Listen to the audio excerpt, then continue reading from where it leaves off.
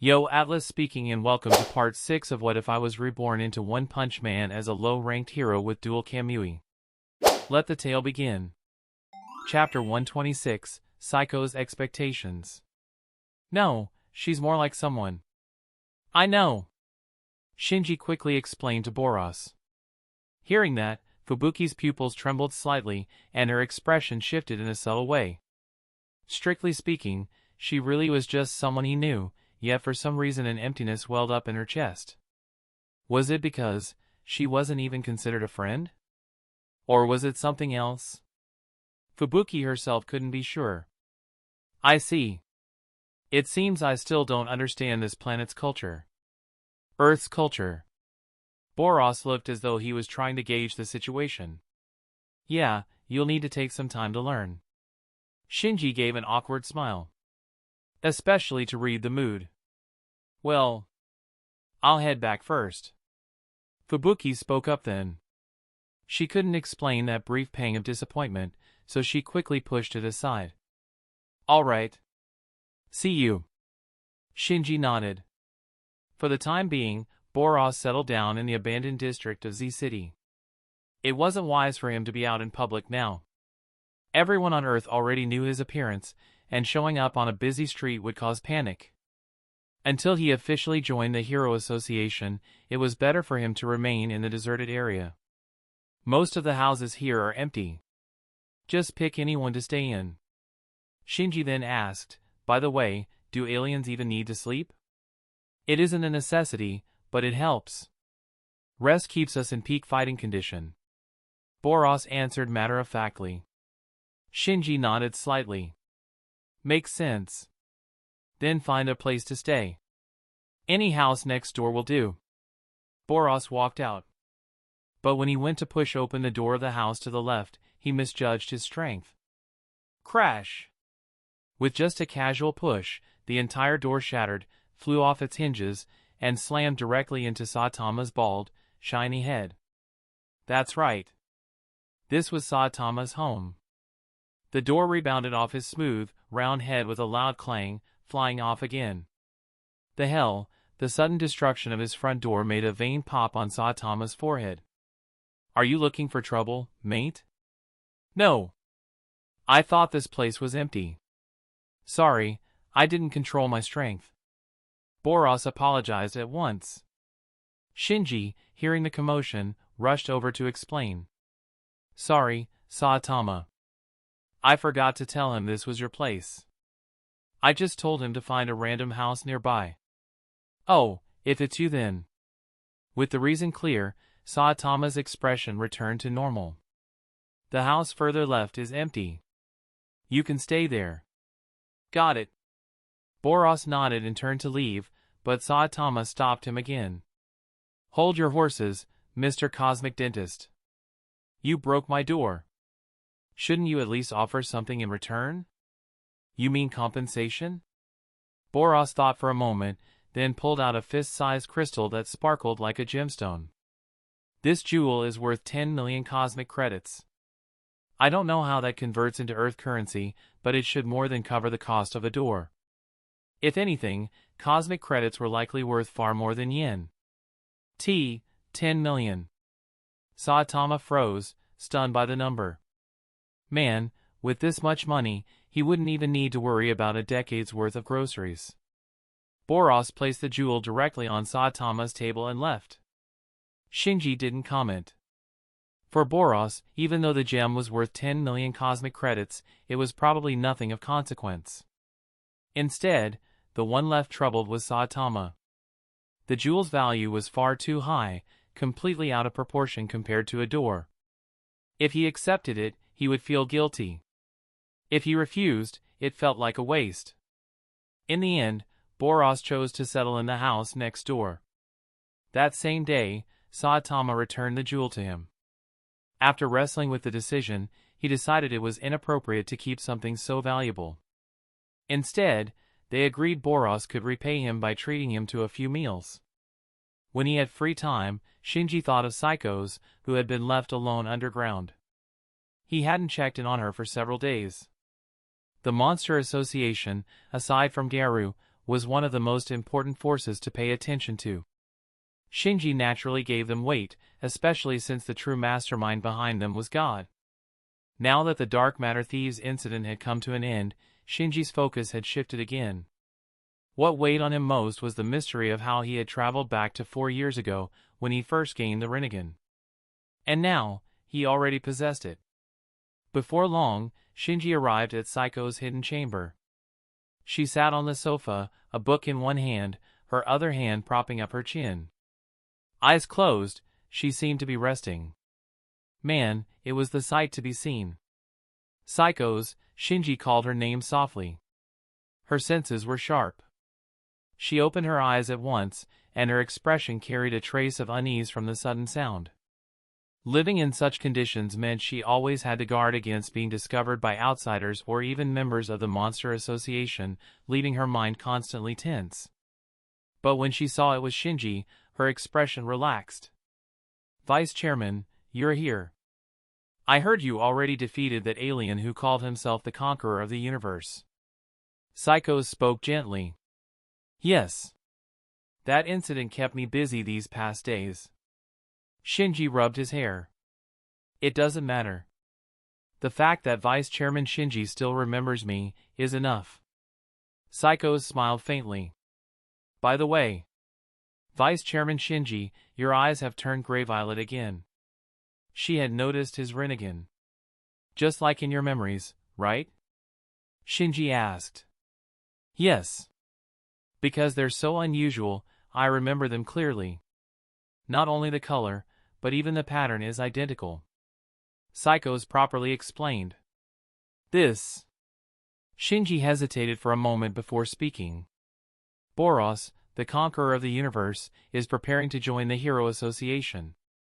Are you still set on fighting against the Hero Association? You were the one who recommended Boros to the association, weren't you?" Saiko's was a little surprised, but she could guess the situation. "That's right." Shinji gave a small nod. She wasn't angry, nor did she find it strange. She knew Shinji's memories hadn't fully returned yet, and as a top-ranked S-class hero, it was natural for him to put the association first. "Vice Chairman Shinji, I understand. But, how I wish you could regain your memories sooner." Her tone carried a quiet sadness and a sense of loneliness. Until or unless Shinji's memories return, nothing will fit right with her. Chapter 127, That Future. Seeing Saiko's expression, Shinji felt a trace of emotion stir inside him. Right now, with him and Boros present, the Hero Association's combat power already far outmatches the Monster Association. That was only the visible part. If you counted hidden power like Saitama, the Monster Association would have no chance at all. Saiko's had to rely on Shinji to have any shot at turning things around. Her only hope was Shinji, who would recover his memories. Even if both Shinji and Boros defected to the Monster Association, it still would not change much, because no one could take care of Saitama. Unless they brought Saitama over, too, but given his personality, that was impossible. So the Monster Association's defeat was already written. No arrival would change that. "If I could, I would recover my memories, but for now I still do not know how to do it," Shinji said with a helpless smile. "I have been researching memory recovery abilities hard these past few days, but there has been no result." "I do not even know why you lost those memories in the first place," Saiko said, troubled.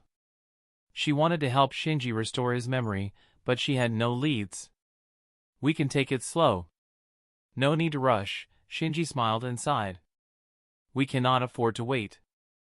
According to the plan, our Monster Association is about to mobilize." Saiko shook her head. "Are some members getting restless? If they act outside the plan, it will only cause trouble, right?" Shinji guessed. "Right on the mark," Saiko's replied. "So, it's that situation again. Do I have to step in to suppress them?" Shinji asked. To be honest, Shinji no longer knew what to do about Saiko's and the Monster Association. If things followed this trend, a battle between the Monster Association and the Hero Association was inevitable, and the Monster Association would lose. Shinji pondered whether to intervene. Even if he chose to act, how could he do it? It wasn't realistic to expect the Monster Association to come out on top, and he wouldn't support that out of respect for psychos. Forcing them into hiding under Z City forever would only delay the issue, which isn't a real solution. The only way out might be to find how to go back to that past timeline, to the moment psychos first gained the third eye and was influenced by God. No, this time I will not trouble Vice Chairman Shinji, Psychos said, shaking her head. I will follow the plan. Perhaps the Monster Association will suffer a crushing defeat, but you will still exist. I believe you will eventually regain your memories, and then we can turn things around. Very well, Shinji said. Since Psychos had made up her mind, Shinji stopped hesitating and decided not to interfere with the Monster Association's actions. His only remaining concern was how to find that timeline from 4 years ago. Vice Chairman Shinji, could you take me out to relax for a bit? Psychos asked suddenly. Very well then. Shinji gave a soft reply, then took Psychos and shifted them away. Do you want to walk around the streets, or would you rather come sit at my place? Now that they had surfaced in the abandoned zone of Z City, Shinji asked her. Let's go out for a walk first. It's been so long since I set foot in human society. Psychos answered, looking a little nostalgic. Ever since founding the Monster Association, she had hardly entered human society again. She usually dealt with association members only through her identity as the Great Seer. Got it. Following her wish, Shinji took Psychos into the populated district of Z City.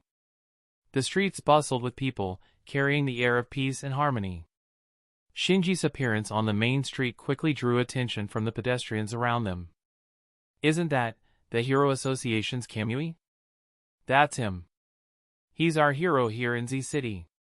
Back during the meteor crisis, he saved the city, and now he protects all of humanity. Thanks to him, our Z City has become much safer. Being safer is good, but there are drawbacks. Just like Q City after Watchdog Man made it the safest place, housing prices kept climbing. If I tried to move to Q City, I'd never afford a house.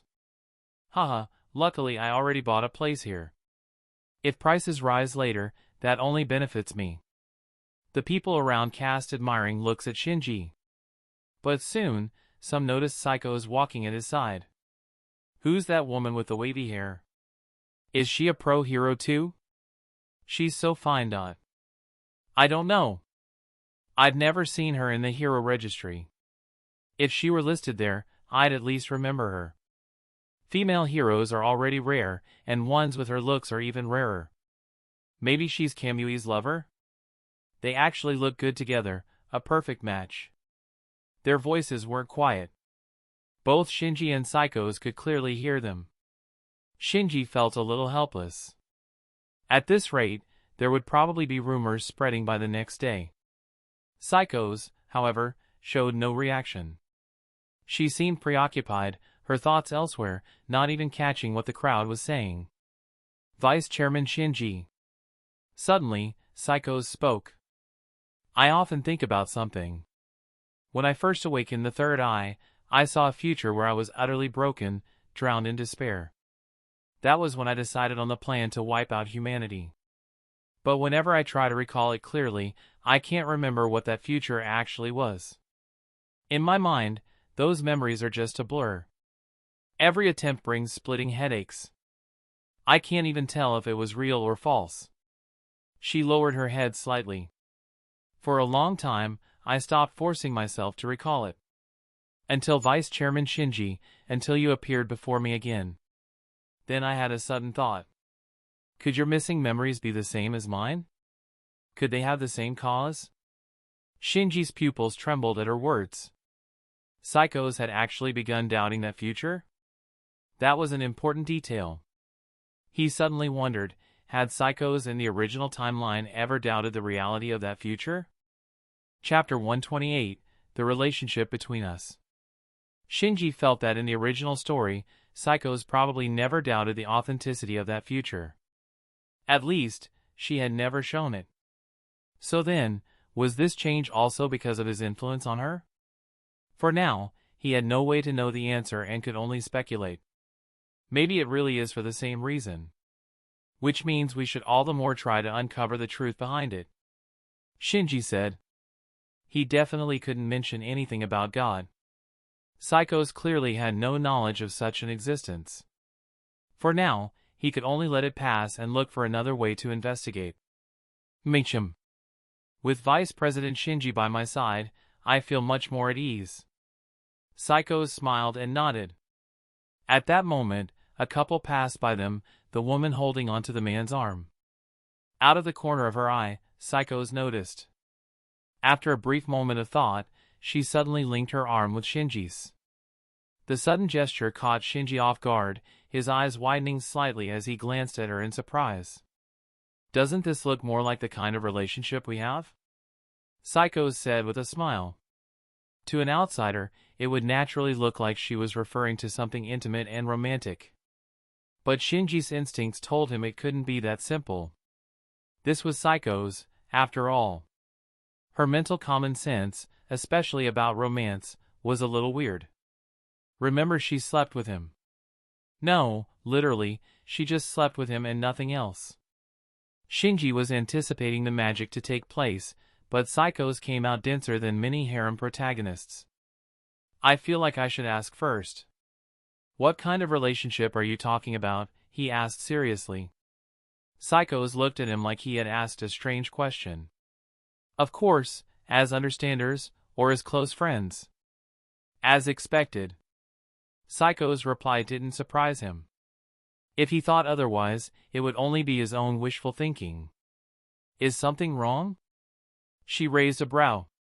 Well, Shinji paused for a moment, then said bluntly, I just think, neither an understander nor a close friend would normally do something this intimate, right? Really? Psychos tilted her head slightly. Or, does Vice President Shinji not want me to be this close? Her tone dropped a little, her expression faintly disappointed. Shinji was stunned by how she had taken it. That's not what I meant. You know what, never mind. Just pretend I didn't say anything. He gave up explaining. When it came to matters between men and women, Psychos was strangely dense. He had thought about saying that men and women should keep a certain distance, but figured she still wouldn't understand. In the end, explaining would only create bigger misunderstandings. After wandering around the streets for a long time, Shinji and Psychos finally returned to the deserted zone. It's about dinner time, isn't it? Why don't you eat at my place before heading back? Shinji offered. Sure. I'd like to taste Vice President Shinji's cooking again. Psychos agreed with a smile. When they returned home and opened the door, they found Boros sitting in the living room. Oh, it's Shinji. Boros began to speak, but his eyes immediately shifted to the unfamiliar woman at Shinji's side. And she is. Psychos' gaze also turned toward Boros, her attention caught by his appearance. This man looked exactly like the cosmic overlord she had once seen. He's Boros, Shinji introduced to Psychos. Then he turned to Boros. This is my close friend, Psychos. She's an Esper. An Esper? Like that little kid from before? Boros asked. He was already familiar with psychic abilities, since one of his former subordinates had called himself the #1 telekinetic in the universe, Jiryugenship. It showed that Espers were rare in the cosmos. That's right, Shinji replied with a slightly awkward smile. Hearing Boros call Tatsumaki a little kid again made him uneasy. Luckily, Tatsumaki wasn't here, or things would have turned ugly fast. Psychos, not knowing Boros was referring to her, had no reaction. She simply gave a polite bow. Since you're here, want to try some earth food? Shinji offered. Sure. I don't need to eat, but absorbing nutrients helps speed up energy recovery, Boros said with a nod. Less than half an hour later, dinner was ready. For dishes, a soup, and rice, more than enough for 3 people, or rather 4. Because, as usual, Saitama dropped by to freeload a meal. He had gotten into the habit of storing his groceries at Shinji's place and would just come over when it was time to eat. It wasn't exactly mooching if both of them shared supplies. Oh! Cosmic Dentist Boros, and, Miss Sai. Psycho? Saitama greeted as soon as he stepped in and saw the guests. But his memory wasn't great, and after not seeing her for a while, he couldn't recall Psycho's name clearly. I'm not Psycho. My name is Psycho's, she corrected calmly. Oh. Sorry, I just couldn't remember for a second, Saitama said with an easy, sheepish grin. It's fine, Psycho's replied, unbothered by something so trivial, especially since he was Shinji's friend. So you're here for dinner at Shinji's too? Saitama asked. That's right, Boros confirmed. Psycho's nodded as well. Great. A lively table is better. Saitama brightened up. I bought some discounted beef today. The supermarket had 2 packs left, and I snatched them both. Should be enough for 4 people. Even now, with money no longer an issue, Saitama still had an obsession with supermarket sales.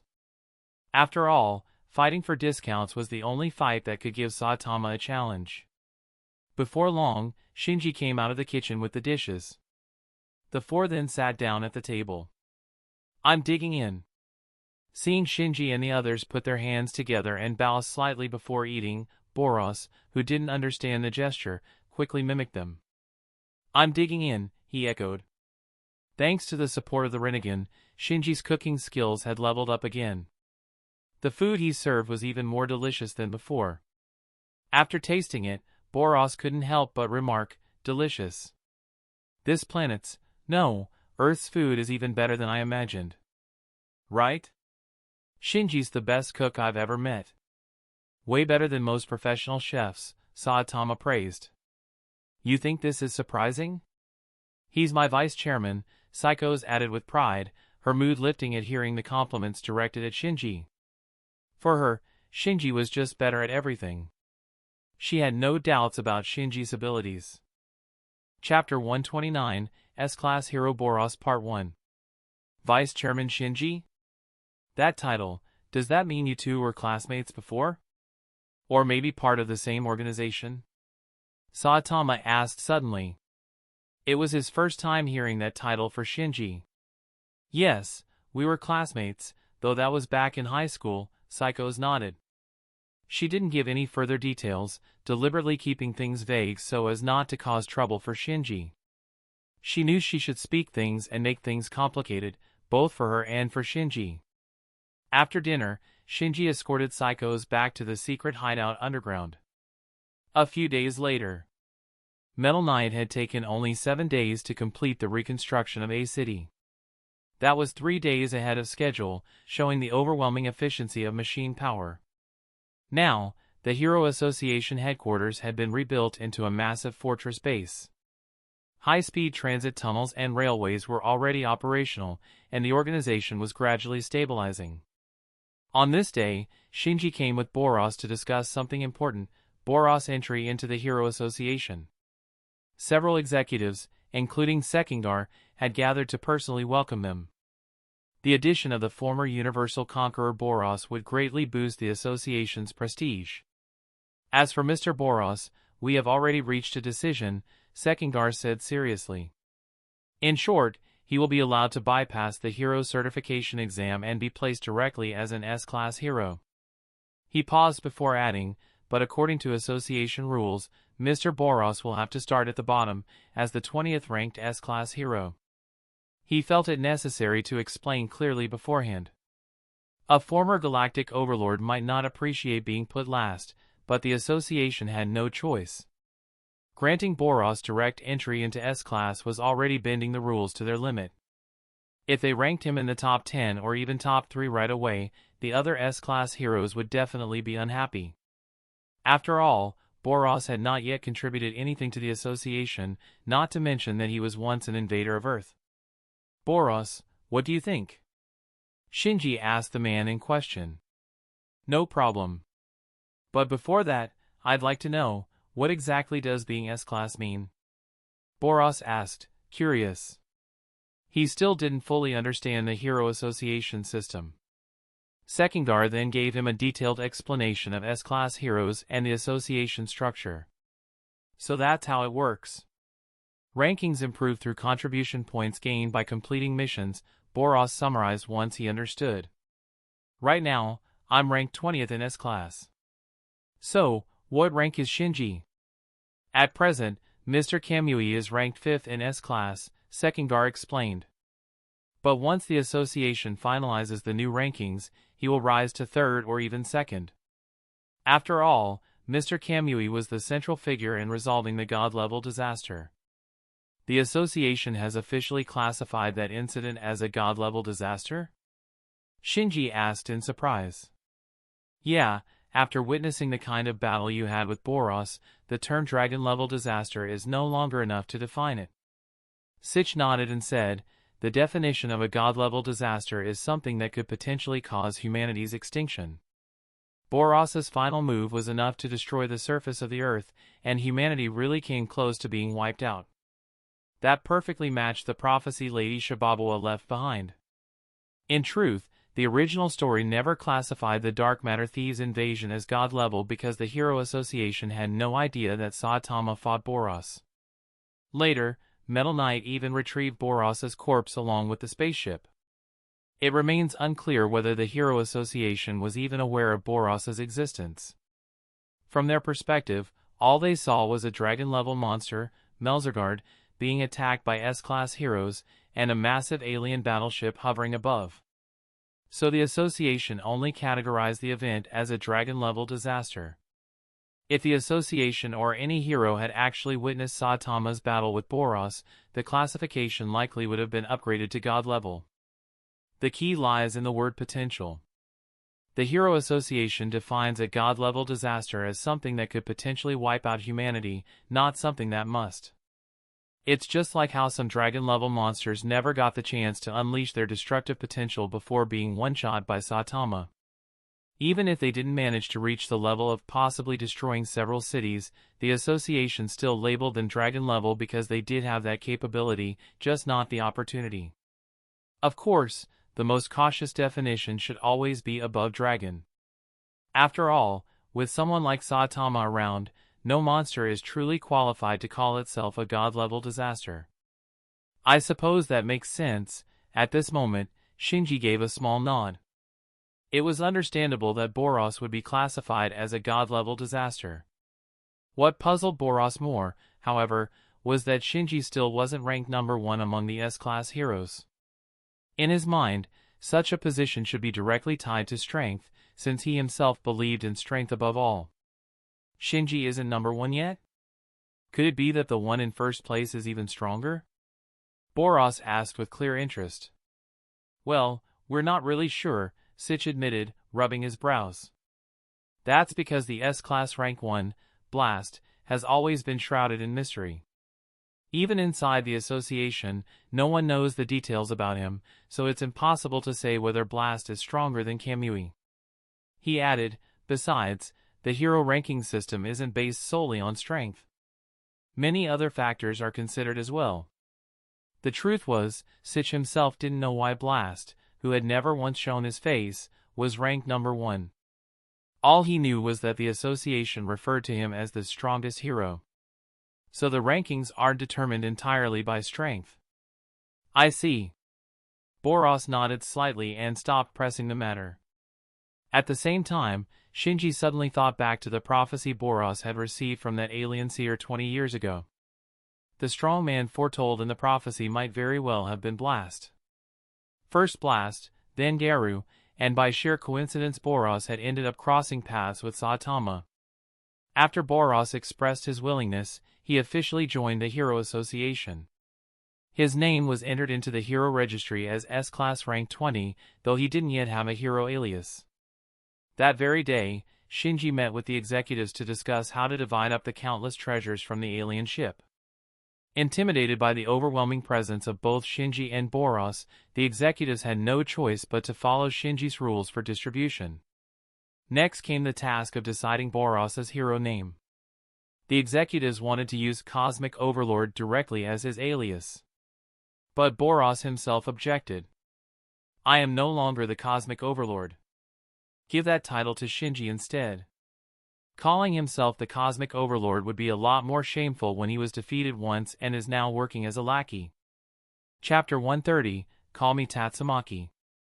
No, I already have a hero alias, Shinji declined right away. There was no way he would shamelessly call himself the Cosmic Overlord. In truth, it was far more fitting for Boros to keep the title, since the only man qualified to point at his nose and say, "You're seriously calling yourself the Cosmic Overlord," was Saitama, who had already written him off as some space dentist. Besides, the Hero Association was no stranger to such lofty titles. Blast was called the strongest hero, King the strongest man on the surface, and Tatsumaki the strongest esper and the association's ace. So the question was, which of those three was actually the strongest? For that reason, nothing really stopped Boros from taking on the alias of Cosmic Overlord. That's right, Mr. Kamui's hero name is already set. Once decided, aliases are rarely changed, the executives chimed in. The truth was, they were simply too lazy to think up a new alias for Boros. They also worried that if they picked the wrong name, they might anger him. Fine, Boros had no choice but to accept it. And so, the hero named Cosmic Overlord officially appeared in the association's registry. Meanwhile, the Hero Association was close to making a final decision about Shinji's rank promotion. I propose raising Kamui to S-Class rank 2. After all, he just dealt with a god-level disaster. I think it's more prudent to move him up to S-Class rank 3 first. If we immediately place him above Tornado of Terror, it could upset her. I agree. Since joining, Ms. Tatsumaki has maintained the highest mission attendance rate. Mr. Kamui may be powerful, but in terms of total contributions he still falls short of her. But a single god-level disaster is worth hundreds of dragon-level ones. Isn't placing Mr. Kamui only at rank 3 a bit? When it came to Shinji's promotion, the executives remained split between two options. Either promote him to S-Class rank 2 or to rank 3. Promoting him to second rank risks offending Tatsumaki. Keeping him at third rank might upset Shinji.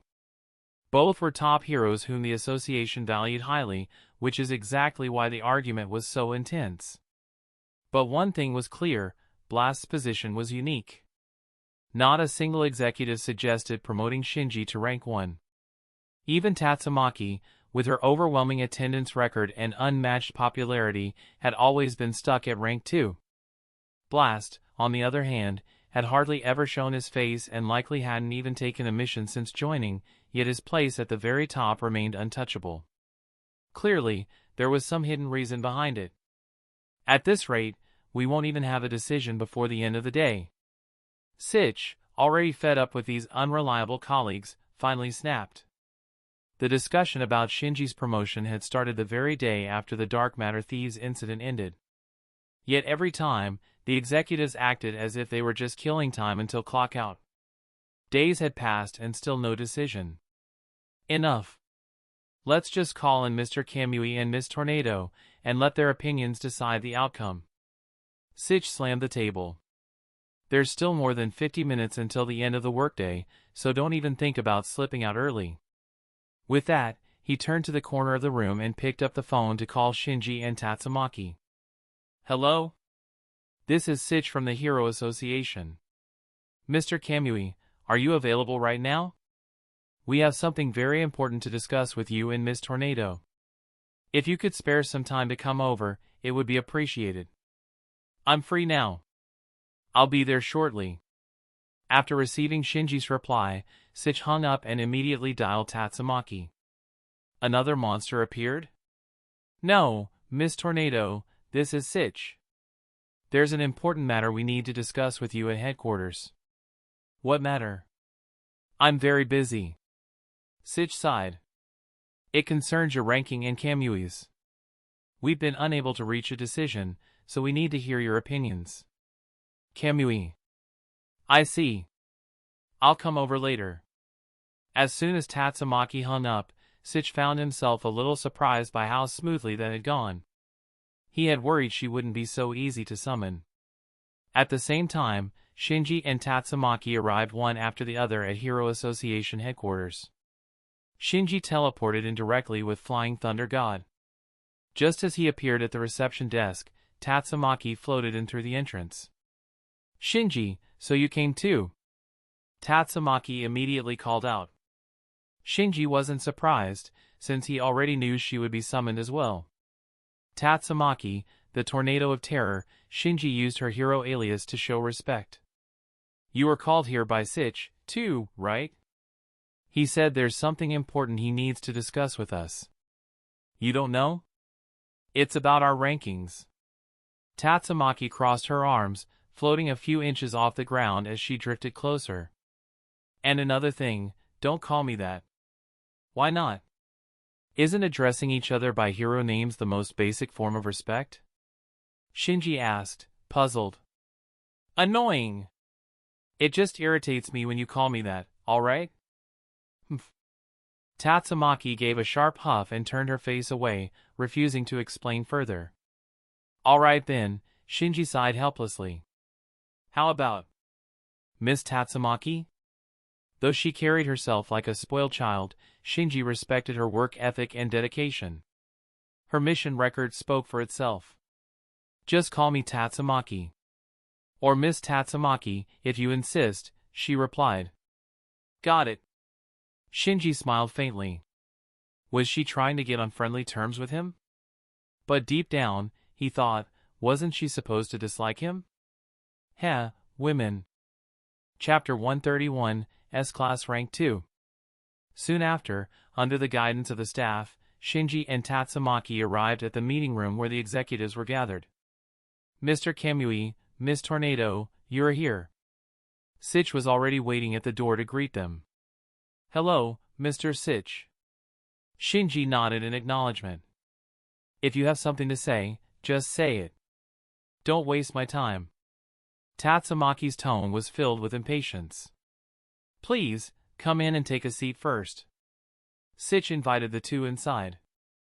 Shinji didn't make things difficult for the executive and followed Sitch. As for Tatsumaki's attitude, the staff at Hero Association HQ had long since grown used to it, so no one was surprised. Shinji and Tatsumaki sat down in the available seats. "Now I'll explain the situation to you both. A few days ago, during the God-level disaster, Mr. Kamui was the primary contributor to resolving the crisis. Naturally, his rank deserves to be raised. However, there has been some disagreement among the executives on how far that promotion should go." With his fingers interlocked and chin resting on his hands, Sitch spoke seriously.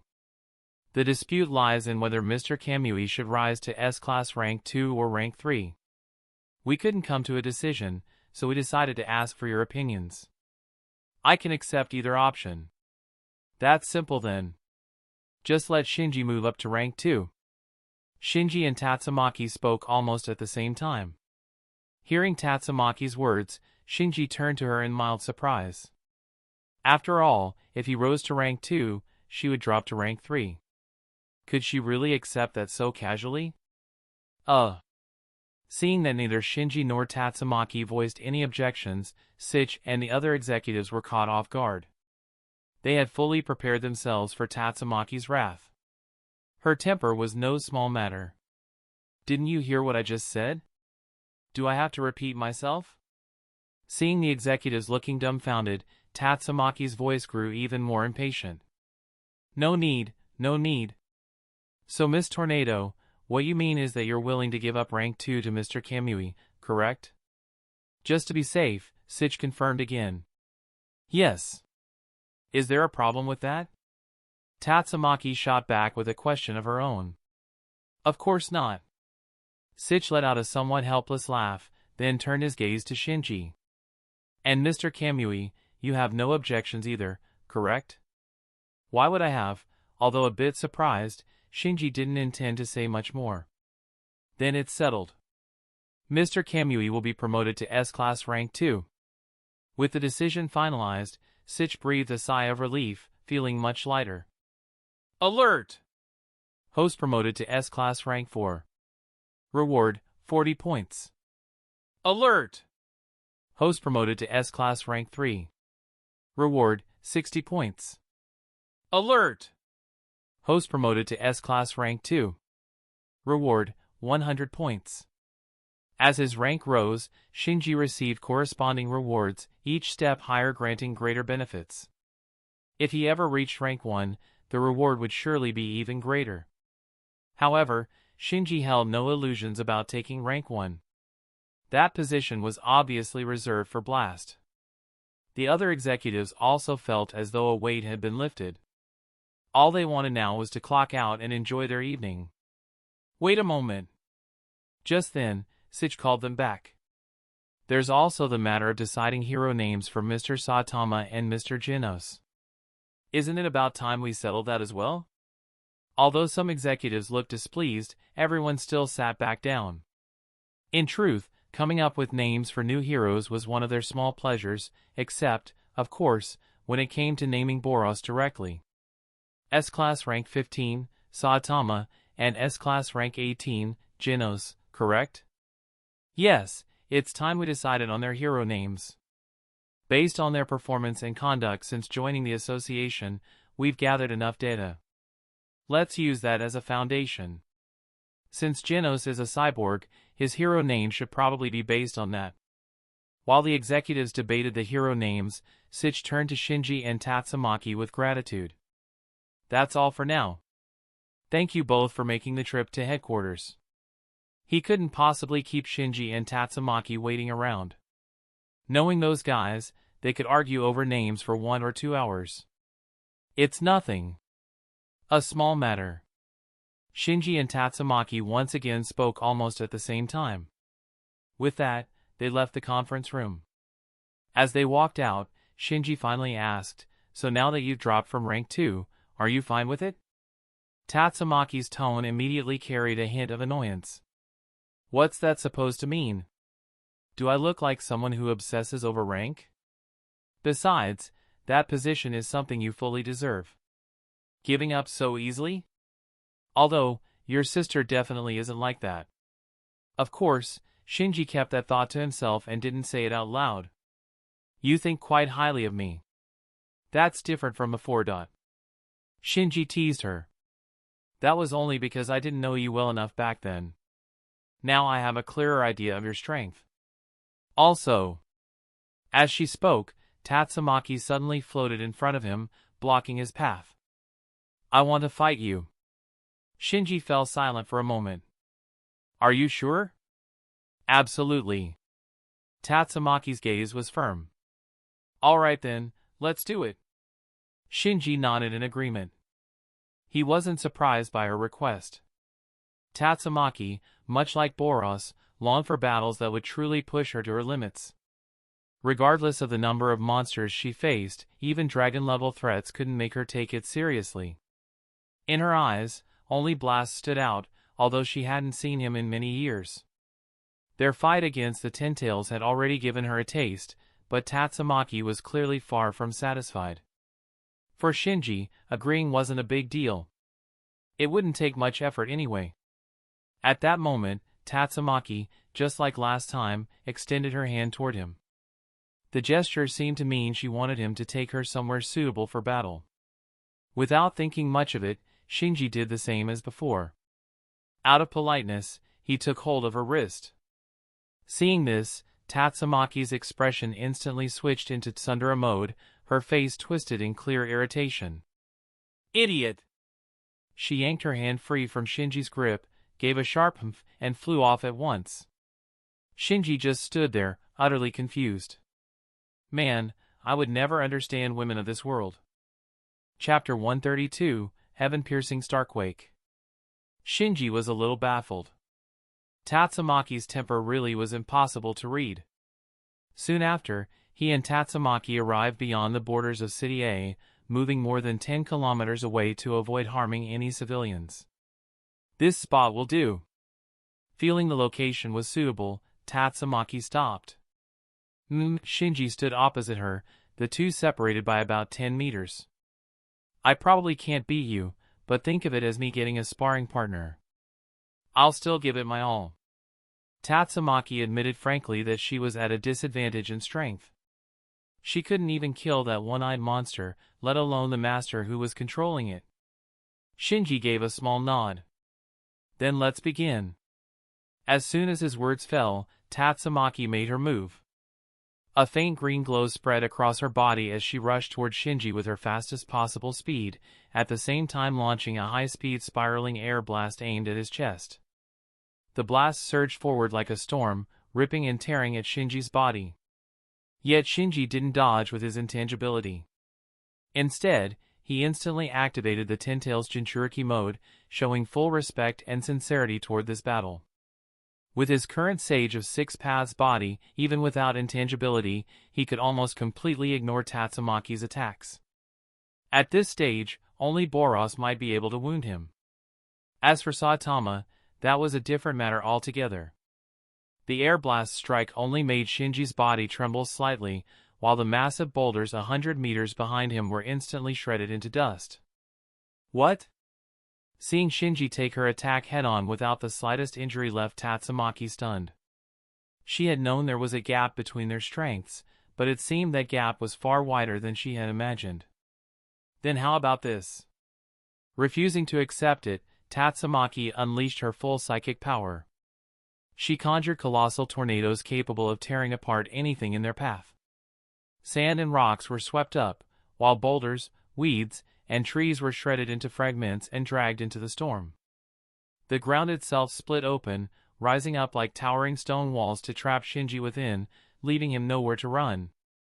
Even the distant sea was forcibly drawn toward them, forming a towering tsunami over 100 meters high. But Shinji remained motionless. None of it could pierce his body's defense. After enduring wave after wave of natural disaster-level assaults, he still stood completely unscathed. Damn it, not even a scratch. Although Tatsumaki said that with frustration, the expression on her face only grew more excited. She was enjoying the fight. At least she didn't have to worry about overdoing it and breaking Shinji. At that moment, Tatsumaki raised her hand and made a grasping motion toward him. A vast stretch of surrounding rocks shattered under her psychic power and hurtled toward Shinji, resembling another version of planetary devastation. Though compared to that technique, the scale was clearly far smaller. Shinra Tensei. Shinji repelled all the rocks at once. Staying passive any longer was meaningless. He decided to raise the intensity a bit to see just how much Tatsumaki could handle. At that moment, just as Tatsumaki was preparing to use another technique against Shinji, she saw a massive figure suddenly manifest around him, a blue giant with 2 faces and 4 arms. She recognized it. She had seen Shinji summon Susanoo before. But this one looked different. This Susanoo had no face at the front. Instead, 2 faces were on its left and right sides, with 2 pairs of arms extending from each side as if 2 bodies had fused together. At the same time, both Shinji and the Susanoo formed 3 different hand seals in unison, completing them in an instant. "What are you doing?" Tatsumaki asked at once. To her, those hand seal movements looked bizarre and meaningless. "You'll find out soon enough," Shinji replied calmly. The moment his words fell, the first meteor broke through the clouds. The one summoned by Edo Madara had a diameter of about 256 meters, but the meteor Shinji called forth now was already over 1,000 meters wide, PS, based on official game data. The once clear sky instantly darkened, as if something enormous had blotted out the sun. The strange phenomenon forced Tatsumaki to tilt her head upward, where she saw the massive meteor descending. Anyone who looked up to see such a sight would feel their heart skip a beat. Even Tatsumaki's pupils shrank rapidly. That meteor was impossibly huge. Could it be that Shinji had directly pulled it down from outer space with psychic power? Tatsumaki knew she could never drag such a massive object down from space. In truth, the meteor wasn't pulled from space at all. Shinji had summoned it. Chibaku Tensei was one thing, but Tengai Shinsei worked more like a summoning technique. It definitely wasn't a natural space rock. Otherwise, when Edo Madara had used it, it wouldn't have nearly wiped out only the allied shinobi forces, the destruction would have been far greater. Besides, if it really had been a meteor from outer space, it wouldn't have maintained such a perfectly spherical shape during descent. Miss Tatsumaki, try stopping this. Shinji smiled as he spoke. You. Tatsumaki was almost furious. How could he still be smiling at a time like this? But his attitude only ignited her fighting spirit. She was determined to stop that meteor and prove herself to Shinji. Her method was simple and direct. She used her psychic power to seize control of it. It wasn't an object from the far reaches of space but a meteor summoned right before them, already close to the ground. Even with a diameter exceeding 1,000 meters, Tatsumaki still believed she could control it. Shinji simply watched. He could have made it harder for her by using Bansho Tenen to increase its pull, but that would have been too unfair. Sweat began to bead on Tatsumaki's face, her expression tense. Even while unleashing her full power, all she could do was slow the meteor's descent. She couldn't instantly stop it. With its colossal mass and the force of gravity pulling it down, the amount of strength needed to hold it in place was beyond imagination. Now! When the meteor's fall had slowed enough, Tatsumaki roared and pushed her psychic power to the absolute limit, forcing the meteor to freeze in midair. A strained smile crossed her face as she fixed her gaze on Shinji. Her eyes clearly said, "See? This is what I can do." "Not bad," Shinji said lightly. "But, what about the second one?" Chapter 133, The Second Meteor. At this moment, Tatsumaki still hadn't realized the severity of the situation. Her focus was locked entirely on holding the meteor with her psychic power, so she didn't clearly hear what Shinji had just said. Until the second meteor pierced through the clouds. Compared to the first one, its size had doubled. Its diameter reached 3,000 to 4,000 meters. Although its spectacle could not compare to the meteor stream, the destructive power of this second meteor was no less than the sum of that entire technique. Still, neither this planetary devastation nor the earlier meteor stream represented Shinji's limit. The true extent of the Six Paths' power was beyond imagination, especially when combined with Kagaya's abilities. He could likely destroy a moon and send it hurtling toward Earth if he really wanted to. But unless he completely lost it, he wouldn't actually do that. Anyway, since the first meteor blocked her view, Tatsumaki didn't notice the second one forming overhead. Moments later. Boom! The second meteor crashed directly into the first, producing a violent shockwave and deafening roar. Tatsumaki instantly lost control of the first meteor, forced to watch helplessly as it plummeted toward the ground. What is happening? Her expression changed drastically. Only then did she realize that an even more terrifying meteor had appeared above. Meanwhile, over at Hero Association HQ, the staff were in an uproar. A-class sector, 10 kilometers out, a meteor has appeared. No, 2 meteors. Instruments estimate both meteors have a diameter of at least 1 kilometer. At this distance, even our A-class sector will be caught in the impact. They'll hit the ground in less than 10 seconds. How could meteors suddenly appear like this without the slightest warning? Good freaking lord, I just want to go home. Everyone was in complete panic. The last time a meteor threatened Z City, they had at least managed to detect it in advance and issue an alert, which allowed the S-class heroes to intercept in time. This time, there had been no warning at all, no chance to prepare for countermeasures. What made it even stranger was that just moments ago, their instruments had detected a massive burst of energy in that same area. Before they could even assign it a disaster level, 2 gigantic meteors suddenly appeared, each even larger than the one that once threatened Z City. But none of that mattered anymore. If these were ordinary spaceborne meteors, then upon impact, they would trigger a catastrophe spanning multiple cities. In reality, the meteors had been summoned by Shinji, not pulled from outer space. Wait! Could it be that these meteors were created by S-class hero Kamui? Huh. That actually makes sense. Didn't Kamui already create over 10-kilometer wide meteors to smash HQ before? If that had been serious and not just a test, we'd all be dead. But, why would Kamui create such terrifying meteors here of all places? Is he playing around again? The staff exhaled in partial relief, but it was only half a comfort.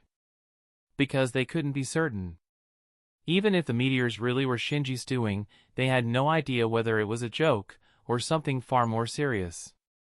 Even at the very last moment, Tatsumaki refused to give up. Shocked but unyielding, Tatsumaki once again forced herself past her own limits. She raised both hands, pouring every ounce of her psychic power into resisting the unstoppable meteors. If both of them crashed to the ground, she wasn't sure if her barrier could withstand the impact. But giving up was never an option. There wasn't the slightest trace of fear of death in her expression. Under her full resistance, the meteor's fall slowed noticeably, yet she still couldn't completely stop them. Her stamina drained at an alarming rate. Sweat poured down her face as the tremendous effort of holding back the two meteors pushed her to the brink. Seeing her, Shinji couldn't help but admire her willpower. He knew how strong Tatsumaki's resolve was. During the Great War between the Hero Association and the Monster Association, she had fought until her body gave out, collapsing into unconsciousness, and didn't wake up until after Saitama had defeated Geru. It should be enough now, Shinji murmured softly. In the blink of an eye, he shifted to Tatsumaki's side. Raising a hand, he nearly brushed against the massive meteor looming just overhead. Shinra Tensei. Shinji unleashed the repulsive force of Shinra Tensei to counter the meteor's momentum. This time, he focused the technique into a single direction rather than an all-range blast, so Tatsumaki beside him wasn't affected. Boom! The underside of the meteor cracked apart under the repelling force.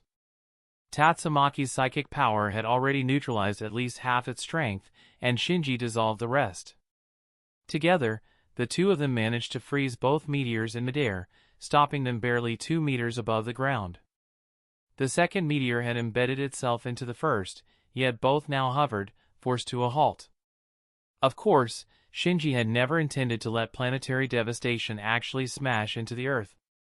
Even though they weren't real spaceborne meteors, objects that large hitting the ground would still release enough energy to devastate all of City A. He would never allow innocent civilians to be caught in the destruction. The next instant, his right Rinnegan transformed into an eternal Mangekyo Sharingan. Activating Kamui, he warped both meteors into the dimension within his right eye. So long as one's power was sufficient, Kamui had no upper limit on the size of what it could absorb. With Shinji's current eye strength and body, absorbing 2 meteors was nothing difficult. What is this? Tatsumaki was stunned when the meteors vanished without a trace. I've already transferred them elsewhere, Shinji explained calmly. The immense relief caused Tatsumaki's body to slacken completely. Her strength, already nearly spent from battling Shinji earlier, was now fully exhausted. Unable to keep herself afloat, she dropped to the ground, barely able to stand. It was like her body had been forced through extreme pressure, only to suddenly return to normal. Her system couldn't adapt right away, and with her body utterly drained, her legs gave out and she collapsed forward. Shinji quickly caught her. Since she was falling straight toward him, he reached out instinctively to steady her. For a moment, he wondered if perhaps he had pushed her too far. You really are bold, came Tatsumaki's weak voice, faint but clear. Touching my chest so directly.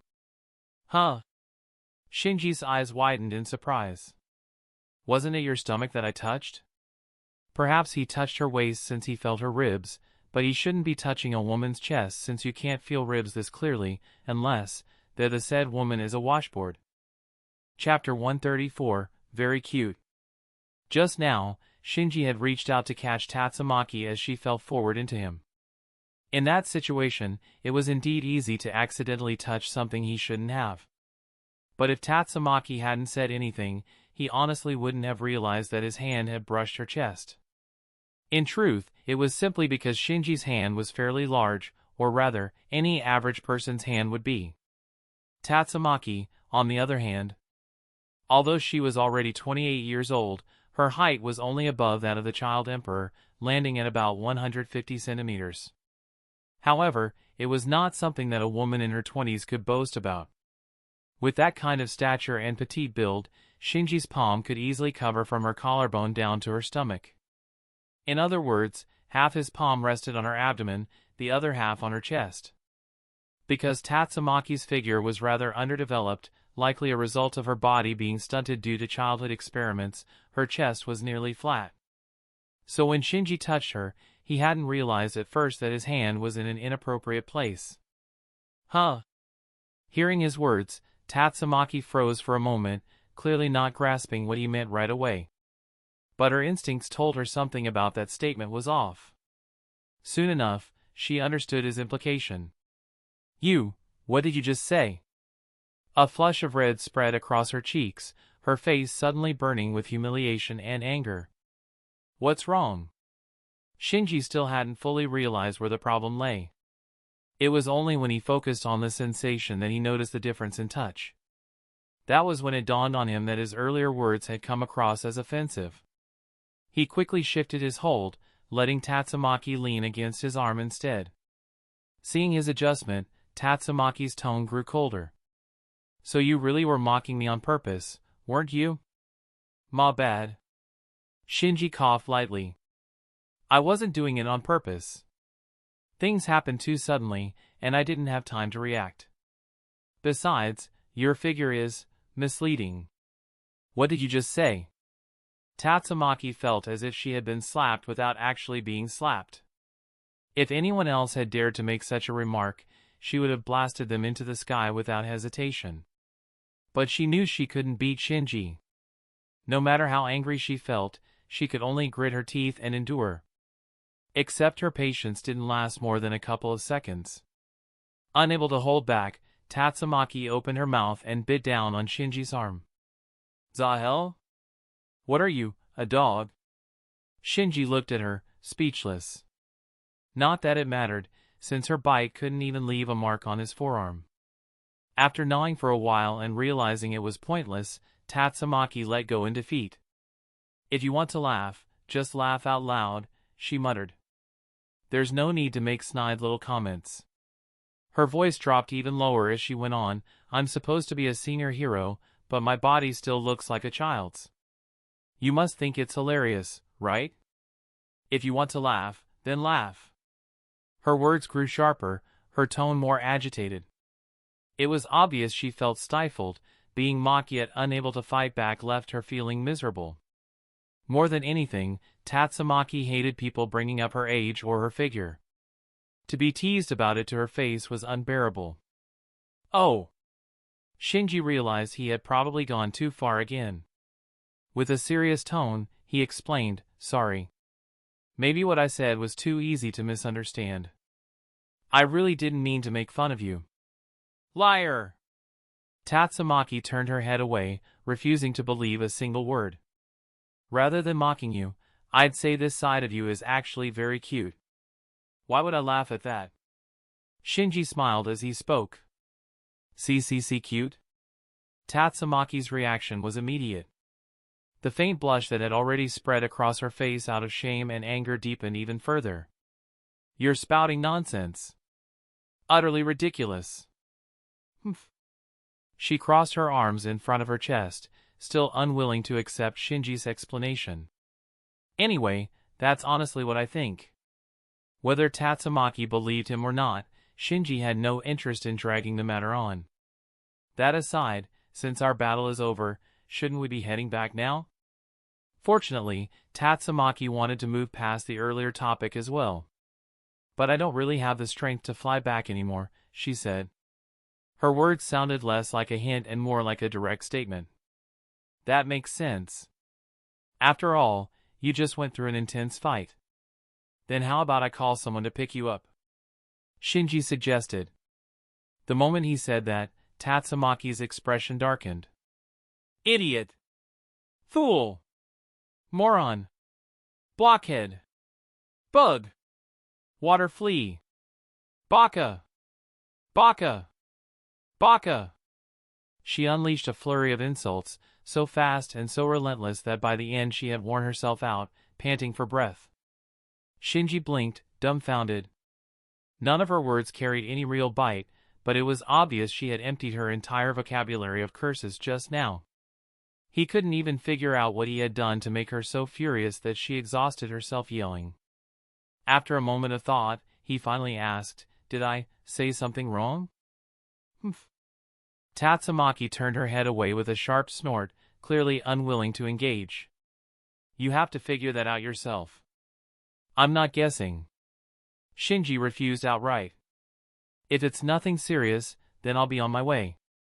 He had no intention of playing guessing games. Everyone knew a woman's mind was like the depths of the ocean. You could keep guessing until sundown and still never figure out what Tatsumaki was actually thinking. Wait a second." Tatsumaki panicked.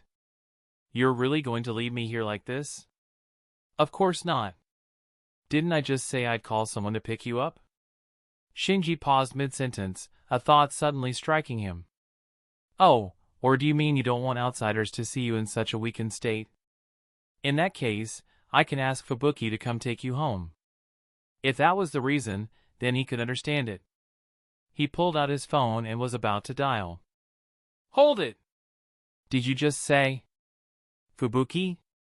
At the mention of that name, Tatsumaki's expression shifted dramatically, turning noticeably serious. "Yes. Blizzard of Hell, the #1 B-class hero, isn't she your younger sister?" Shinji said casually. Tatsumaki ignored the part about her being her sister, but her expression clearly grew heavier. "You just called her by name. So you actually know Fubuki? And not just in passing, either?" At that moment, something stirred within Tatsumaki. Chapter 135, Pardon My Rudeness. "Yes, I know her, but saying our relationship is unusual would be too much. At most, we're just acquaintances." Shinji gave his answer. "Really?" Tatsumaki looked half doubtful, half skeptical. "Let me make this clear first. You are not allowed to lay a hand on my sister. I don't know which kind of laying a hand you mean, but either way, I wouldn't do it." Shinji felt a little speechless. "So, do you want me to call your sister to come pick you up? You even have Fubuki's number? Just being acquaintances is enough for you two to exchange contact information already. Yet with me, you never." Tatsumaki's voice trailed off abruptly. Shinji asked curiously, "Never what?" "Nothing."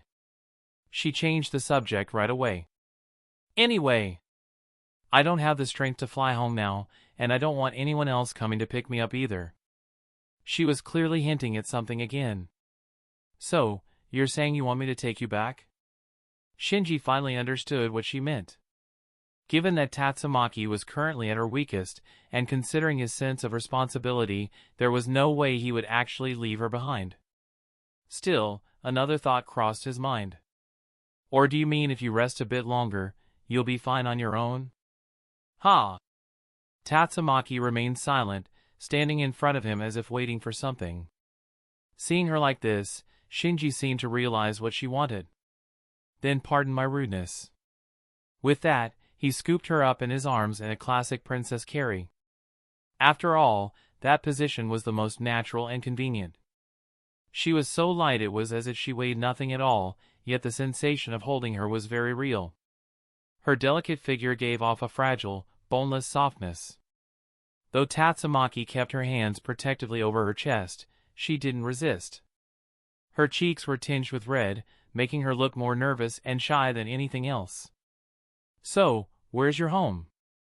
Since he had no idea where to go, Shinji lowered his head to ask. "My place in City A was destroyed by that guy Boros and his ship, so I moved to City B. Once we're there, I'll give you directions." She explained calmly. "All right." Before the words were even fully spoken, Shinji used his Flying Thunder God technique and appeared in City B. Tatsumaki instantly noticed the world around her shift drastically, changing from a desolate wasteland to the middle of an urban district in the blink of an eye. They were standing on top of a building. "This is already City B?" Tatsumaki asked in shock. "Yes." "Look around and point me in the right direction." Shinji nodded. "All right, let me see." Still stunned by his speed, Tatsumaki quickly scanned the surrounding buildings to confirm their location. Although she knew how strong Shinji was, seeing him instantly move from a remote area outside City A's border to the heart of City B still left her astonished. Okay, I know where we are now. Go that way about 3,000 meters. She pointed with her finger. Got it.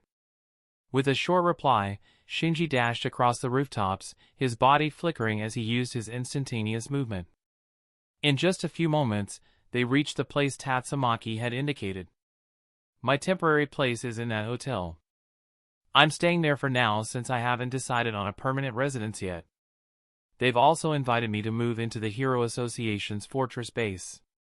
I might consider it, but for now, I'm here. She pointed toward a particular hotel. Shinji carried her straight to the entrance of the hotel. Then I'll be heading back. Just as he was about to say his usual farewell, Tatsumaki interrupted him. Wait. What is it now? Why are you in such a rush to leave? Are you really that impatient with me? She questioned him unhappily while taking out a phone. She didn't explain further, seemingly waiting for him to figure out her intentions on his own. What's this about now? You want to exchange contact information? That was the only possibility Shinji could think of. Since you know, then hurry up. Tatsumaki urged him. Shinji didn't overthink it. He pulled out his phone and exchanged numbers with her. Once it was done, Tatsumaki finally looked satisfied. This way, if there are any difficult missions in the future, we can contact each other right away. Besides, only exchanging numbers with Fubuki, that's way too sneaky. The first half of her words sounded perfectly normal, but the second half became quieter and quieter. After only with Fubuki, her voice turned so faint it was practically a whisper, barely audible at all. Even with good hearing, Shinji couldn't catch what she said afterward. What was that about Fubuki? He asked. Nothing. Just go. If something comes up, I'll call you directly. With that, Tatsumaki turned and walked into the hotel. All right then. Shinji also prepared to leave, feeling the soft sensation on his hand. Maybe Psycho's was affecting him in some way he didn't understand for now. In the blink of an eye, Shinji was back home. Oh, Shinji, you're back. Genos was just looking for you, Saitama said, sipping tea comfortably in the living room. Genos? What is it? Shinji turned to where Genos was sitting. Today, some strange man calling himself Spio Sound Sonic tracked me down somehow. He asked me to deliver a message to Sensei, saying he wants to test himself against true ninjutsu, Genos reported with a serious expression. Spio Sound Sonic? Why does that name sound so familiar? Isn't he the guy who caused me trouble before? That sick freak in tight perverted outfit?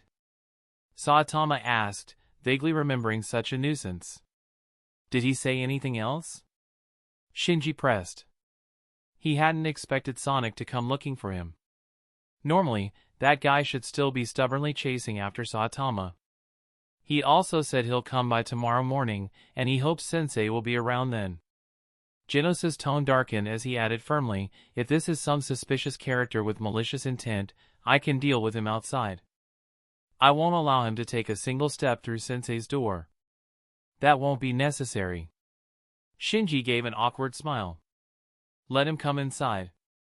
I'd like to see what exactly he wants from me. Claiming he wants to test real ninjutsu, it sounds more like an excuse. Understood. Genos nodded. Just then, Shinji's phone rang. Glancing at the screen, he saw the name Tatsumaki. Chapter 136, Spio Sound Sonic's Confidence. At this moment, Tatsumaki was lying on her bed in pajamas, her legs swaying back and forth. As soon as she got home, she changed into them. That mature-looking outfit she wore outside was just for show. It was probably her way of seeming more grown-up, maybe even a little seductive. But at home, she didn't fuss over appearances, so she wore a simple pajama set. With nothing better to do, she picked up her phone and opened her contacts. The only name on the list was Shinji. Of course, the Hero Association had her number as well, but that was one-sided. She never saved anyone else's contact information. Shinji was the only exception. What's this guy doing right now? Probably just got home too, muttering to herself. Tatsumaki dialed his number. Before long, the call connected. Hello? Miss Tatsumaki? Tatsumaki was a little flustered, but as an adult, she mustered her courage to speak as usual. It's me. You're home already, right? What are you doing now? Yeah. Just sitting here resting. Why the sudden call? Something happened? Not really anything important, but do I need a reason to call you? I didn't say you couldn't. So. And just like that, Tatsumaki began chatting idly with Shinji. After a while, she finally stopped. You seem pretty free, Miss Tatsumaki, Shinji teased. Guess so. Also, do you really have to tack Miss onto my name? Isn't that a hassle? She clearly wasn't fond of such formalities. Then I'll just call you by your name? Shinji asked. I already told you to do so. It's not like anything bad will happen. Her tone sounded casual, but her cheeks had turned faintly red. Meanwhile, Shinji's face stayed calm. All right then. From now on, I'll just call you Tatsumaki. They exchanged a few more words before hanging up. That was the S-Class Rank 2, no, Rank 3 hero, Tornado of Terror, calling just now? But it didn't sound like anything important. Genos spoke once the call ended. Yeah, definitely not what you're thinking of as official business, Shinji replied with a smile. Tatsumaki had mostly been complaining, things like how she was sent all the way to City X just to deal with a demon-level monster, and how unreliable the others were. While Shinji wasn't used to it, it was nice to have a girl talk on the phone. It was better than hearing some high school complaints from Lily. Genos nodded slightly. I see. I thought she was calling to pass on some message from the association. Looks like I overthought it. It was then Saitama interjected, Shinji, if that Speedy Sonic or whatever his name is comes to your place, I'm just staying home and reading manga. I don't feel like dealing with him. He didn't want that weirdo to know he lived right next door to Shinji. But in truth, Sonic already knew Saitama lived here. If he had gone to Genos first to pass a message, then he already understood the situation. And since both Shinji and Saitama were S-Class heroes, their addresses weren't exactly hard to find with some digging. Well, chances are, he already knows you live here too, Shinji admitted awkwardly, glancing at Saitama. Ah, really? Saitama scratched his head. Guess nothing I can do about it. Not like I'm moving out. Within the abandoned district of City Z, no matter where Saitama moved, he would always be found. But outside the district, there were no houses where he could live for free. Besides, something like this wasn't worth the trouble of moving. The next morning, around 8 a.m. Knock, knock. Shinji had just finished breakfast when he heard someone at the door. Opening it, he was greeted by none other than Speedo Sound Sonic in full ninja attire. So you really came, Joint Pain Panic. Shinji deliberately played with his name, his expression dead serious. It's Speedo Sound Sonic. Sonic immediately corrected, clearly annoyed. Jeez. Sonic coughed and quickly straightened his posture, his face turning sharp and serious. I'll get straight to the point. I've realized you might be a ninja as well, and judging by your strength, you're likely above me. I came here to confirm just how strong you really are. Shinji fell silent for a moment. That's all this is about? Such a boring reason? How is this boring? To fight me, Speedo Sound Sonic, should be an exhilarating honor for you. The corners of Sonic's mouth lifted into a confident grin. It was unclear whether he didn't fully understand Shinji's true power, or if he was simply too confident in his own. Perhaps it was both. Is that so? Shinji could only sigh inwardly. Logically, Sonic should have seen the battle against Boros during the infinite Tsukuyami illusion. Even if it wasn't quite God level, it was definitely at least a Dragon Plus level fight. How could Sonic not recognize that? At this point, Sonic's strength was about on par with Genos, somewhere between high demon and low dragon class, while Shinji had just grounded a god-level threat. I saw your fight with that so-called cosmic overlord. I know your power is overwhelming, but speed is my specialty. If a technique can't strike the target, it isn't worthy of being called true ninjutsu. Sonic spoke with absolute confidence. So you think I can't hit you? Shinji asked, narrowing his eyes. Sonic gave a light smile. Heh! I admit I lost last time, but that was because I was careless. I won't make the same mistake again. Fine, fine, Shinji's expression turned weary. Let's go. If we're going to fight, we should change the location. As he spoke, Shinji casually placed a hand on Sonic's shoulder. Sonic's body tensed instantly, as if he were afraid Shinji might attack without warning. But in the next second, everything around him shifted completely. The two of them now stood in a desolate mountain forest far from City Z. Sonic's eyes widened in shock, his face pale. In the blink of an eye, the man had brought him here using what seemed like instantaneous teleportation. The fight hadn't even started, yet sweat was already pouring down Sonic's face. The suffocating pressure wrapped around him like a giant constricting serpent. Chapter 137, Ultimate Secret Technique. Sonic's greatest pride had always been his speed. It was the very reason he bore the name, Speedo Sonic. But today, he discovered something he could not accept, and that was Shinji's speed actually surpassed his own. Unable to accept this, anger began to stir within him. At the very least, when it came to speed, Sonic would never admit defeat. At that moment, his body blurred and grew hazy. Several afterimages of him appeared around Shinji. Don't think that little show earlier was enough to scare me. Clearly, Sonic had mistaken Shinji's use of the Flying Thunder God technique to transport him as nothing more than an intimidation tactic. Because of that, he was determined to respond with one of his own secret ninja arts. What intimidation? Shinji looked puzzled. The fight hadn't even truly begun. Heh. Sonic didn't bother to explain. While continuing to move at high speed, he sneered, well, with this special footwork and extreme speed, I can create afterimages. You can't possibly tell which one is the real me, can you? Out of the 4 afterimages, only one was Sonic's true body. This is my secret technique. Foreshadow burial. Oh! Shinji watched calmly. His Rinnegan followed Sonic's true body without the slightest pause, rotating in perfect sync with his movements. In front of the Rinnegan, this kind of technique was meaningless. Didn't you say you wanted to experience true ninjutsu? I can grant your wish. Shinji spoke lightly. As his words fell, his Rinnegan shifted into the eternal Mangekyo Sharingan. Phantom body flicker. Shinji's figure vanished into motion so fast it could not be tracked with the naked eye. Wherever he passed, afterimages remained behind. By the time Sonic realized what had happened, Shinji had already circled him, leaving more than a dozen identical illusions that completely surrounded him. Only when he snapped back to his senses did Sonic realize he had been encircled. His expression instantly changed. You don't really think this is enough to suppress me, do you? Fine then.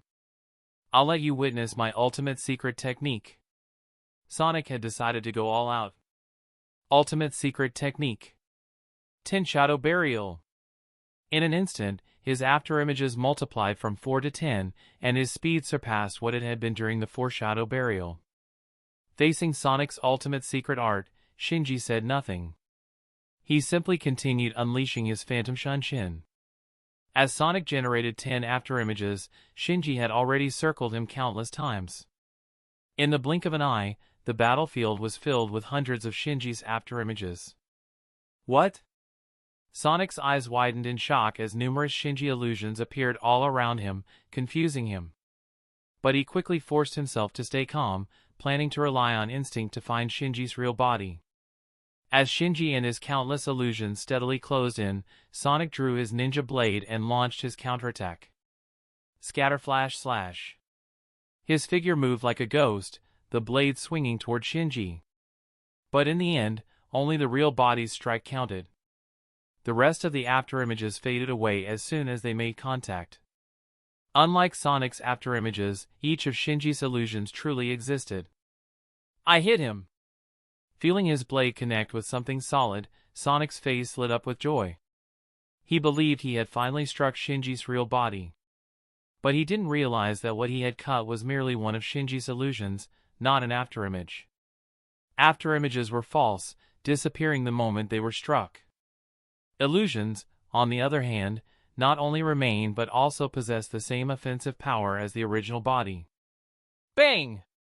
Before Sonic's excitement could last even half a second, a punch landed squarely on his face. Then came a barrage of attacks, raining down on him like a violent storm. Shinji's countless illusions tore through Sonic's 9 remaining afterimages, leaving his true body surrounded and under relentless assault. Within moments, Sonic collapsed to the ground, unable to rise. You just mentioned your ultimate secret technique, didn't you? Let me show you what a true ultimate secret technique really is. Hearing Shinji's calm voice, Sonic struggled to lift his head. What he saw next would be forever etched into his memory. Shinji's appearance changed dramatically. His hair turned completely white, and his clothes transformed into a flowing white cloak. As Sonic wondered what Shinji was about to do, the next instant revealed a scene he would never forget. High above, Shinji manifested the Ten Tails, which began to condense an ever-expanding truth-seeking orb. The orb swelled as if it had no limit. From Sonic's perspective, it had already grown into a massive black sphere large enough to blot out the sky, and it was still expanding at a terrifying pace. Sonic was stunned speechless, fear flooding through him. He didn't know what that mysterious black sphere was, but his instincts screamed that it could destroy heaven and earth. He instinctively wanted to flee, yet his battered body refused to move. Even if he could run, he knew he would never be faster than the orb's rapid growth. Flat on the ground, Sonic sank into despair, convinced that death was the only path left for him. But just as the end truth-seeking orb reached its peak size, Shinji abruptly pulled back, forcefully retracting it. In an instant, both the Ten Tails and the end truth-seeking orb vanished without a trace. The world returned to calm serenity, as though nothing had ever happened. Huh? Sonic was dumbfounded, completely unable to comprehend what had just occurred. That little display from Shinji had scared him half to death. He had almost wet himself in sheer terror. Suddenly, Shinji flickered and appeared right before him. I just wanted to show you. I never intended to kill you. Shinji spoke with a faint smile. I could deal with you without these flashy techniques. To him, the end truth-seeking orb was the true ultimate secret technique, and he had merely wanted to demonstrate it to Sonic. Shinji could very easily deal with the punk in a body-tight suit, but he wouldn't do that. You. Coming back to his senses, Sonic was instantly furious. You're the one who asked to see it. Why blame me for frightening you? Shinji spread his hands with a helpless expression. No. Sonic had calmed down. I want you to be my master. I want to learn your ultimate secret technique. And with it, I'll defeat that bald guy named Saitama. A question mark practically appeared above Shinji's head. Wasn't this guy supposed to be obsessed with chasing after Saitama? How had things turned into him seeking Shinji as a master? And to top it off, he wanted to become his disciple just to defeat Saitama. For a moment, Shinji had no idea where to even begin commenting on this mess. Chapter 138, Disciple Sonic. Let me make this clear first. If your goal is to defeat Saitama, I advise you to give up. Shinji's voice was calm as he tried to dissuade him. Why? Sonic immediately pressed him. If I can master an ultimate secret technique like yours, defeating that Saitama would be no problem. Technically, Sonic had a logic. If he were to become Shinji's disciple, he could easily challenge some low-level S-rank hero. For Sonic, Saitama was much like Genos or Tank Top Master. Just a little leveling up under Shinji and Sonic would be able to deal with that bald man. There's no why. Just give up. Saitama isn't someone you can challenge. Shinji spoke directly. Besides, whether you can even learn my techniques is another matter entirely. No matter how gifted Sonic was, there was no chance he could learn the end truth-seeking orb. He couldn't even hope to use a regular truth-seeking orb. Hearing this, Sonic's face stiffened. So, you're looking down on me? I'm not looking down on you. I'm telling you the truth. Shinji tried again to discourage him. First, you can't learn my ultimate secret technique. Second, you can't defeat Saitama. So, that's just an excuse because you don't want to teach me, isn't it? Sonic had never truly witnessed Saitama's strength, nor did he understand the principle of the end truth-seeking orb. Naturally, he didn't believe Shinji's words. I never said I was unwilling. Shinji replied. Fuck, another Genos is here. Huh? Sonic froze for a moment. Then what exactly do you mean? I mean, I just want to set expectations first, so you're prepared mentally. Shinji said lightly, if you're serious about learning from me, I'll teach you what I can. But whether you master it depends entirely on your own fate. There were some ninjutsu Sonic might genuinely be able to learn. But there were others he would never be able to grasp, things like tailed beast bombs, truth-seeking orbs, or eye techniques. In that case, I won't let you down. Master. Sonic dropped to one knee, giving a rather formal bow as he acknowledged Shinji as his teacher. I also have one condition. You'll need to join the Hero Association with me. Shinji naturally set this requirement to gain the growth rewards that came from taking a disciple. Sonic scratched his head reluctantly. Becoming a professional hero sounds utterly boring, but if that's what it takes, then so be it. Good. Then this afternoon, or at this time tomorrow, come find me again. I'll see which ninjutsu are suitable to teach you. Shinji nodded. At this point, he no longer resisted the idea of taking a disciple. After all, doing so came with benefits. Alert! The host has gained a disciple, Speedo Sound Sonic. Reward obtained, 50 points plus growth bonus. Growth bonus. As Sonic's rank within the Hero Association rises, the host will also receive corresponding rewards. Neither Shinji nor Sonic realized that their actions today would go on to become a legend. The reason was simple. The end truth-seeking orb Shinji had created was so massive that people dozens of kilometers away saw the fleeting anomaly. Later, rumors spread that the strongest man on the surface, King, had been testing out a new technique there. How did it go, Master? That guy didn't do anything strange, did he? Genos pushed open the door and asked Shinji, who was seated in the living room. He had seen Sonic, and honestly, he found his attire a little perverted. Heroes do wear tight outfits, but they don't show their bulges like some perverts. I just granted his wish to experience real ninjutsu. He didn't do anything strange. Shinji replied. You didn't kill him, did you? Genos asked cautiously. No. He's still alive and well. Shinji shook his head slightly, then pointed toward a certain direction. He's already here. At that moment, Genos also sensed a life form quickly approaching, and his body tensed instinctively. In the next instant, Sonic shot through the open window like a swift arrow. Master, I'm ready to begin learning ninjutsu. He landed gracefully, keeping one knee to the ground in a formal bow. Master. Genos froze for a moment before realizing what was happening. I see, so you become a disciple as well. Oh. Shinji, you've taken in another student? And it just happens to be this guy, Joint Panic. Saitama, sitting nearby, spoke casually. Damn you, Saitama. I'm Speedo Sound Sonic. How many times do I have to correct you? Sonic's expression darkened with irritation. What a weird name, Saitama muttered. Then he added, well, since you've decided to train under Shinji, you'd better work hard as his disciple. Sonic gave a cold snort. You won't get to act smug for much longer. Once I master the ultimate secret technique, I'll defeat you. Is that so? Well, Good luck. I'll be looking forward to it.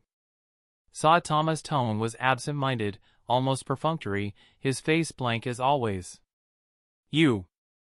Sonic felt that Saitama was mocking him with that half-hearted response, but he forced himself to swallow his anger. In that case, we're fellow disciples now. I'm Genos. It's a pleasure to meet you. Genos spoke politely. Sonic's face, however, remained cold. You're his disciple too? Well, don't expect me to go out of my way to get along with you.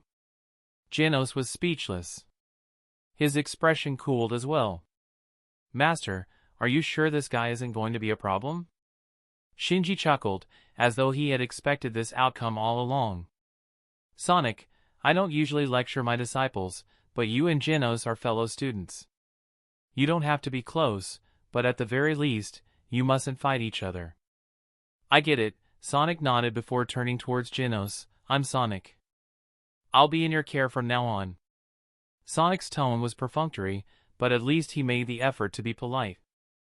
From here, the next step would be for Sonic to take the hero certification exam. Oh, right. Saitama, Genos, have you seen your official hero names yet? Shinji suddenly asked. I checked today. Mine is Demon Cyborg. I think it's fine. Genos nodded. My hero name's been assigned already? Did you see what it is? Saitama asked, turning to Genos. He usually never bothered to check the Hero Association website. I did. It looks like they gave you the name. Cape Baldy. Genos delivered the name with a blank face. Be bald. Cape Baldy. Saitama's composure cracked immediately. Chapter 139, This is called Rasengan. Who came up with this hero name for me? Saitama looked like he couldn't accept it. Sure, it fits my image, but it sounds terrible. This hero alias was decided by the higher-ups at Association headquarters, Shinji explained. Really? Saitama went quiet for a moment. Forget it. Not like I'm ever going to call myself by that name anyway. Just like in the original story, he always introduced himself as Saitama, never as Cape Baldy. He was too lazy to argue with the Hero Association. The next day, Shinji accompanied Sonic to take the Hero Certification exam. He reminded him of a few key points about the written test. As for the physical test, Sonic's ability naturally earned him the full 50 points. But when it came to the written portion, his unusual way of thinking tripped him up a little. His final score came out to 95. Not a perfect score? What a bunch of idiots, Sonic muttered in annoyance when he saw the result. Getting 95 is already pretty good, Shinji said. If he hadn't warned Sonic about the written test beforehand, he suspected Sonic's score might not have been much higher than Saitama's in the original. Soon after, Sonic received his hero certification results. What's this supposed to mean? Designated as an A-class hero. I thought the association's highest rank was S-class. I only get A-class? Clearly, Sonic wasn't too happy with the outcome. Ding! Disciple Sonic has been certified as rank 39 in A-class. Reward earned, 20 points. It was at that time when Shinji's system rang up. Be content. Even if you had scored a perfect 100, you still might not have been promoted straight to S-class, Shinji explained. As long as your future performance is strong enough, reaching S-class will just be a matter of time. Saitama and Genos had only been promoted directly to S-class because of more than just their perfect exam scores. For Saitama, his overwhelming physical strength made it impossible for the association to treat him like an ordinary candidate. For Genos, he had already eliminated countless monsters worldwide before even joining the Hero Association, so his contributions were taken into account. By comparison, Sonic's physical ability was impressive, but not nearly as shocking as Saitama's, and he lacked Genos' extensive track record. The only notable feat the association knew of was Sonic's victory over Hammerheads, Paradisers, which wasn't nearly enough to make a 95-point candidate an S-class hero. It was like when Suirya's younger sister, Tsuko, joined with the goal of becoming an S-class hero, yet only qualified for A-class. Most likely because she had little to no contributions. Fine. Climbing up slowly is the same. It's not like I became a pro hero because I wanted to, Sonic said casually.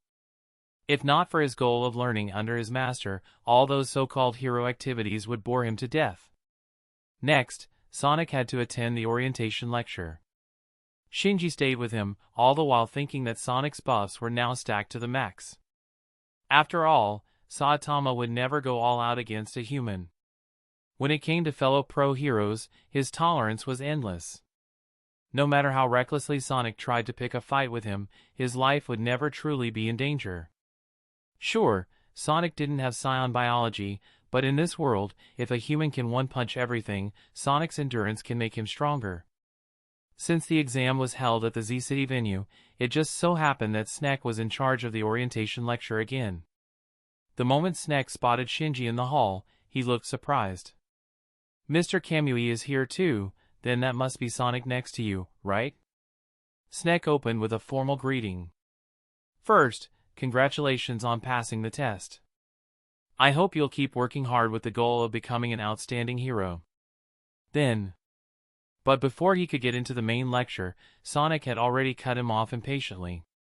Too much pointless chatter. Can you just get to the point? What the? Snek's expression instantly darkened. He'd dealt with plenty of rookies during these orientations, all sorts of personalities, but this was the first time he'd met someone so blatantly arrogant. Show some respect. This lecture is important and worth listening to. Shinji's tone carried a note of authority as he scolded Sonic. The reason was simple, this lecture covered many fundamentals of the hero world. If Sonic didn't pay attention, he'd just end up pestering Shinji later with endless questions. Yes, Sonic immediately straightened up and sat properly in his chair. Go ahead, Snek. Sorry for the trouble, please continue, Shinji said politely. No problem at all. Since the number 2 S-class hero Kamui himself had spoken up and shown such courtesy, Snek naturally chose not to dwell on Sonic's earlier rudeness and acted as if nothing had happened. He then began to explain everything a professional hero needed to know. For example, the classification of monsters, the ranking system for pro heroes, how to rise and rank through contributions and accumulated credit, and so on. After sitting through the lecture, Shinji and Sonic finally left the hall. That was so boring. I can't believe that guy managed to drag it out for over an hour, Sonic complained. So you actually paid attention? Shinji asked. I did. And I remembered it all. Sonic's eyes lit up. So now, you can finally teach me ninjutsu, right? I can. Let me think about where to start, Shinji considered for a moment before making his decision. This one. He raised his hand, and in his palm formed a spiraling sphere of energy. This is... Sonic's eyes shrank as he stared at the rapidly spinning orb, brimming with immense power. He instantly recalled how Shinji had once knocked him out cold with this very technique. This is called the Rasengan. The principle is to concentrate your mental energy into your hand, then have it flow and compress continuously in multiple directions until it forms this shape. Mastering it requires very sharp sensitivity and control over your mental energy, Shinji explained. Sonic immediately tried to imitate him, attempting to gather his own mental energy into his hand, but nothing happened. The truth was, the Rasengan was no easy feat. Having never paid much attention to mental energy before, Sonic couldn't possibly control it right away. That kind of talent usually showed up in Esper types, whose mental energy was naturally more pronounced. Furthermore, Shinji's Rasengan might just be an ability and not a skill that can be learned by people of this world. Don't rush it, Shinji reminded him. Start by learning how to control your mental energy. I doubt even you know what kind of potential you have in this area. Chapter 140, Free Loris.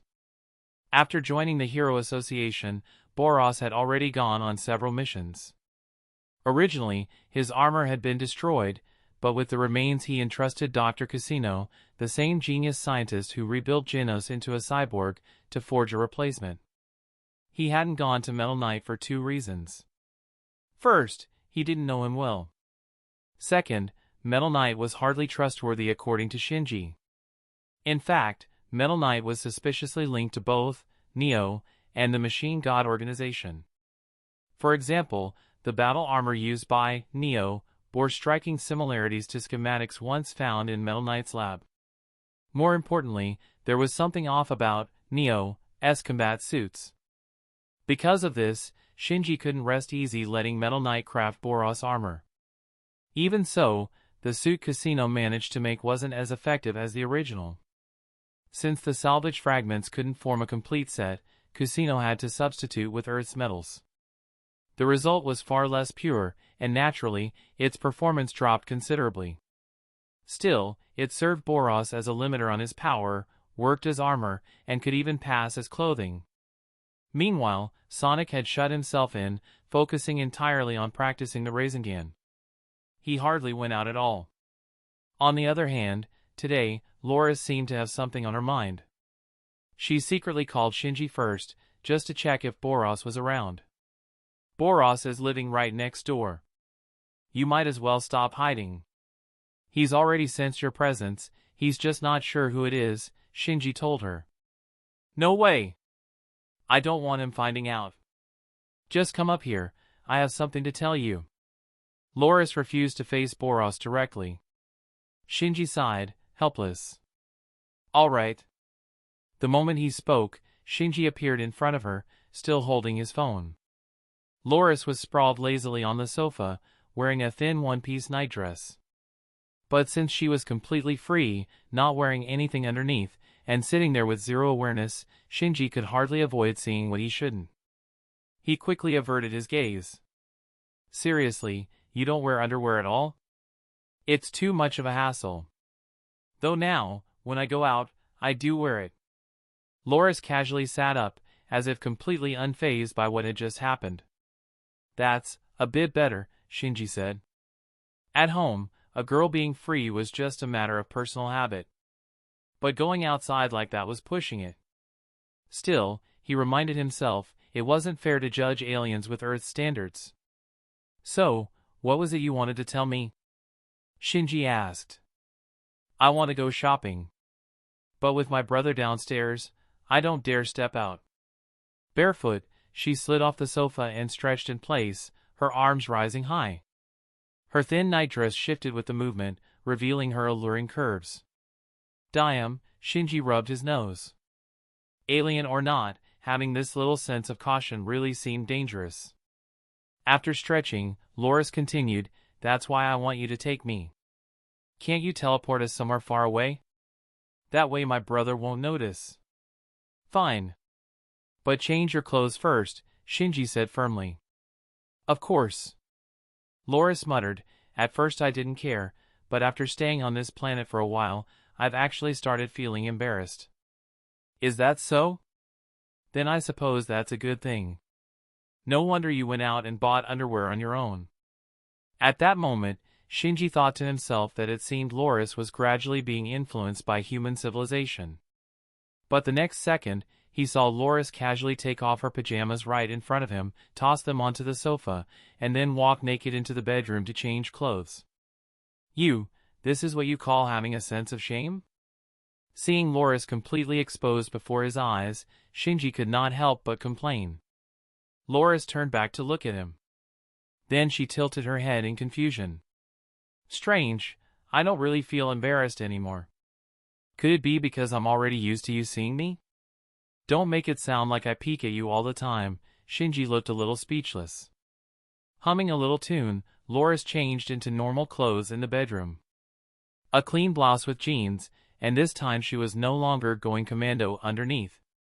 Not only that, she also put on a light-colored sun hat. It not only shielded her from the sun but also helped cover the third eye on her forehead. You're getting better at dressing yourself these days. Seeing this, Shinji commented with some surprise. It was not just her outfit. The fashion magazines scattered on the table and sofa also showed that Loris had been studying fashion quite a bit.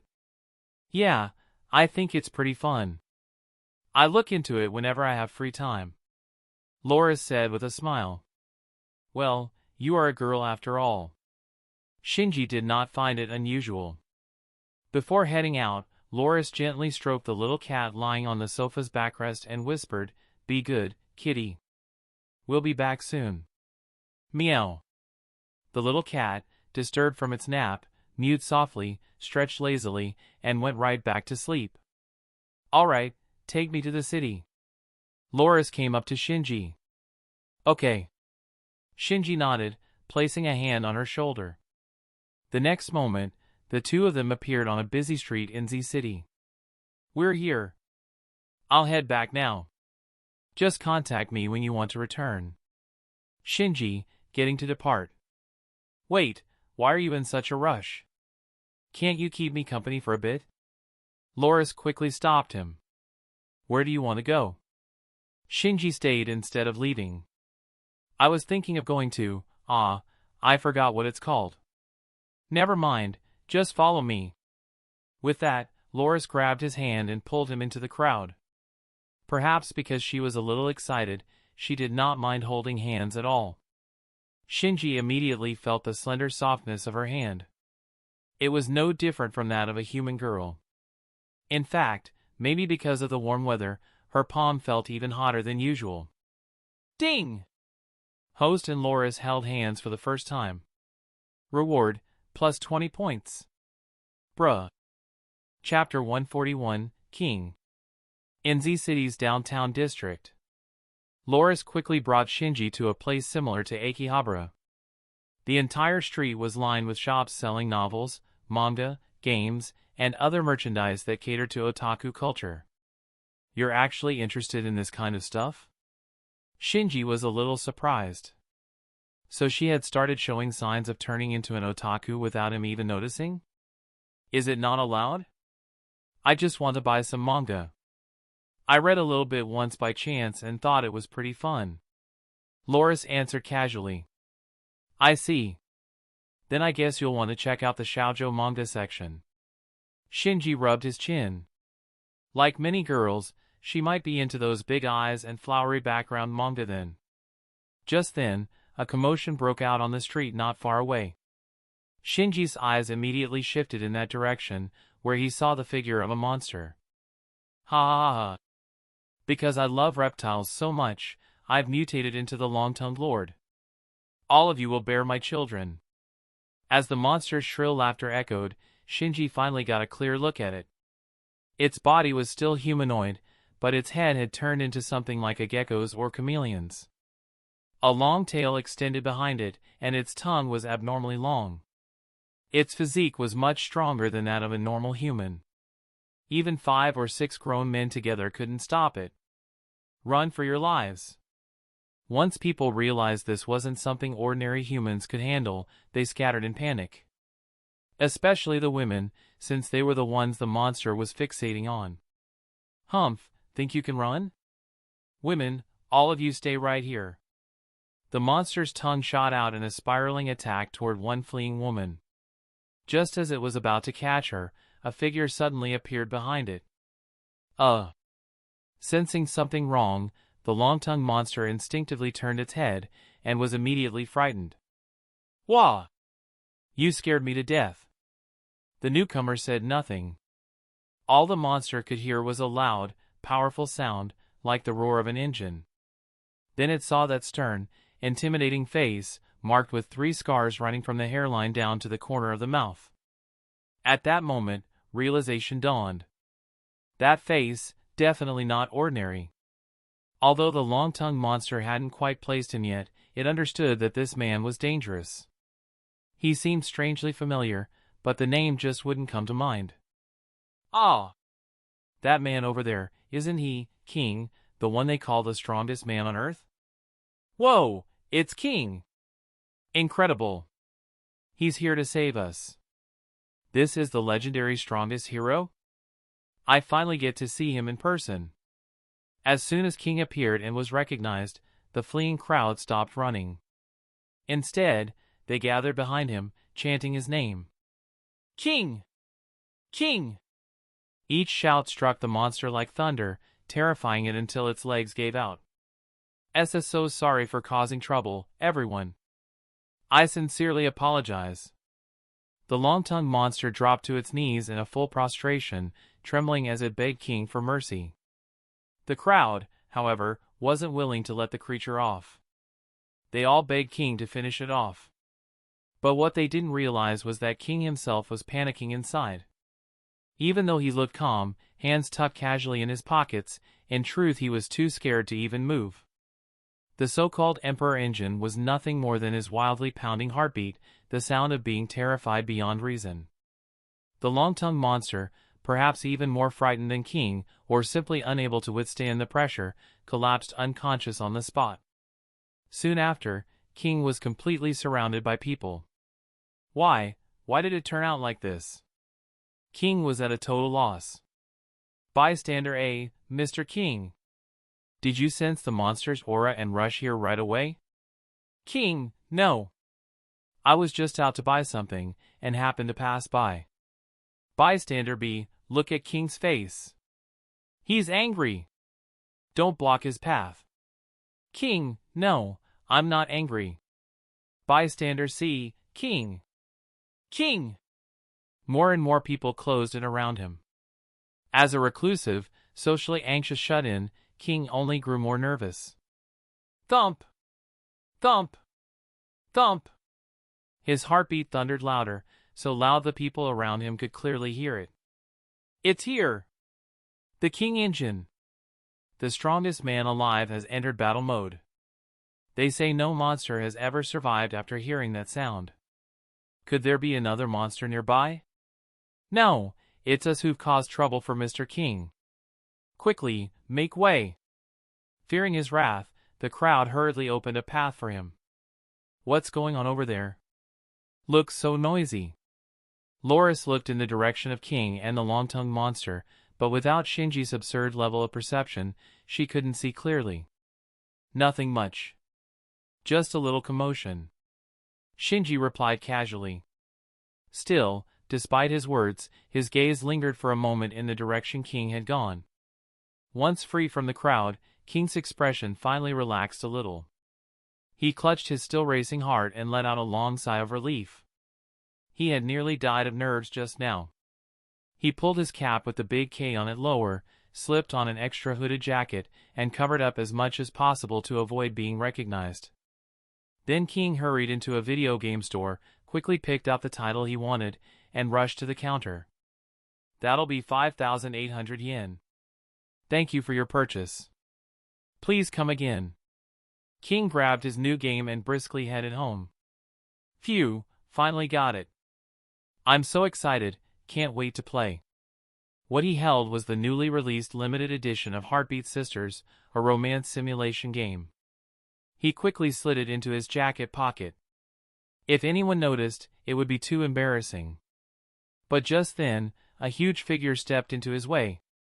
King slowly looked up.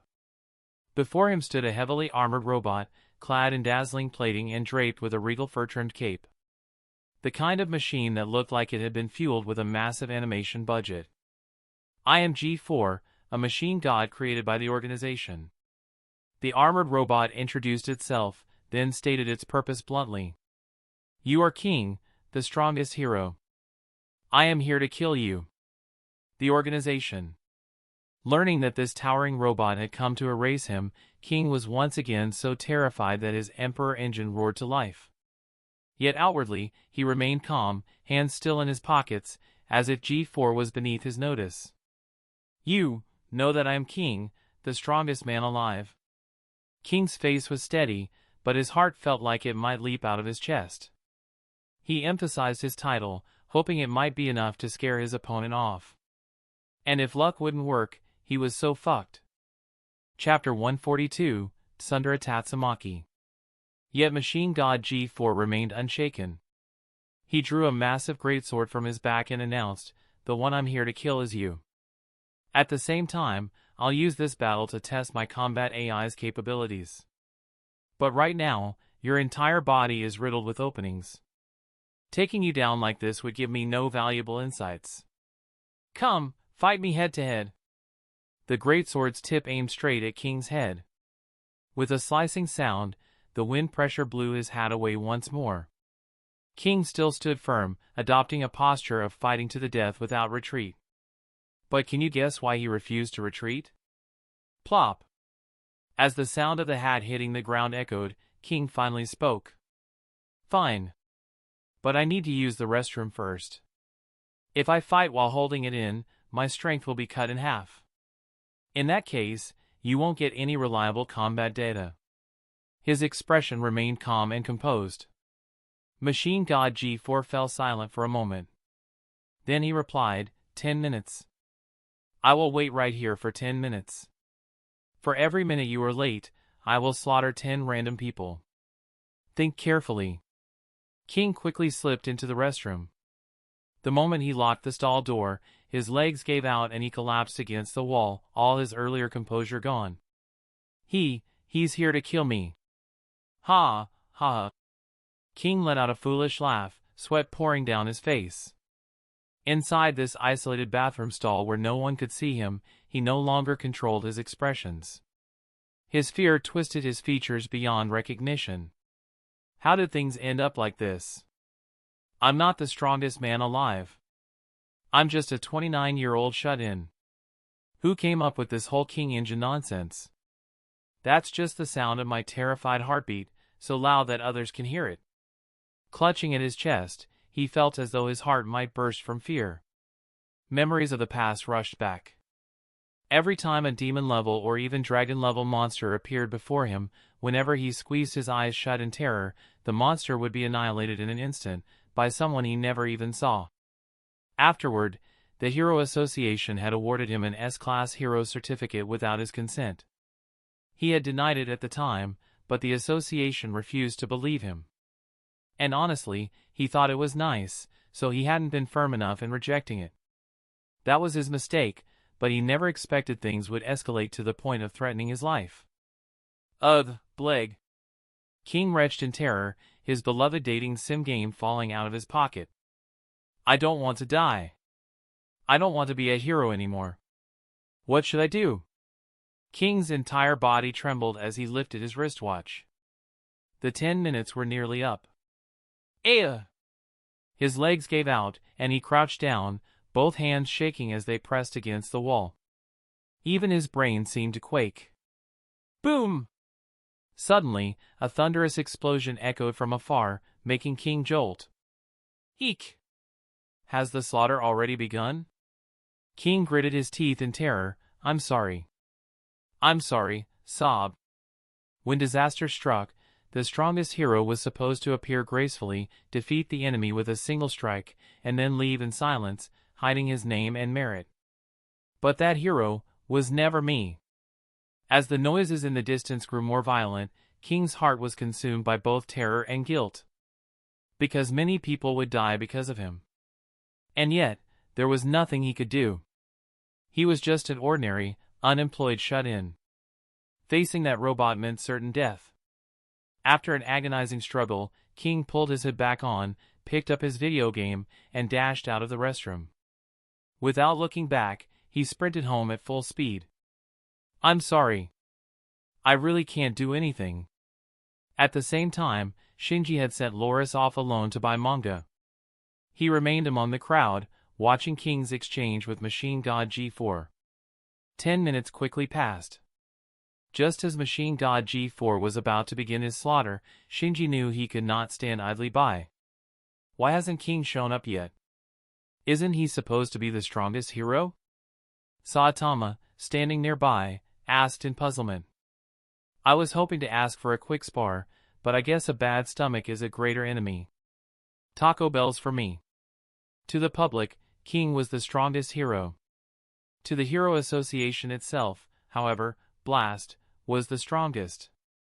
But Blast was so mysterious, with so few records of his feats, that King held the public's imagination instead. Go take a look and you'll understand, Shinji answered calmly. He had just summoned Saitama here through channeling, so that Saitama could witness the King and G4 situation firsthand. Alright, I'll go. You guys can handle things here, right? Saitama immediately ran off to search for King. No problem. Then, at that moment, Machine God G4 swung his blade toward the civilians. Seeing this, Shinji turned to Genos beside him. "This one's yours. It'll be a great trial for you." "Understood." Genos nodded firmly. Without hesitation, he rushed forward. With a single crushing elbow strike, he shattered the greatsword in G4's hands. Crack! The front half of the massive blade splintered apart, a testament to the force of Genos' strike. In Shinji's view, King's problem should be left to Saitama, while Machine God G4 was Genos's to defeat. That left nothing else for him to do. Just as he was preparing to watch quietly, he suddenly sensed a familiar aura racing toward them. A tall figure landed beside him the next moment. "I heard a robotic weapon was rampaging nearby, so I rushed over. But it seems there's nothing left for me to do." The voice came from Boros. "Yeah. That robot is Genos' fight. He needs this battle experience more." Shinji smiled faintly. "In that case, I'll stay out of it." Boros nodded. "Shinji! I got them." At that moment, Loris returned, holding the manga she had just bought. And coincidentally, she ran right into Boros, who had just arrived at the scene. Shinji was speechless. He should have told Loris to wander around for half an hour first. Still, given Boros' current situation, even if Loris ran into him, it would not really matter. Loris also noticed the familiar figure standing beside Shinji. She froze on the spot. Hearing the strangely familiar voice and sensing the familiar aura, Boros instinctively turned his head. Their eyes met, well, one large eye and three smaller ones, and the air itself seemed to freeze. "Loris?" Seeing her with his own eyes, Boros could not possibly mistake her. "Brother, why are you here?" Loris looked utterly panicked. "I should be asking you. Why are you on this planet?" "It's been 20 years since we last met." Boros' reaction was calmer, but his tone clearly carried surprise. No wonder he had been sensing a familiar aura. It was Loris all along. Oh dear. Shinji, watching, realized that Boros and Loris had not met in 20 years. He could not even imagine how old these two really were. Loris' posture was stiff, her expression restrained. It was obvious she still felt a mix of awe and fear toward her brother. "I came to this planet by accident. After discovering this was the world you had been searching for all these years, I grew curious and came to take a look. But then I was captured by him, and forced." As she spoke, she raised her hand and pointed straight at Shinji. A question mark practically popped over Shinji's head. Her words were all correct on their own, but strung together, they sounded terribly misleading. "Forced." Boros turned his gaze toward Shinji. He had clearly misunderstood. Closing his eyes, Boros said slowly, "So be it. The victor reigns supreme, the defeated are at the mercy of others. Even if she is my sister, she can only be left to your whims."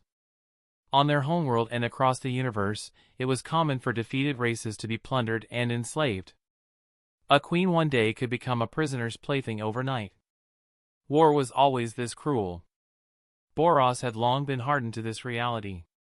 Even if it was his sister, he could not change such cruelty. At most, he could only hope that if Shinji truly considered him a friend, he might treat Loris a little more gently for his sake. But he did not put much faith in that. After all, Boros himself had always believed in the supremacy of strength. The weak existed only to be dominated by the strong. Friendship, equality, those were nothing more than the strong showing mercy to the weak. "Hold it, big guy. I knew you would misunderstand her words." Shinji immediately interrupted, explaining everything that had happened. He told Boros how Loris had warned him of Boros' impending arrival, so Shinji had temporarily kept her on Earth. And how, later, Loris herself had refused to leave. All of it was laid out plainly. "I see," Boros nodded slightly. Now Loris panicked, unable to meet her brother's eyes. After all, her actions were no different from leaking intelligence to an enemy. Because of her, Boros had failed to defeat Shinji. Reading her thoughts, Boros said, "Why that expression? If you're worried I'll blame you, don't. Even if you hadn't warned him beforehand, I still couldn't have defeated Shinji." Boros then sighed, "These past 20 years, I've often reflected on you. I realized I may have kept you too tightly bound. My obsession with battle left no room for your feelings. None of that will ever happen again. Because now, I've decided to stay on Earth. I don't know why you're still here, but if you ever want to leave, you're free to go. I won't interfere anymore." He spoke more openly than ever before. To him, Earth had more appeal than the vastness of space. The planet's warriors had exceeded his expectations in a way that made him see the world in a new light. Not only Shinji, but also that inexplicably bald man. And the yet unseen S-Class Rank 1, Blast, and the so-called strongest man alive, King. Each was a formidable opponent worth his interest. Compared to wandering the galaxy in search of enemies, staying here was far more meaningful. "Brother," hearing this, Laura's eyes welled with emotion. "I want to stay too. I've found so many fascinating things on this planet." She smiled brightly. Still, Shinji noticed that one of her hands remained hidden behind her back. She was clearly trying to keep the newly bought manga out of Boros's sight. "Was that a BL? Is that so?" "That's fine too." Boros nodded. Later, Machine God G4 was defeated by Genos. Though injured, Genos returned to Dr. Casino for repairs, using the opportunity to further strengthen his parts. Meanwhile, Saitama and King cleared up the misunderstanding. It turned out that all the credit for defeating powerful monsters had fallen onto King by mistake. But Saitama did not care at all, and the two became friends. Saitama also discovered that King loved video games, the very same genre he enjoyed. From then on, he entered a path of constant and crushing defeat at King's hands. But the King incident was only a small side story. Next came the Hero Association's team building, or rather, their victory banquet. After the greatest disaster in history, the god-level threat of the dark matter thieves, heroes who had helped protect Earth were invited by the association. This included A-Class Rank 2 Kamui, and even Boros himself was invited. Though Boros had led the god-level disaster, since he had surrendered to the association and contributed vast cosmic treasures to their funds, he was considered to have made up for it. Even heroes like Pig God and Watchdog Man, who had run away during the battle, were invited. It seemed every S-Class hero had received an invitation, though some simply refused to attend. Heroes like Blast, Metal Knight, and Drive Knight never came. The day before the banquet, Shinji received a call from Tatsumaki. "I heard there's some victory celebration tomorrow. Supposedly a hot spring trip. Are you going?" She got straight to the point. "It's rare to have a chance to travel. Of course I'll go have some fun." Shinji replied. "I see. Then I suppose I'll reluctantly accompany you." "You really don't have to force yourself," Shinji said honestly. "There we go again. Idiot!" He was scolded again, and then Tatsumaki promptly hung up. Chapter 143, If You Dare Flirt, I'll Kill Him. The victory banquet was a 2-day, 1-night hot spring trip. Among the women attending, besides Tatsumaki, there were only 2 association staff members. The rest were all older male heroes. Everyone met at the prearranged spot and prepared to board the charter bus. Shinji, Saitama, Genos, and Boros rode together. "Oh! The big shots are already here," Atomic Samurai said with a smile. By big shots he clearly meant Shinji and Boros. Indeed. The last alien invasion was mostly resolved thanks to Kamui's efforts, and although Boros was formerly an enemy, he later provided the association with substantial funds. Ian nodded. He had thought he might skip the banquet, but at the request of his master Atomic Samurai, he had come along. Soon, Shinji greeted Atomic Samurai and the others.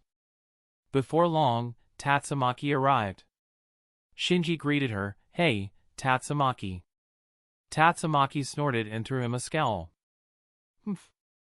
Shinji smiled helplessly. Was she still sulking about yesterday? Is she mad because you knocked her down in the rankings? Atomic Samurai elbowed Shinji playfully, looking for amusement. Probably not that, Shinji said. He did not elaborate.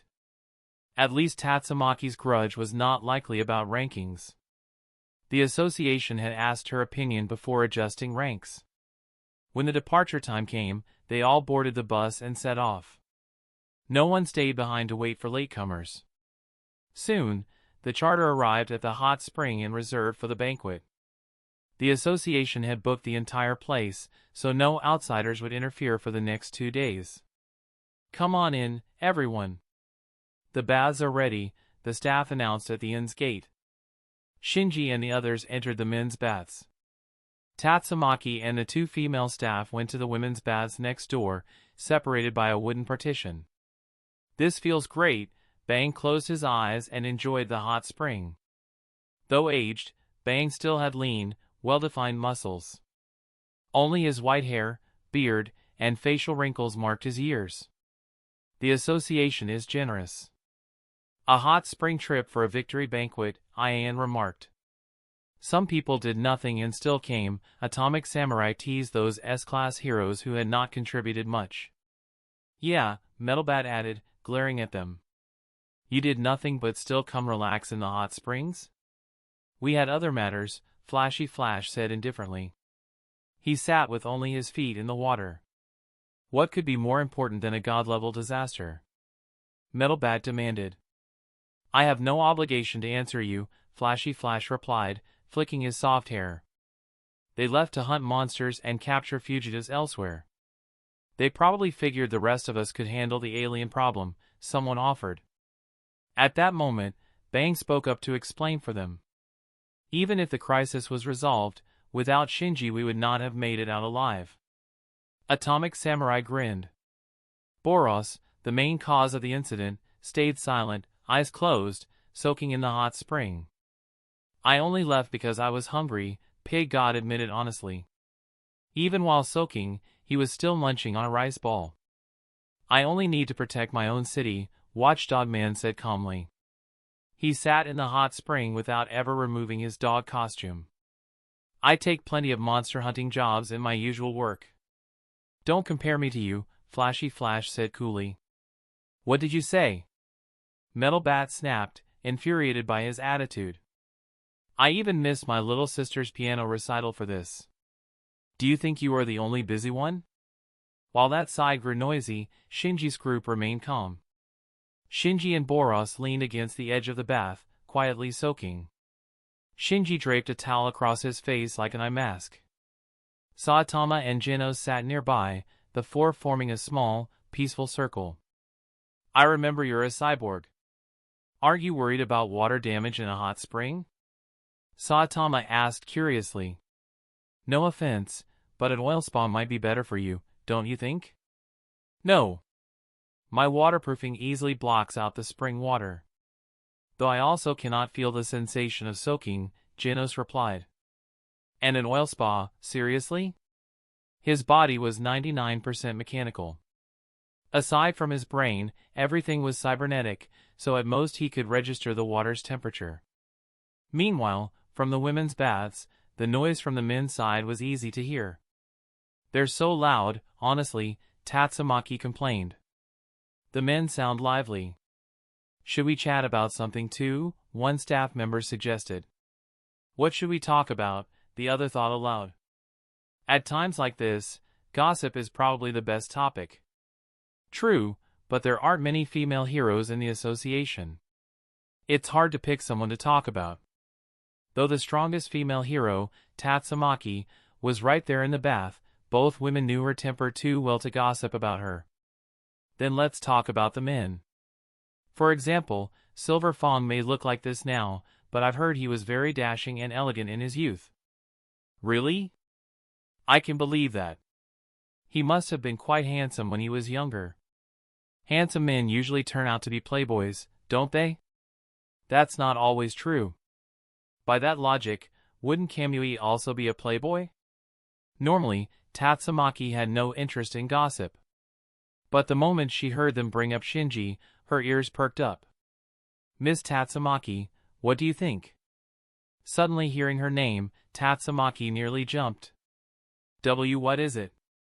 "We mean about Kamui. Do you think he's the kind of man who plays around?" At that, Tatsumaki grew thoughtful. "If he dares to flirt around, I'll kill him," she ended with a sharp snort. The two staff women froze, a little frightened. So heavy presence. But they also realized something. Could it be that Miss Tatsumaki has feelings for Kamui? Chapter 144, Tatsumaki's Rumored Love. Although it seemed somewhat unbelievable, Miss Tatsumaki's reaction was clearly obvious. The two women exchanged glances, each seeing the same dilemma reflected in the other's eyes. They hesitated, unsure whether to question Miss Tatsumaki about it directly. After hesitating for a long while, they could not resist the burning spirit of gossip. Miss Tatsumaki. What is it?" Seeing the two women so serious, Tatsumaki felt a sudden unease. "Miss Tatsumaki, could we ask, are you already dating Mr. Kamui?" They went all in and asked her outright. "Wah!" Tatsumaki froze for a moment, then her pretty face flushed. "Huh? What are you imagining? Who would date that guy?" Her response was loud and fierce. The commotion from the men's side, where Metal Bat and the others had been making noise, was interrupted by Tatsumaki's outburst. "What's going on over there? Why do they sound louder than us?" Metal Bat had been ready to pick a fight with Flashy Flash, but Tatsumaki's voice grabbed his attention. "Sounds like they're talking about dating or something." Child Emperor hadn't paid much attention, since that kind of topic was still too early for him. No way. Tornado of Terror dating someone? Hard to imagine. Atomic Samurai stroked his chin and thought for a moment, then turned his gaze toward Kamui. "Could it be Miss Tatsumaki's romance is with you?" The moment those words came out, everyone's eyes naturally focused on Kamui. After all, they all knew Tatsumaki's personality somewhat, cute but very headstrong. That made the whole thing intriguing. Shinji removed the towel from his eyes and felt everyone staring at him. He instantly looked puzzled. How had this strange topic suddenly been dragged onto him? Obviously not. Do you really think Tatsumaki would casually fall in love given her personality? Shinji immediately protested. True enough. Honestly, I can't picture what kind of man she'd even like. Atomic Samurai nodded slowly, finding that reasonable. Ahem. It's not polite to keep gossiping about others. Bang reminded them. Master already has a woman. He's not interested in that little runt. Genos said flatly. Wait, where did that rumor come from? Shinji was a bit stunned. Just then, a wooden bucket fell from above. Clang! It struck Genos' head, though it didn't hurt him. He took the bucket off, confused. Who is throwing things from above? That's dangerous. It looks like it came from the women's bath next door, Child Emperor said. Genos, I guess your little runt comment was overheard by Tatsumaki, Shinji said with a laugh. But I'm telling the truth. Does Sensei really like that hot-tempered little brat? Perhaps because of the flying bucket earlier, Genos deliberately kept pressing Tatsumaki's sore spot. She's clearly a little brat, yet her temper is anything but small. Right after that, from the women's side of the hot spring, all sorts of things came flying over, buckets, stones, brushes, and even a couple of bath towels. Kya! Miss Tatsumaki. Please calm down. Our towels are flying away. The two female attendants screamed. Hey! This is dangerous. Metal Bat, nearly struck on the head by a rock, immediately stood up and shouted. Good grief! Bang quietly slipped to the edge of the spring and let out a sigh. Flashy Flash appeared to be sitting completely still, but in reality, his speed dodging falling objects was so fast that no one could see it. Expressionless as ever, he muttered while dodging, utterly boring. Even after being hit by several rocks, Pig God's hands never stopped moving as he continued eating without pause. Watchdog Man crouched silently in the water with a blank face, sitting in his usual dog-like posture. So terrifying. At that moment, King was trembling in a corner. His Emperor engine suddenly roared to life. This is bad. Mr. King has entered battle mode. Tatsumaki, calm down or King will kill us all. Hearing the engine, Superalloy Darkshine shouted in a panic. That's enough. Stop now. At this point, Shinji stepped in to stop Genos. If Genos kept talking, once Tatsumaki truly lost control, the entire hot spring would be reduced to rubble. In fact, Tatsumaki was already restraining herself quite a lot. If she wasn't soaking in the hot spring, she would have smashed through the wooden wall separating the men's and women's sides to personally teach Genos a lesson. No matter what, Tatsumaki was still the strongest Esper, essentially the peak of the dragon level. Anyone below above dragon would stand no chance against her. Even black sperm wasn't a match for her at full strength. Full power Tatsumaki held the advantage. Understood. Genos also realized things were getting out of hand. He obediently shut his mouth and stopped provoking her. On the other side, Tatsumaki gradually calmed her anger, and the hot spring pool that had nearly been thrown into chaos finally quieted down. We're so sorry. Truly sorry. We should never have brought up Miss Tatsumaki's affairs without permission. It was our mistake. Please forgive us, Miss Tatsumaki. After seeing firsthand why Tatsumaki was called Tornado of Terror, the two female attendants were thoroughly frightened and hurried to apologize. Don't worry. I'm not angry at you too. It's just a certain loudmouth next door. Tatsumaki instantly reverted to her usual strong aura, veins bulging on her forehead, still clearly holding a grudge. That's a relief. Both attendants let out a long breath. Although they didn't dare to ask further about Miss Tatsumaki and Mr. Kamui, Tatsumaki's heated reaction just now had already given them the answer. Even if Miss Tatsumaki and Mr. Kamui hadn't officially started dating yet, it was obvious she liked him. Chapter 145, Tatsumaki Drunk with Rage. After the hot springs, evening had already fallen. Everyone changed into yukata and gathered in the inn's hall for a banquet. And since it was a banquet, alcohol was naturally part of it. Aside from Child Emperor and Metal Bat, who were too young to drink, everyone else had a cup of liquor placed before them.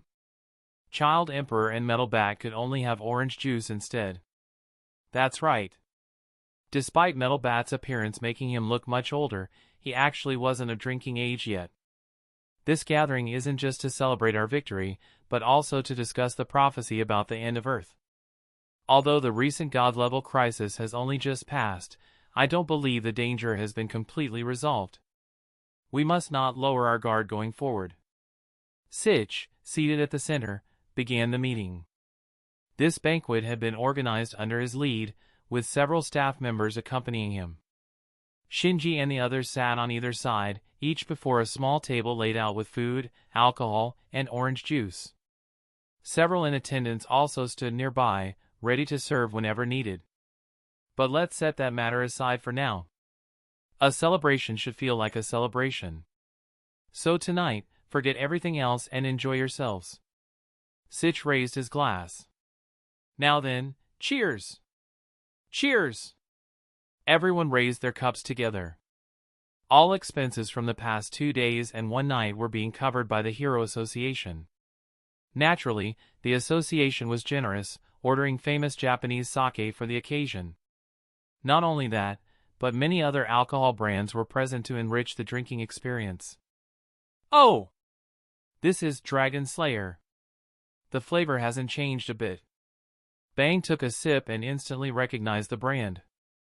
After all, he'd drunk plenty of it in his youth. Easy to drink, but it really goes to your head. Atomic Samurai praised it as well. Meanwhile, Watchdog Man was eating in the exact manner of a dog. He didn't bother with chopsticks or even his hands, he simply buried his face straight into the food. It was hard not to wonder if he was actually some kind of mascot-type monster in disguise. Elsewhere, Prisoner, Tank Top Master, and Super Alloy Darkshine were already tipsy, flexing their muscles while drinking. That man over there is King, right? He's the one they call the strongest man alive? But why do I sense almost no energy waves coming from him? Boros fixed his eyes on King across the room and spoke to Shinji beside him. Well, I'll explain it to you once we're back. Telling the whole story here would take too long. Shinji figured it wasn't something to unpack in detail at the moment. Boros dropped the matter. Titles aside, energy could not lie, unless King possessed a power beyond Boros's comprehension. Apart from Child Emperor and Metal Bat, Tatsumaki was the only one who didn't have strong sake in front of her. Instead, her table had a simple draft beer. She knew she couldn't hold her liquor, so she'd chosen something weaker. Yet even after just half a glass of beer, her cheeks were already flushed, the alcohol starting to take effect. Realizing that drinking wasn't for her after all, she decided to pass the rest of her glass to Shinji so it wouldn't go to waste. But just then, Shinji spoke first. Are you sure you want to be drinking? Because Shinji vaguely remembered that Tatsumaki's tolerance for alcohol was terrible, and once she drank too much, she would go on a drunken rampage. However, what he meant as a kind reminder was taken by Tatsumaki as mockery. What's that supposed to mean? Are you treating me like a child? Tatsumaki immediately looked displeased. No. I just mean you shouldn't push yourself. Shinji tried to explain. But Tatsumaki was already tipsy, unable to process his words properly. Even if she did, she would only twist the meaning. So you really do look down on me. Unwilling to swallow her pride, Tatsumaki shoved the half glass of beer into Shinji's hands, then set her sights on the bottle of Dragon's Roar next to him. Dragon's Roar was also a famous Japanese sake, far stronger than simple draft beer. The freshly opened bottle was snatched up by Tatsumaki with her psychic powers. Without even bothering with a cup, she tipped it back to drink straight from the bottle, clearly determined to finish it in one go. This is bad. Shinji realized she was definitely going to go wild drunk. But there was nothing he could do. Even if he took that bottle away, Tatsumaki would just grab another one. He looked at the half glass of beer she had forced into his hand and stayed silent for a moment. Following his principle of not wasting food, he drank it down. Alert! Host and Tatsumaki have completed an indirect kiss. Reward, 20 points. Shinji could not help but notice the system had gone out of its way to emphasize this. Meanwhile, Boros was savoring his drink. It was his first time tasting alcohol, and although he wasn't used to it at first, he found the flavor surprisingly pleasant. One cup after another, he kept pouring, gradually developing a liking for it. Yet he showed no sign of getting drunk, likely because of his incredibly strong body. Tatsumaki, on the other hand. After half a bottle, she couldn't continue. She hadn't passed out, but her flushed face and loud laughter showed she was already completely drunk. Thankfully, she hadn't yet lost all reason.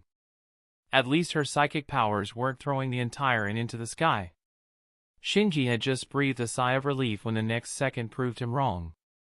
Green light suddenly flared around Tatsumaki's body, the sign that her psychic powers were about to run wild. Still clutching the bottle in one hand, she laughed loudly, practically announcing on her face that she was about to cause trouble. The others were too busy enjoying themselves to notice her state. Only Shinji realized it right away. Before Tatsumaki could lose control, he quickly reached out and grabbed her wrist. The moment he touched her, the green glow around her vanished. "What are you doing?" Tatsumaki asked at once.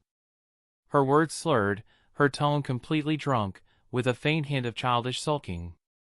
At the same time, her eyes fixed on his hand holding her wrist, as if it mattered a lot to her. You really piss me off." Chapter 146, Popular with Women.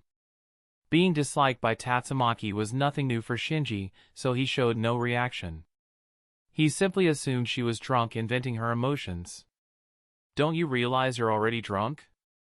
Just now, your psychic power nearly spun out of control." Shinji reminded her sternly. To be precise, if he hadn't stopped her, it already would have gone out of control. Who says I'm drunk? I am not drunk. Tatsumaki immediately denied it. She was Tatsumaki for a reason. People who are drunk usually refuse to admit it. Tatsumaki, your face is bright red right now. Shinji said calmly. What? I don't believe it. Give me a mirror. As soon as she finished speaking, Tatsumaki hiccuped. Here. Shinji actually pulled a small household mirror out of his Kamui space. Looking into the mirror, Tatsumaki noticed her cheeks really were a little red. In truth, her eyes were already hazy, and if not for that, her face would have been far redder. What's this? It's only a little red. That doesn't count as being drunk. Besides, your face looks the same. Since her vision was blurred, Tatsumaki leaned closer, nearly pressing against Shinji's face, just to confirm if his cheeks were also red. The truth was, Shinji was not drunk at all. With the body of the six paths, there was no way such a small amount of alcohol could affect him. Actually, his face was only flushed from spending nearly an entire afternoon soaking in the hot springs. When Tatsumaki confirmed his face was red too, the corners of her lips curled up. You're the one who's drunk. At that moment, she was so close that their noses almost touched. Shinji could feel her breath as she spoke, mixed with the heavy smell of alcohol. And you're still saying you're not drunk, leaning this close to me. Shinji muttered. I told you, I'm not drunk. I'll keep drinking to prove it. Like a stubborn child, Tatsumaki insisted on proving she was sober. But the bottle in her hand was quickly taken away by Shinji. You can't drink anymore. If you keep going, something bad will happen. I want to drink. Give it back. Tatsumaki reached out immediately to grab it. Shinji stood up and raised the bottle above his head. Because of the height difference, Tatsumaki couldn't reach it even on her tiptoes. So what if you're tall? You think that makes you special? In a fit of frustration, Tatsumaki used her psychic power to float into the air. But when she reached for the bottle, her hand went right through it, since Shinji had phased it into his Kamui space. Which meant the real bottle was inside Kamui, and in the physical world Tatsumaki naturally couldn't touch it. What the heck? After failing several times, Tatsumaki switched targets. She snatched the half-full cup of dragon roar sake from the table and downed it in one go.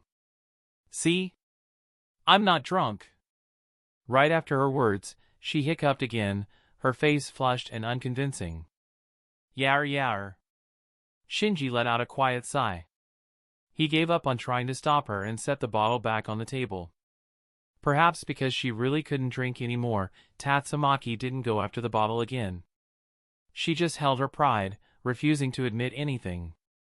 Then, without warning, she floated behind Shinji and sat down on his shoulders. So you think being tall makes you special? Now I'm taller than you, ha ha ha. Tatsumaki burst into laughter. Shinji could only look helpless, but he let her sit on his shoulders since at least her psychic power wasn't running wild. Feels like Lord Kamui is babysitting a child, really tough work.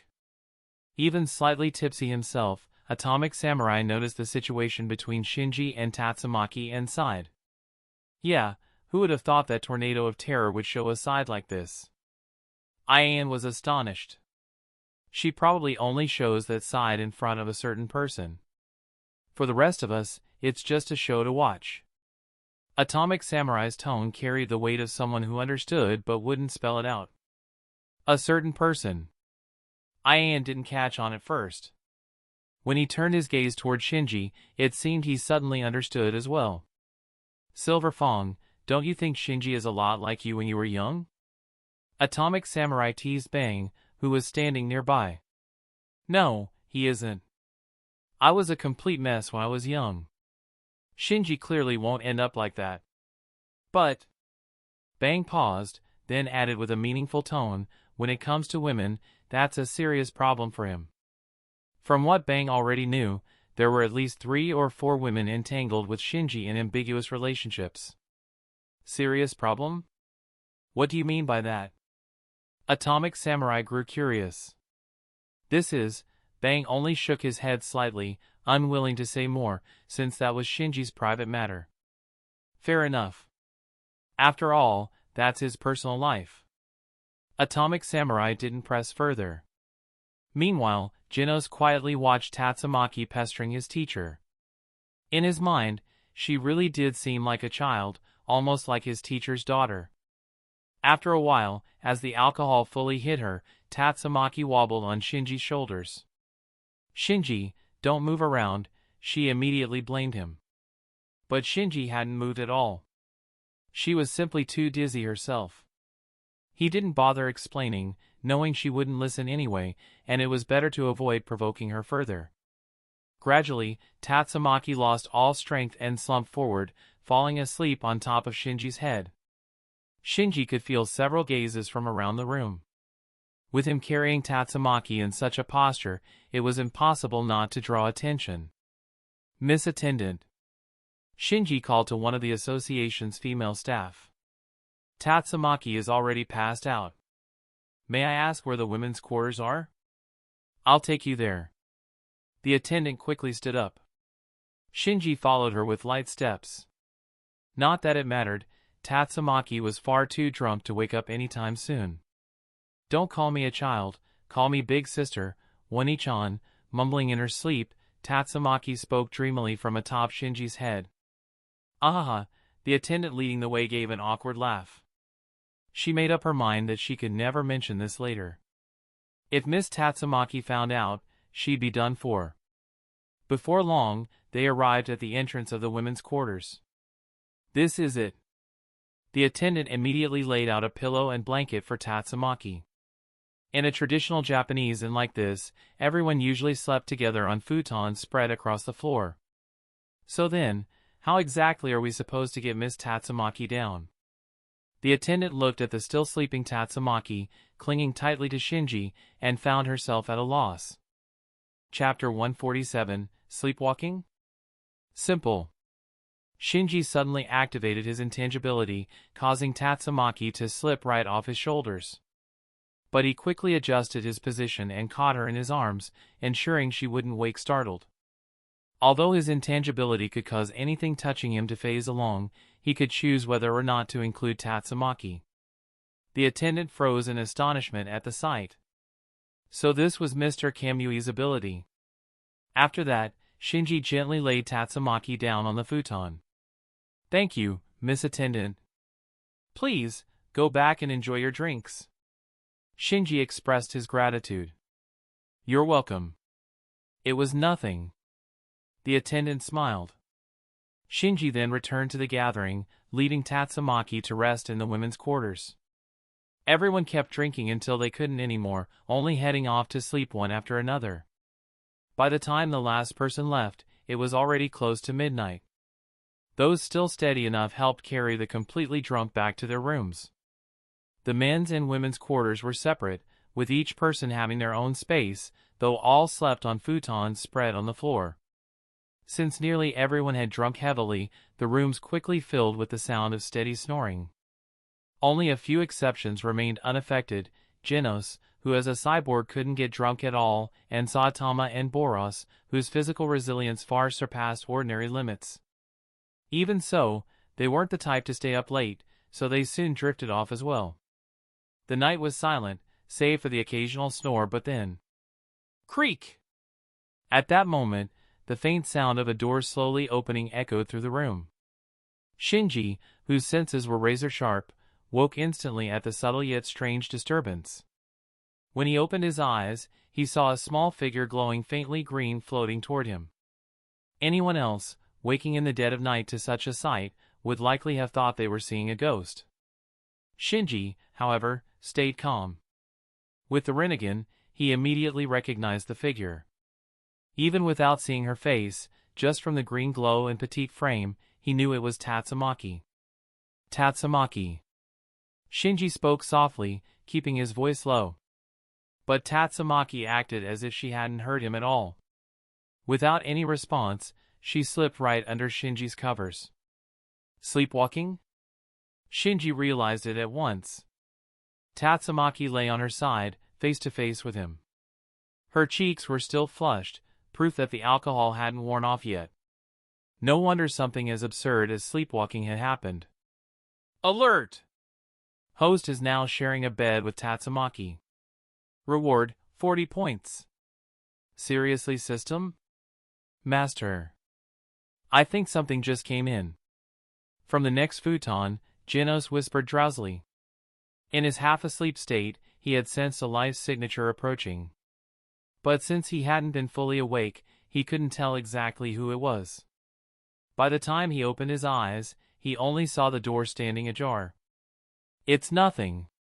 Probably just the wind blowing the door open. Shinji replied calmly, then got up slowly and closed the door Tatsumaki had left open.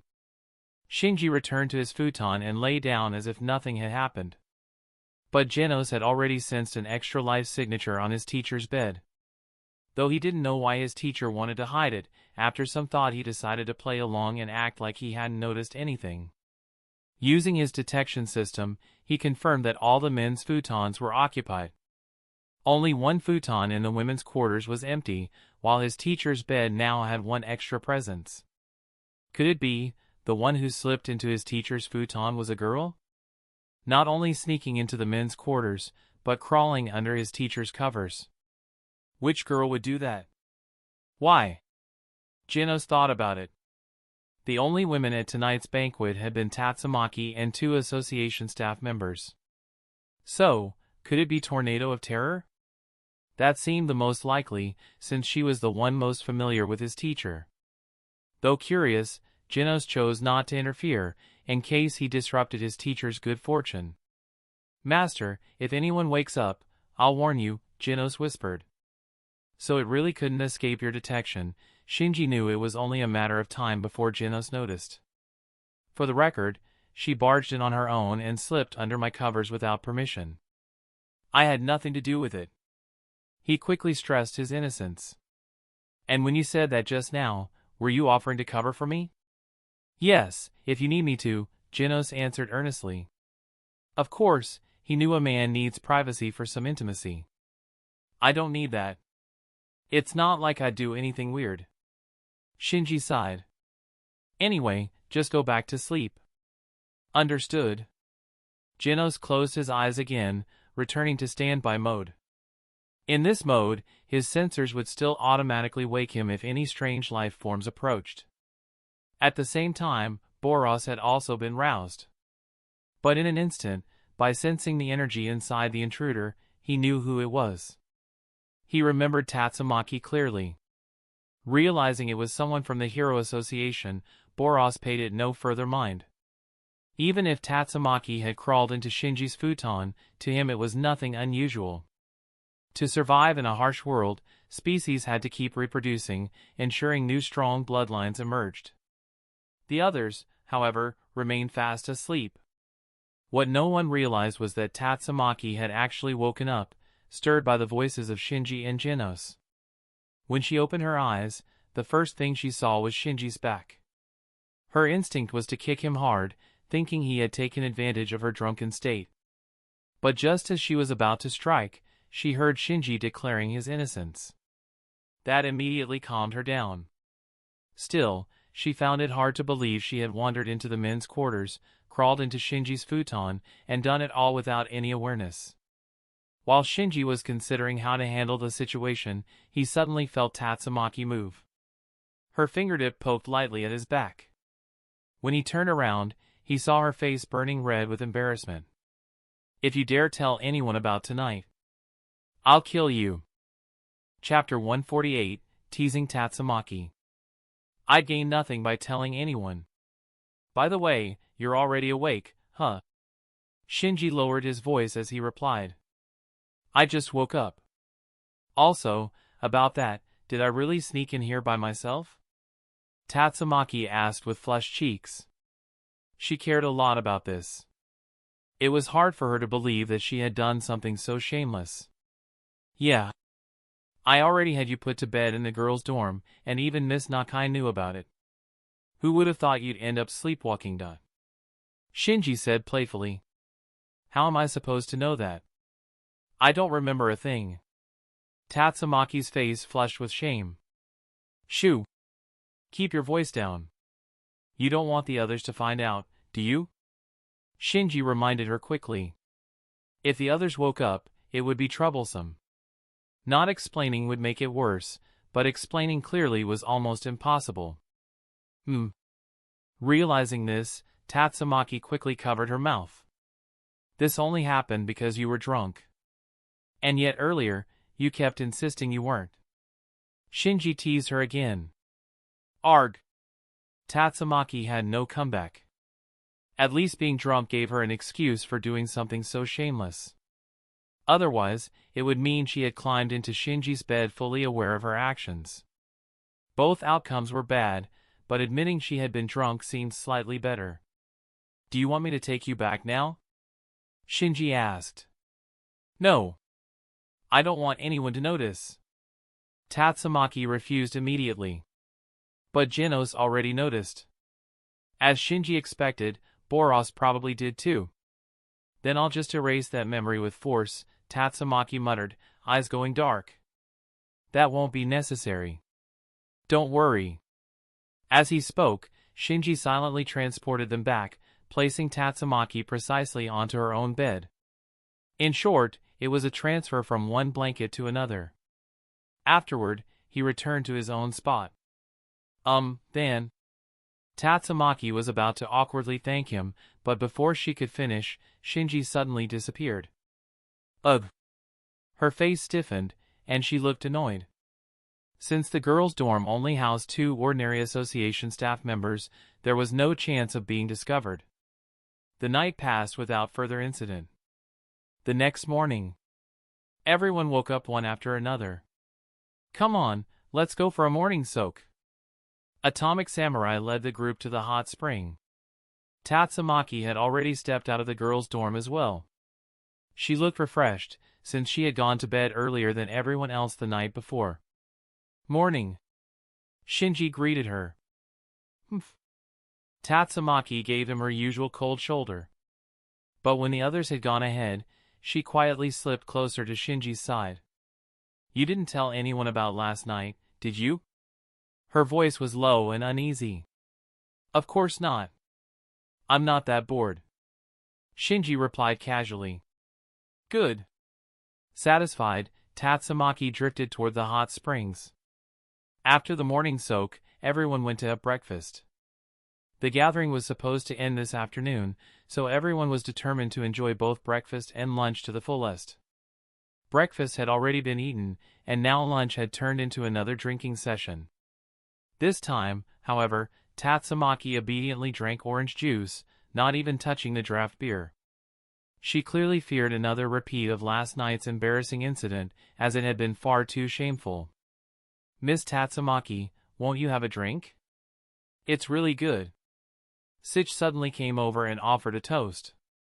I. Caught in a tough spot, Tatsumaki didn't know what to do.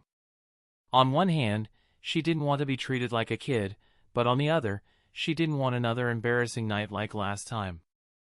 So, she was stuck between a rock and a hard place, drink and risk another embarrassing incident, or refuse and come across as someone who could only handle juice.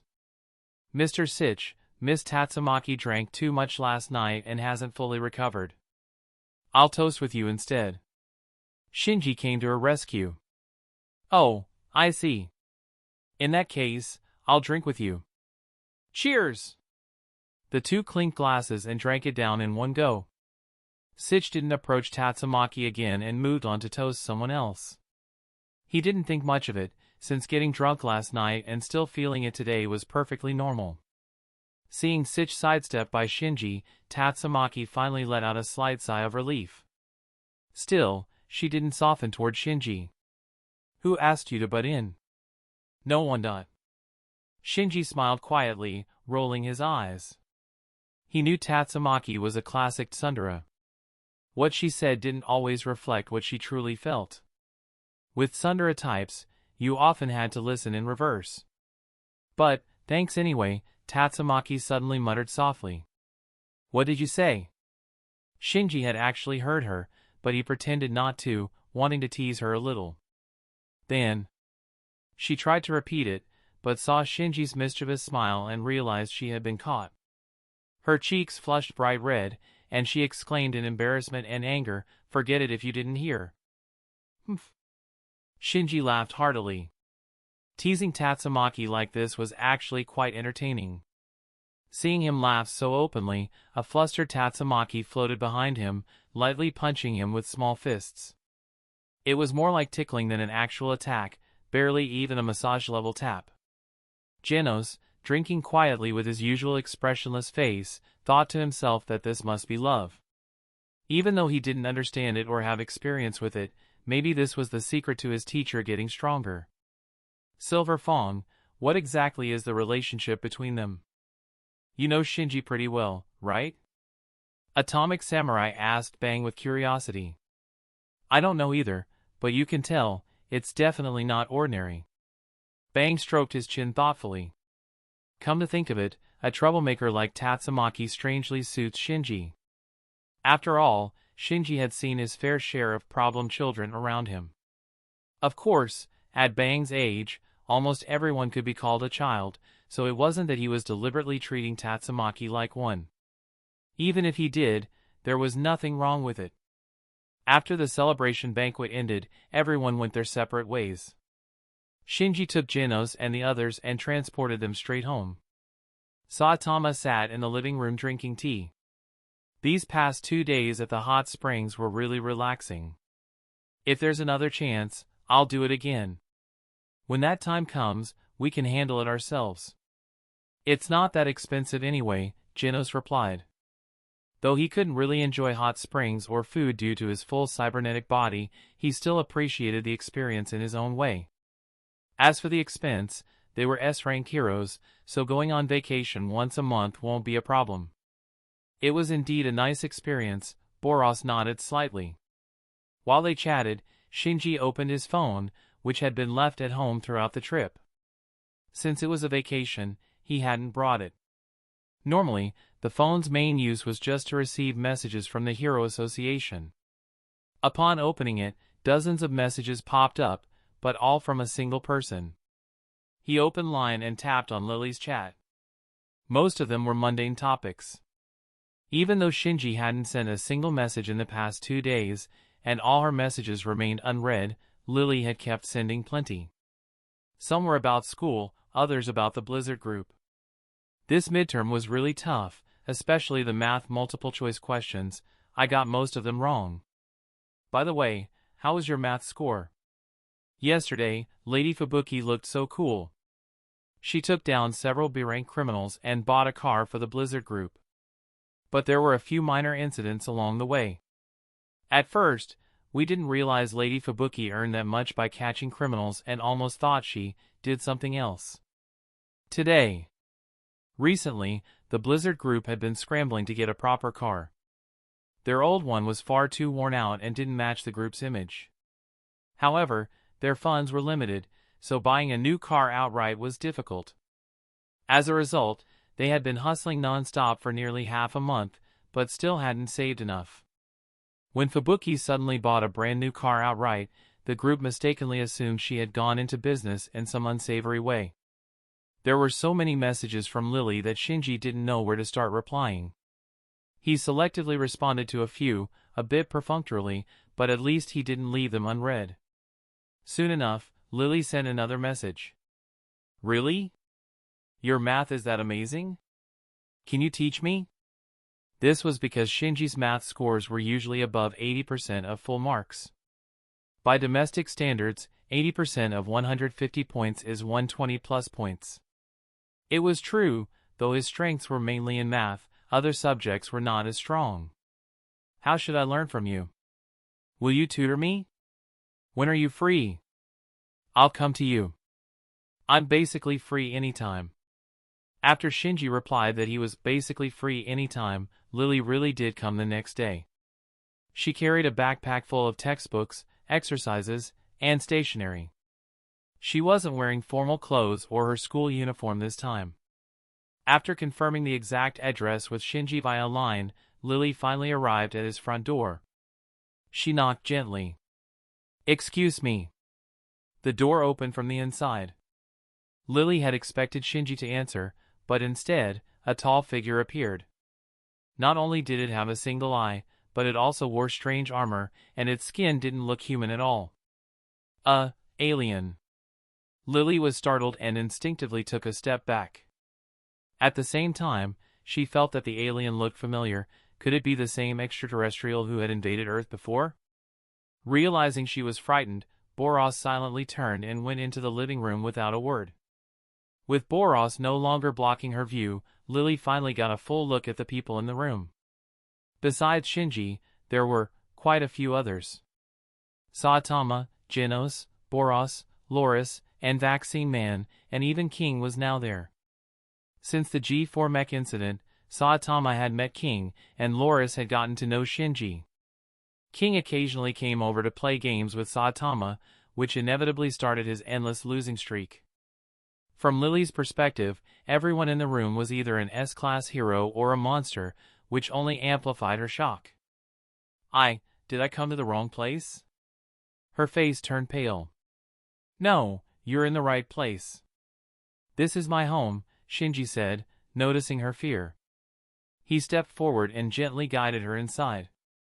With Shinji leading, Lily's tension eased slightly, though she remained cautious, keeping her gaze low and following quietly behind him. Master, is this your friend? Genos asked. Saitama and King, engrossed in their game, didn't notice the conversation. Yes, Shinji replied. He remembered that Lily was indeed his friend, as they had promised to be friends some time ago. I'm Lily, also a professional hero with the Hero Association. Lily introduced herself, her voice slightly stammering from nerves. She recognized Genos as well, the S-Class demon cyborg. Any professional hero could identify S-Class members, as they were the pinnacle of the field, currently only around 30 in number. I'm Genos, Master Shinji's disciple. Genos introduced himself in simple manner. Gathering her courage, Lily tried to address the remaining people in the room. Besides Saitama and King, who were still playing games, the others all looked like monsters. The first one was Boros, whom she noticed. You must be the former extraterrestrial overlord who invaded Earth, right? Have you joined the Hero Association recently? Now calmer, Lily recalled that this being seemed like an S-Class hero. She had just been startled at the door and hadn't been able to think straight. Yes, by your standards, I'm now a professional hero, Boros nodded. And this one? Not recognizing Vaccine Man, Lily asked.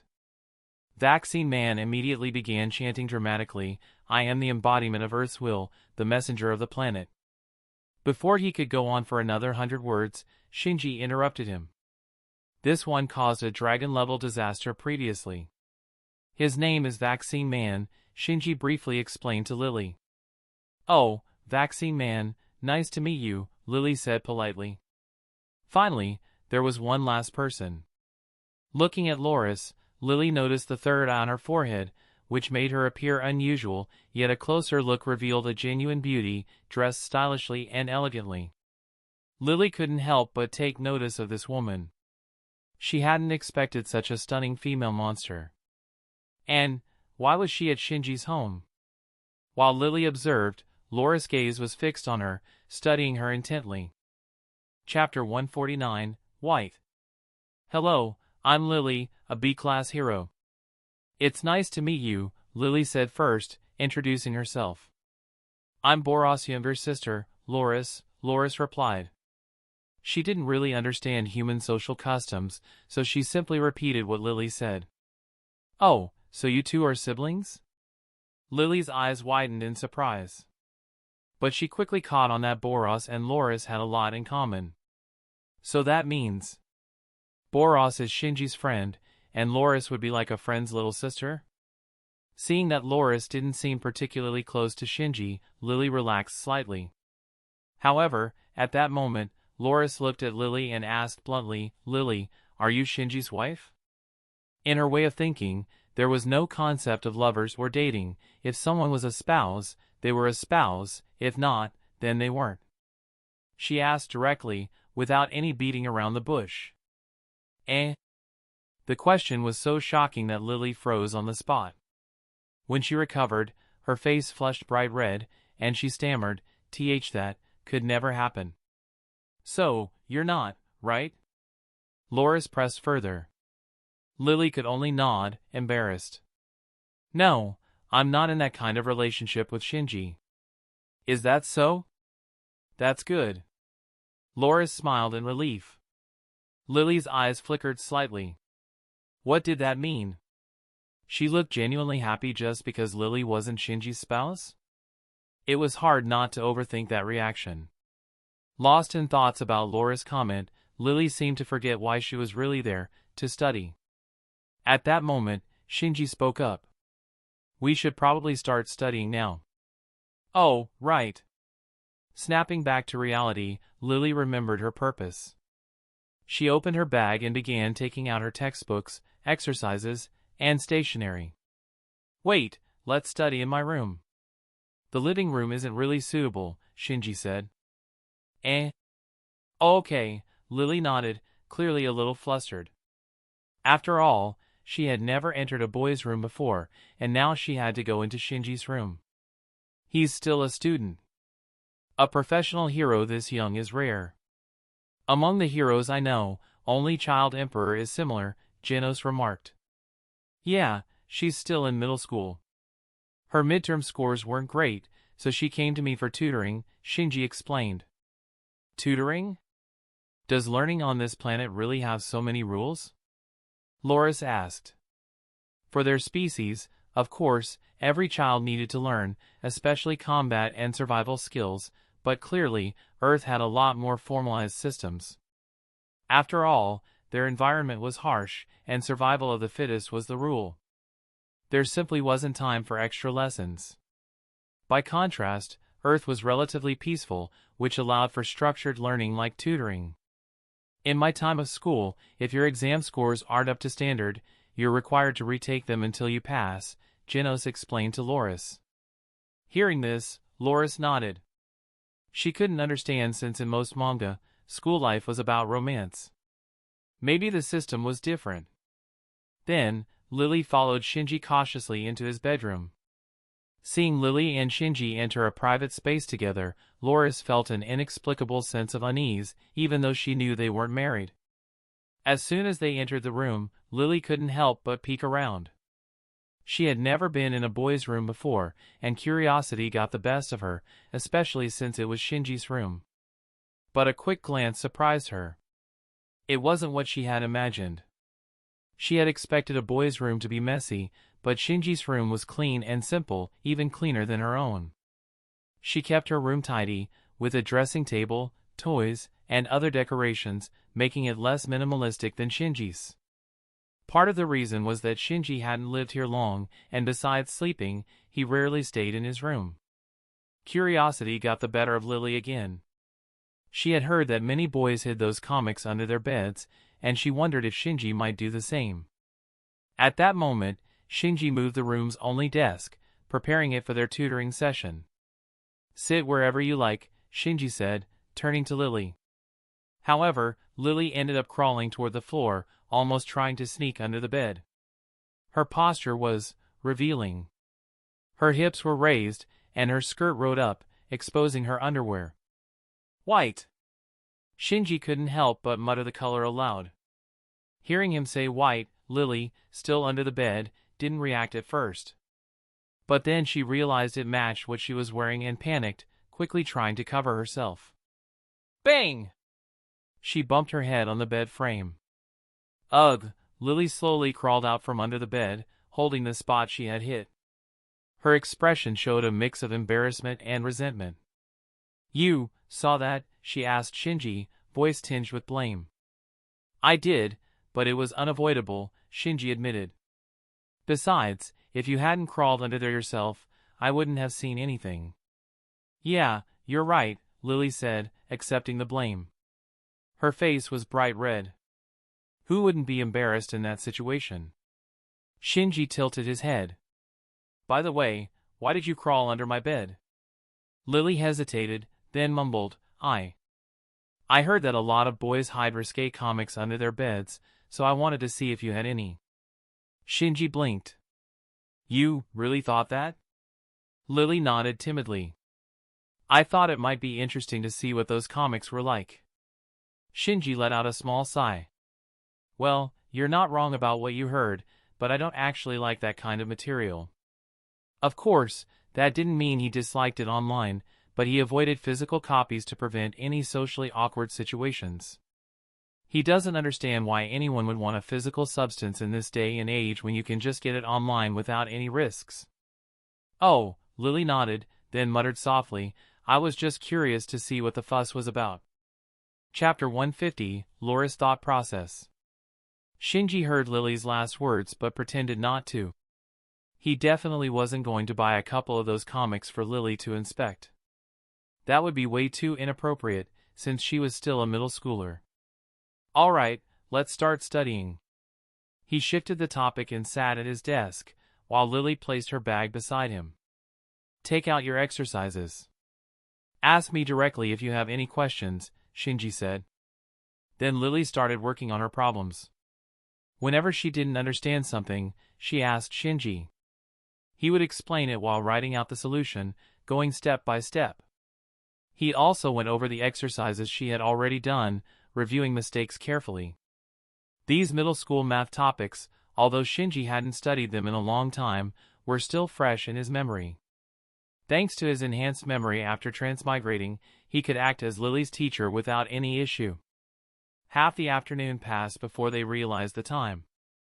Shinji glanced at the clock. It's already past 5.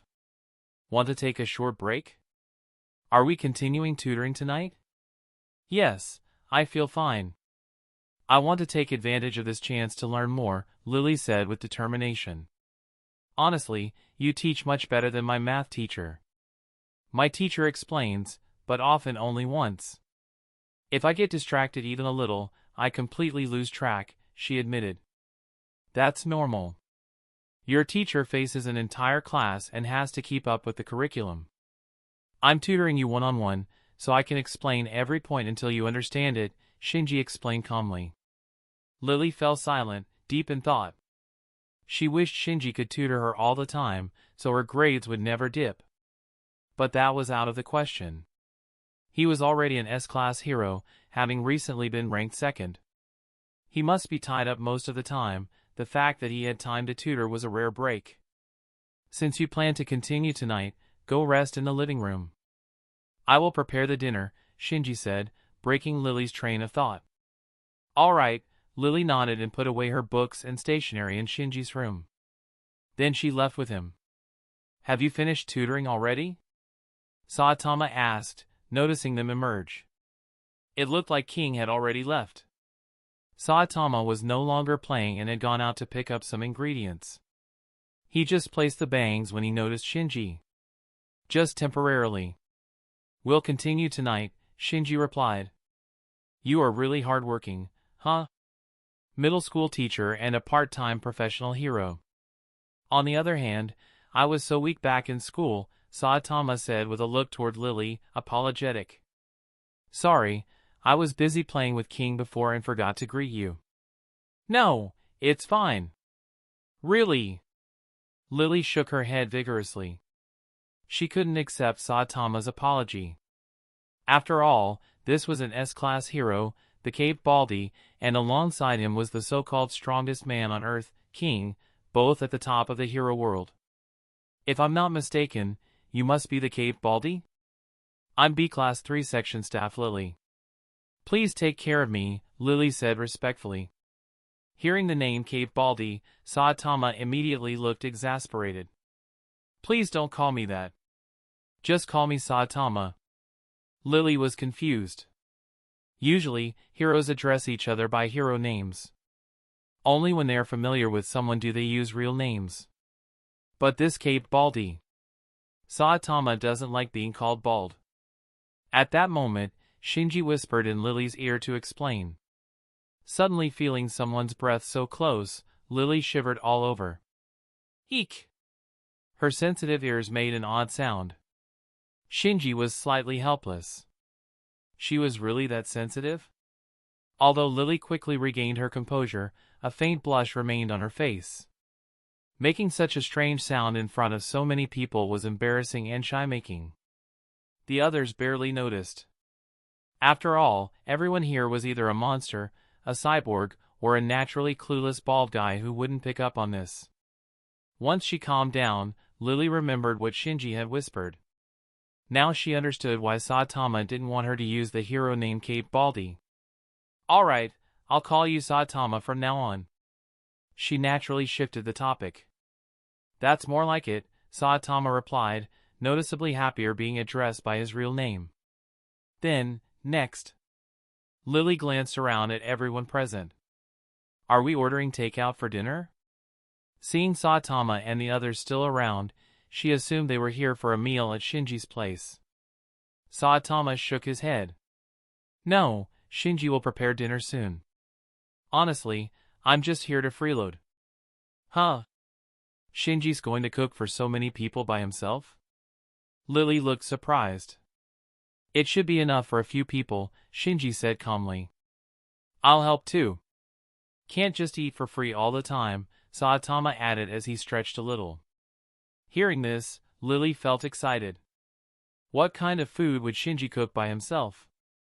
As Shinji and Saitama went into the kitchen to prepare dinner, Loris, sitting opposite Lily, suddenly said in a cold, blunt tone, You want to marry Shinji, don't you?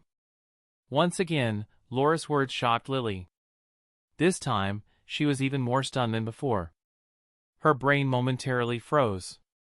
At first, she couldn't react. After a few moments, she recalled what Loris had said and remained in utter disbelief. Lily was completely thrown off, unable to follow Loris's train of thought. Most girls might ask something like whether she liked a boy, but Loris was completely different. She jumped straight to the word marriage.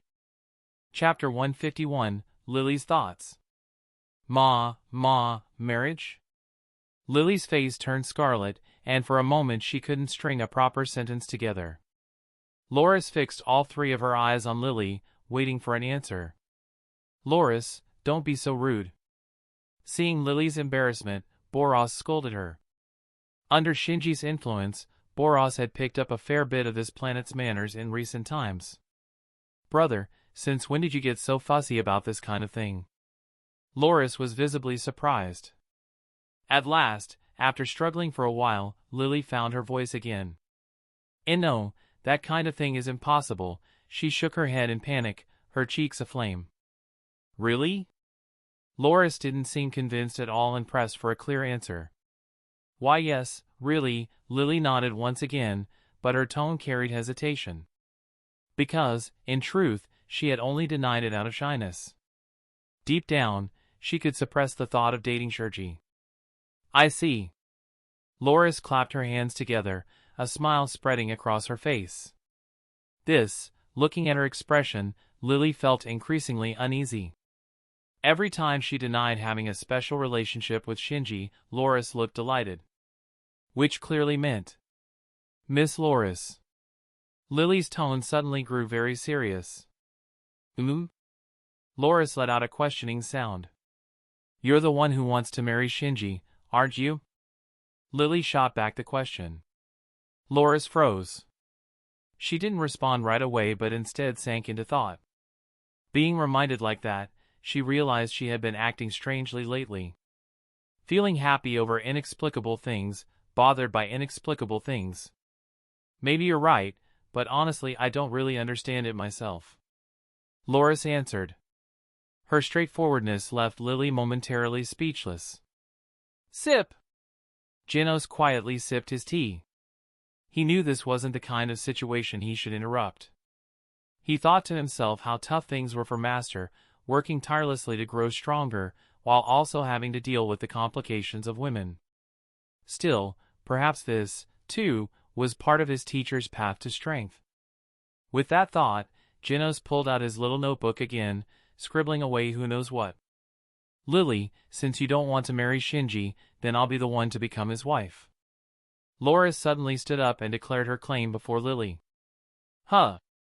Wait, hold on a second. Lily quickly countered, "You can't just skip straight to marriage. You need to start with romance." "Romance? What's that? Something to eat?" Loris tilted her head slightly, her face filled with confusion. She had no concept of what romance even meant. "Miss Loris, you really don't know what romance is?" Lily was taken aback. Could it be because she's an alien? Not at all. Loris shook her head. "I see, so Miss Loris only has the idea of marriage, but not romance?" Lily finally understood why Loris had been asking such outrageous questions. "Yes, but what about it?" Even Loris's response sounded uncertain. "Then let me ask, how do you actually understand the word marriage, Miss Loris?" Lily probed, curious about her perspective. "Of course it's about producing offspring. But I don't really care about that part," Loris thought carefully. "For me, it's more about wanting to be with him. I just feel happy when I'm around him." Lily fell silent. Loris was completely serious, and by this point, she had obviously fallen for him. But that realization triggered alarm bells in Lily's heart. She couldn't just sit back and do nothing, nor could she afford to speak carelessly. She felt that what she had just said to Loris might have backfired, making her all the more aware of her own feelings. That was definitely not a good thing. "No, no, no!" Lily shook her head furiously. Why was she treating Miss Loris like some kind of romantic rival? Her conflicting thoughts only made her face burn hotter. Her cheeks flushed, her head spun, and her mind descended into chaos. Not long after, Shinji and Saitama carried the dishes out of the kitchen one after another. "Dinner's ready," Shinji called out. As Lily passed by him on her way to wash her hands, he noticed her cheeks were still flushed and that she looked distracted. "Are you running a fever?" Shinji immediately reached out, pressing his hand to her forehead to check her temperature. "You really are a bit warm," but before he could finish the thought, the direct contact from his hand made her face burn even hotter. "No, you're really burning up." Shinji began to wonder if Lily really was sick. "And no, I'm not sick. I'll just wash my face." Lily bolted away in a panic. Shinji stared after her, baffled. If it wasn't a fever, then why was she so hot? Seriously, there should already be a study to understand women's psychology. Meanwhile, Lily splashed cold water over her face at the sink, trying to cool herself down the hard way. Loris, on the other hand, acted as if nothing unusual had happened. "Let's eat." Everyone started their meal. By now, Lily's face still carried a faint blush, but at least the heat had subsided. What really caught her attention now was the food Shinji had made. The aroma alone was irresistible. Could his cooking really be this good? Lily was amazed. Usually, someone with overwhelming strength had at least one area they weren't good at. But Shinji wasn't just powerful, he seemed capable of everything. Curious, Lily tried a bite. The exquisite flavor bloomed across her tongue, sending a rush of sensation through her taste buds. Just one bite left Lily completely stunned. She quickly covered her mouth with her hand, afraid she might lose composure in front of everyone. "Let's all dig in. I only helped out a little, and Shinji handled the seasoning, heat, and other details. So you can bet it's delicious," Saitama said casually. "That's right. I love Shinji's cooking the most." Loris nodded with a cheerful smile. Having spent some time on Earth already, she had naturally eaten at Shinji's place before. That was when she first realized how incredible this planet's food could taste. "That's why I want to marry Shinji, so I can eat his food for the rest of my life," Loris declared without the slightest hint of embarrassment. "Don't say things that people can misunderstand." Shinji gave her a speechless look. Clearly, he had taken her words as nothing more than a joke. After dinner, Lily sat in the living room, resting for a while. She wasn't in a hurry to leave since she still had evening lessons. After about half an hour, she and Shinji returned to the room together. "All right, let's continue." Shinji sat down beside her, ready to resume tutoring. But soon, he noticed something was off. Lily's focus wasn't there, her mind seemed to wander. After finishing his explanation of a practice problem, he deliberately asked, "Lily, I just covered an important point. Do you remember what it was?" Lily snapped to attention but couldn't recall what he had just explained. I am sorry. I wasn't really paying attention," she lowered her head in apology. "It's fine. Just focus from here on." Then, with a hint of concern, Shinji asked, "Is something bothering you? You weren't like this earlier today. If something's on your mind, you can tell me, maybe I can help." What he didn't realize was that the very source of Lily's troubles was him. Ah!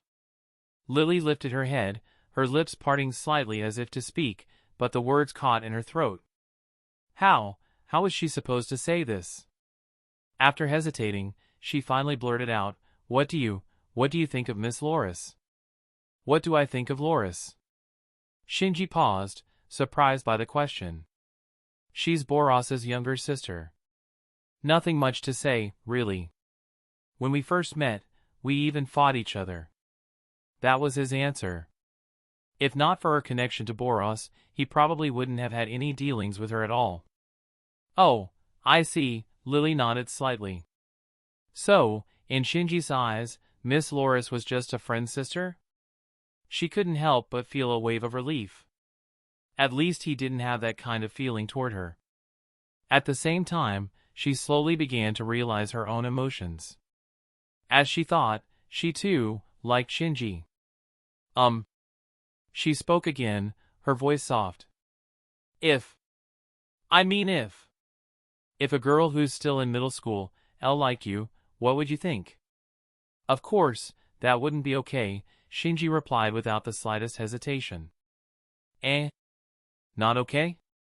Lily hadn't expected him to reject the idea so firmly. The decisiveness of it left her no time to feel sad, as her first reaction was pure shock. Isn't it obvious? A middle schooler is way too young. At the very least, something like that should wait until adulthood. Shinji spoke matter-of-factly. If he were also a middle schooler, then at most it would just count as young romance, something quite common in Japan. But since he was already an adult, he naturally wouldn't have those kinds of thoughts about a girl that age. Lily froze. But thinking it over, it did make sense. "By the way, who exactly is this girl you're talking about? I don't really interact with any middle schoolers." Shinji asked curiously. The only time he could think of was that one visit to the bubble tea shop with Lily, where they had run into some middle school girls. "Oh, it's just a friend of mine." Lily scrambled to cover for herself. The classic "I have a friend" excuse. "I see. Then could you pass a message along for me? If she still feels that way after becoming an adult, then I'd definitely give it serious thought," Shinji said with a light smile. I see," Lily let out a small breath of relief, though her feelings were tangled. She had hidden behind the excuse out of shyness, but now that Shinji had genuinely taken it as about her friend, the realization left her conflicted. "But, this is about your friend, right? Then why do you look so embarrassed?" Shinji asked in puzzlement. "You." Lily's face flushed with indignation.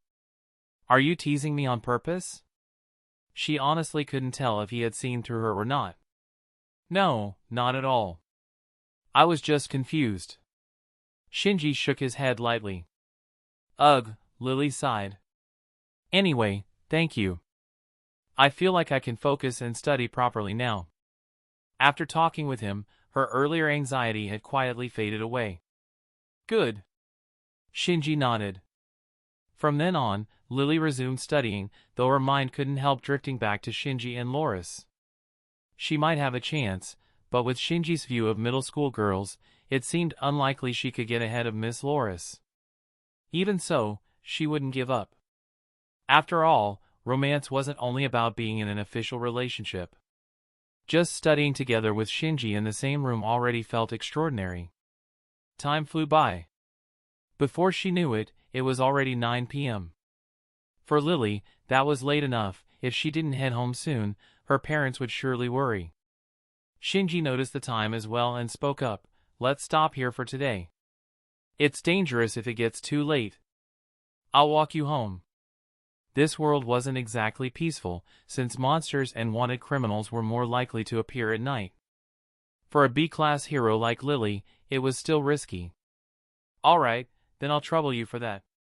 Lily bowed politely in thanks. In the living room, when Loris saw Lily with her school bag and Shinji changing clothes, she asked, "You two are heading out?" "Lily's going home. Her place is pretty far, and with monsters lurking around at night, I figured I should walk her back." Shinji explained. "I could escort her as well. Protecting her wouldn't be a problem," Loris offered. "That's true, but..." Shinji was about to say that he had already promised Lily, so it wouldn't be right to suddenly change. But before he could finish, Lily cut in. "No," clutching the hem of Shinji's shirt, her face tinged red, Lily spoke with a hint of stubbornness. "I want Shinji to be the one who takes me home." Chapter 152, Garu appears. Hero Association Headquarters Fortress. Today, a group of underworld figures arrived at the fortress, but they weren't here to cause trouble. Instead, they had responded to the Hero Association summons. "I am Sekindar, appointed by the Hero Association as the leader of the emergency countermeasure team for the Earth is Doomed prophecy." Standing on the podium, Sekindar addressed the gathered underworld members. "I didn't expect so many of you to actually come. Thank you for responding to our call. Many here are wanted criminals. The fact that you dared to come must mean you're confident you won't be caught, isn't that so?" After a smile, he continued. "First of all, we will not investigate your criminal records, nor do we care about your wanted status. This is not a trap, so you can relax and listen to what I have to say.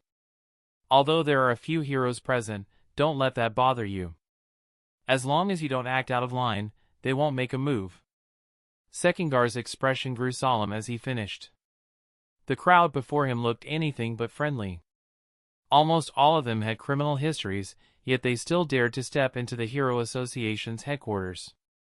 Normally, this was no different from turning themselves in, but they clearly trusted in their own strength. None of them feared this might be a setup by the association.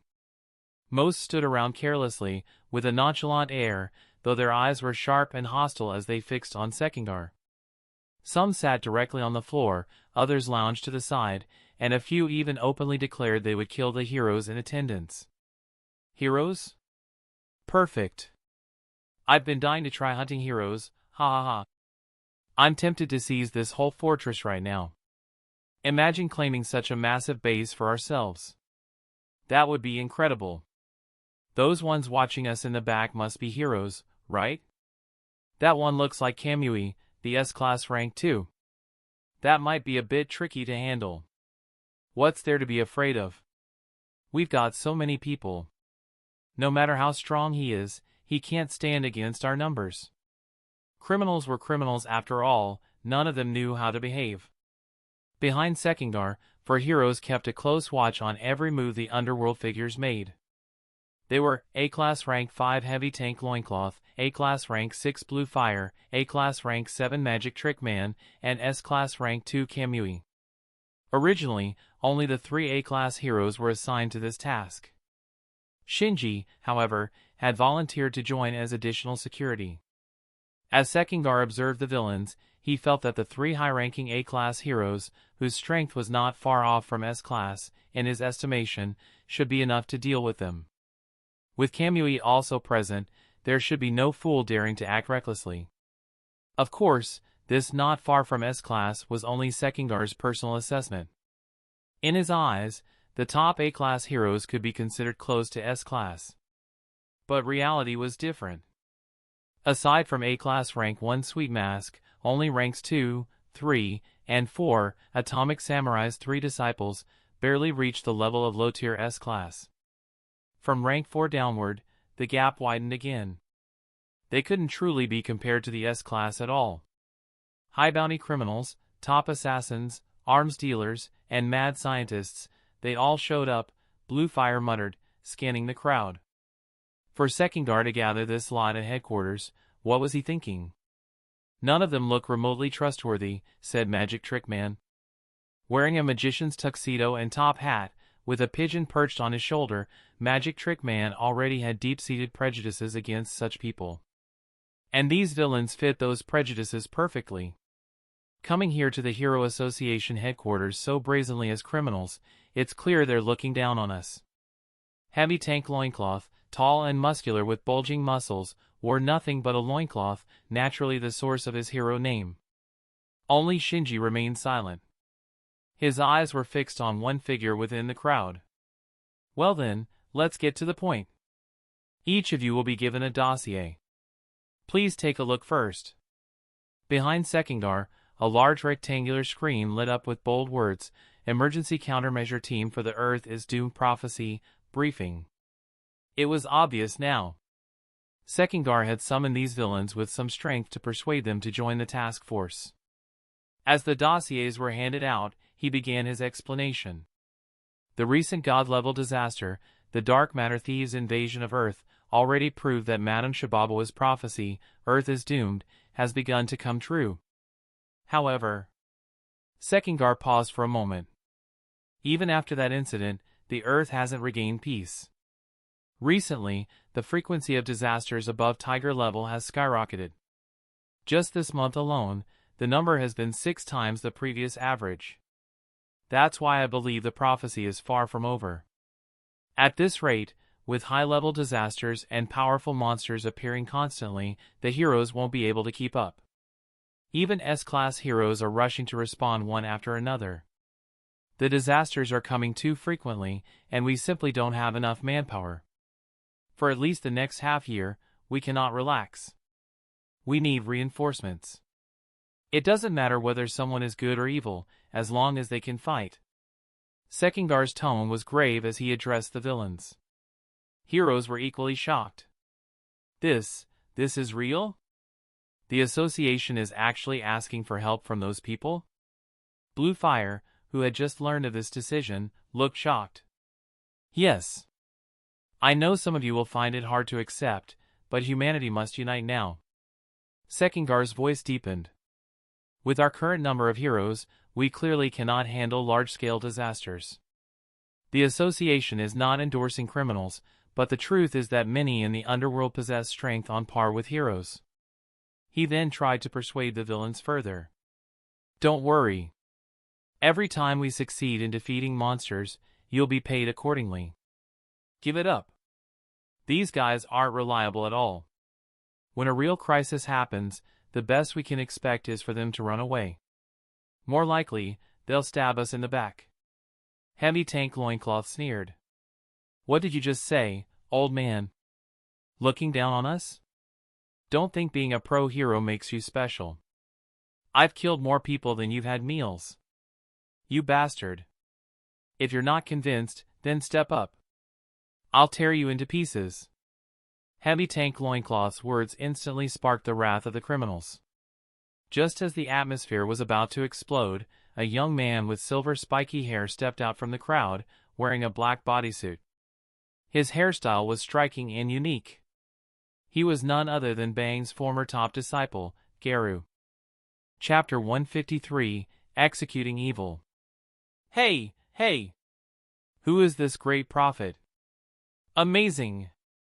They even knew about the most terrifying god-level disaster before it happened? Garu stared at the dossier in his hands, a crazed smile on his face. Inside were Sekindar's deductions based on the great prophecy. It suggested there might be more than one god-level disaster. Even after the dark matter thieves' invasion of Earth had ended, powerful monsters kept appearing, and the frequency was only increasing. Sekindar believed this was a precursor to the next god-level disaster. If it were something like the dark matter thieves again, it would be manageable. That incident had been about a single powerful enemy, not a large-scale crisis. Top Hero Association fighters like Shinji and Boros were well-suited to one-on-one combat. But if the next disaster were on a massive scale, possibly even global, the association's manpower would fall far short. In reality, the surge of powerful monsters was the result of the Monster Association beginning to act in secret. Of course, neither Sekindar nor anyone else in the Hero Association even knew the Monster Association existed. Coming so soon after the Dark Matter Thieves incident, it was natural they were hypersensitive to any strange signs.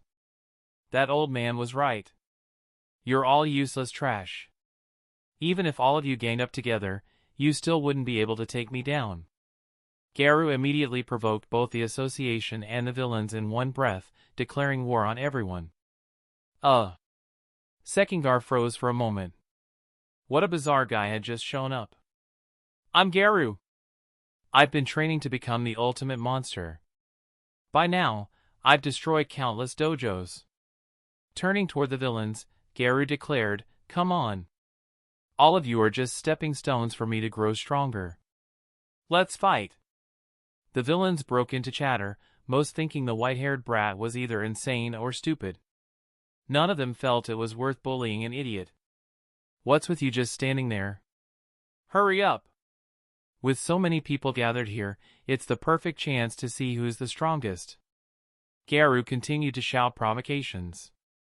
At the same time, his gaze intentionally locked onto Shinji.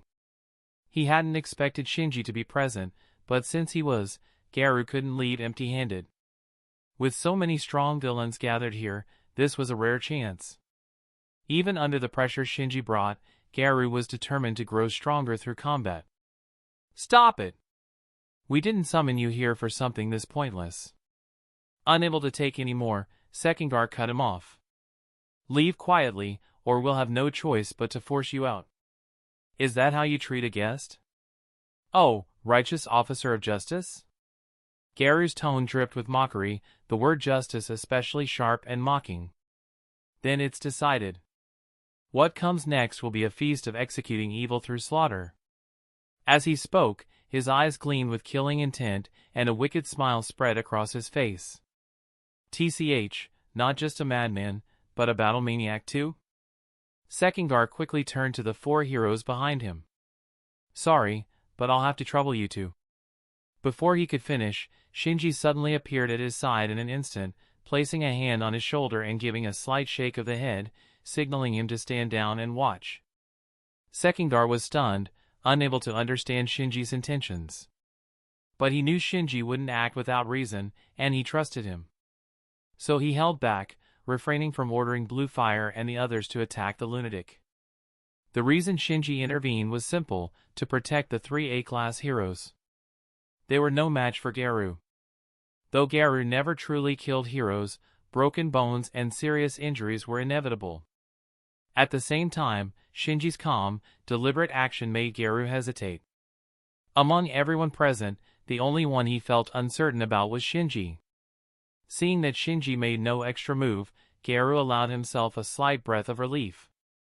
Still, without waiting for Sekindar's orders, Magic Trick Man could not help but launch an attack on Garou. He could not tolerate a crazed thug stomping around inside the Hero Association headquarters. The result was Garou grabbed him with a backhand. Gua. The magician's own cloak tightened around his neck and nearly choked him. Seeing this, Heavy Tank Loincloth could not stand idly by and charged at Garou. However, to prevent Blue Fire and Heavy Tank Loincloth from being hurt one after another, Shinji focused his mind. Bancho Tenin. Two gravitational forces immediately yanked Blue Fire and Heavy Tank Loincloth to Shinji's side. Even Heavy Tank Loincloth's massive frame could not resist the pull. Huh? Garou noticed Shinji's action at once. Had the man already seen that those two so-called A-class heroes were no match for him? That must be why he acted. TCH. Being seen through, Garou was oddly displeased. He casually flung the nearly strangled Magic Trick Man aside. Nice! Beat him to a pulp. A-class heroes are nothing special, ha ha ha. Has the Hero Association already chickened out? No one dares step forward. What kind of heroes are those? The surrounding criminals began jeering. Those noises only irritated Garou further. These idiots had no idea what Shinji's strength was. Shut up. Garou turned a cold look on the villains. What are you idiots shouting about? Next up is you lot. You will all die. You, kid. What did you say? Are you out of your mind? Are you on our side? The Hero Association is your enemy. Why would you kill us? A chorus of baffled responses rose from the group. Who said I'm on your side? Didn't I already tell you? I'm a monster. Garu said calmly. Simply put, I am a monster, and you are humans. Clear now? With that, he turned again, raised a hand and pointed at Shinji, the other hand shoved into his pocket, striking a posture like a declaration of war. Especially you. Another one of those nauseating scenes where the righteous savior defeats evil to save the world. Still, you are the strongest here. I'll take care of that trash first, then come for you. Chapter 154, Garu's Declaration of War. Shinji said nothing. For Garu to challenge him now was still far too early.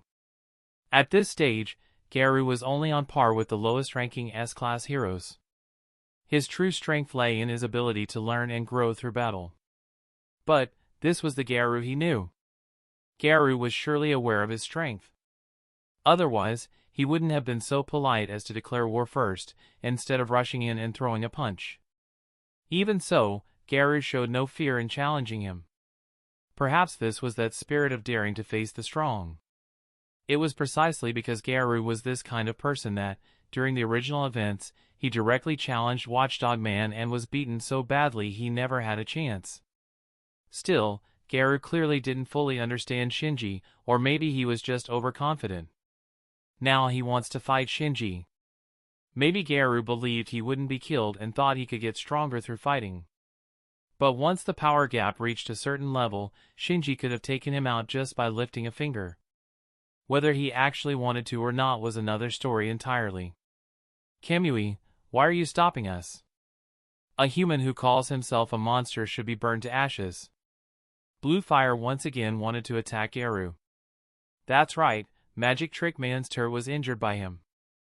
Are we really just going to stand by and do nothing? Heavy Tank Loincloth also couldn't understand why Shinji was stopping them. I'm saving you. You're not his opponents. Just watch. You'll understand soon enough. Shinji didn't bother explaining further. It was enough to make clear they weren't as strong as Garu. What? Blue Fire's first reaction was outrage. He was, after all, ranked 6th among A-class heroes. How could he be weaker than some thug who had suddenly appeared out of nowhere? But standing before him was Kamui, ranked 2nd among S-class heroes. Whether he believed it or not, he didn't dare argue back. If Kamui says so, then we better wait and see. Heavy Tank Loincloth quickly calmed down as well. Fine. I'll trust Kamui too. Blue Fire had no choice but to back down. He would just have to see for himself how strong that lunatic who called himself a monster really was. Nearby, Sitch had been about to contact staff to report that things were spiraling out of control in the multipurpose hall on the 7th floor of the central tower. But seeing Kamui's reaction, he decided to wait and watch instead. You brat! I haven't even spoken yet, and you're already putting on a show. He dares to look down on us. Everyone, together. Let's take him out and seize the Hero Association headquarters. Take this punch, kid. Garu's taunting provoked an immediate riot. The thugs drew their weapons and rushed him, knives, brass knuckles, and bare fists alike. Hero Association headquarters, 7th floor of the central tower, multipurpose hall. The floor was soaked in blood. The once arrogant thugs were all lying sprawled across the ground. Only one man was still standing, Garu. He had single-handedly defeated hundreds, even thousands, of them. Up to now, only Sitch, Shinji, Blue Fire, and Heavy Tank Loincloth remained unscathed. They had watched Garu's entire battle against the thugs. Blue Fire and Heavy Tank Loincloth now had a much clearer grasp of Garu's strength. They finally understood why Kamui had stopped them earlier. If he hadn't, they suspected they would have ended up the same as those thugs on the ground. GUH, Blue Fire swallowed hard. This madman could probably only be handled by S-class heroes. At that moment, Garu tossed aside the last thug he had beaten senseless. Alright, the debut performance of the monster Garu ends here. Next, he raised his hand and pointed straight at Shinji, once again declaring war. It's time for the main act. I challenge you, the so-called savior of justice. For now, facing multiple S-class heroes at once might be difficult. My ultimate target is King, the man known as the strongest on the surface. Before I fight him, I must sharpen myself through battle. And you will be the stepping stone I crush on the way to defeating King. Garu's declaration was overflowing with arrogance. Since King's legend had been blown out of proportion to the point of myth, Shinji's strength was more real and didn't carry the same sense of mystery. Garu therefore thought King was more powerful than Shinji, and that King was the association's most formidable hero, his ultimate goal. If your ambition is that great, then I'll oblige you, Shinji said calmly. But to avoid harming bystanders, we'll change locations. Change locations? Whatever. That doesn't matter to me. Garu's attitude was completely indifferent. Then let's go. As soon as Shinji's words fell, his figure vanished and reappeared at Garu's side. Garu's eyes went wide the instant he realized the man had disappeared. Before he could figure out where Shinji had gone, he felt a hand settle on his shoulder. In that moment, his surroundings shifted dramatically. Garu reacted at once, spinning into a sweeping kick at Shinji. Shinra Tensei. Before his kick could connect, he was flung backward by a repelling force. Boom! He smashed through the wall of an abandoned building and rolled twice before barely regaining his footing. But Garu's body was tough. This kind of damage meant little, and he immediately stood up again. As expected of the savior, you really are strong. That makes it even more certain I must defeat you. Wiping the blood from the corner of his mouth, Garu grinned wider, his smile twisting into madness. Since childhood, he had hated one thing above all: monsters were always doomed to be defeated by so-called heroes of justice. The beloved characters always won, while the hated ones were fated to lose. Yet monsters struggled too, and that was far too unfair. So he vowed to become the strongest monster, one who could never lose, rewriting the script of justice always prevails. However, the man in front of him, the savior, was so fast he couldn't even react. His strength was terrifying. But Garu had complete confidence in his ability to learn and adapt.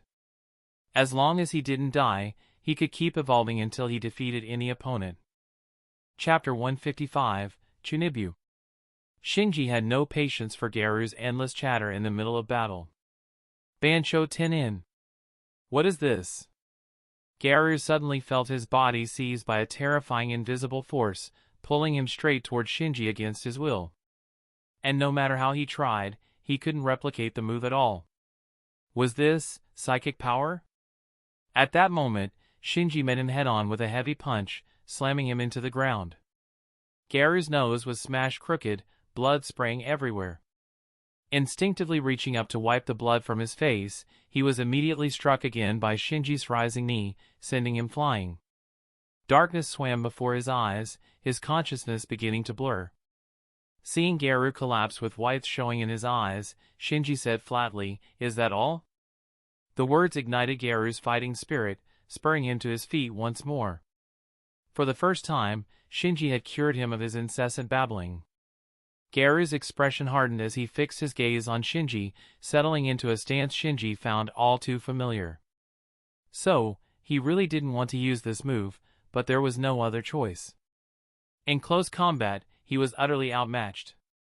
With no other option, he resorted to Water Stream Rock Smashing Fist. After the brutal beating he had once received from Bang, Garu carried a psychological scar every time he tried to use this technique. Even though he had already mastered it, he usually avoided it altogether. But now, facing Shinji, he had no choice but to go all in. Water Stream Rock Smashing Fist, huh? As it happens, I know a little of it myself, Shinji said with a faint smile, shifting into the exact same stance. Garu was stunned. That move was the legacy martial art of Bang's dojo. By all rights, no outsider should know it. Yet Shinji clearly did. There was no time to dwell on it. Garu roared and charged. Aha! But even with the same technique, Shinji overwhelmed him in every way, faster, sharper, and backed by the monster's perception of the Rinnegan. Every motion Garu made was read in advance.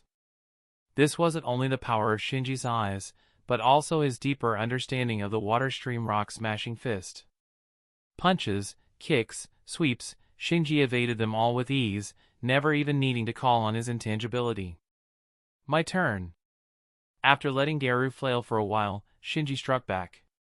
Bang! Using the very same technique, his attacks were fiercer and more precise, battering Garu like a punching bag. It was completely one-sided. Shinji began to feel bored. Until now, he had only been holding back, using minimal strength. But this time, he decided to end it. With a slightly more serious friendship-breaking face punch, he smashed Garu across the face. Ding! Host has defeated Garu, initial form. Reward, 50 points. Gah! Garu flew like a kite with its string cut, his vision flickering black and white, as if he were about to meet his ancestors.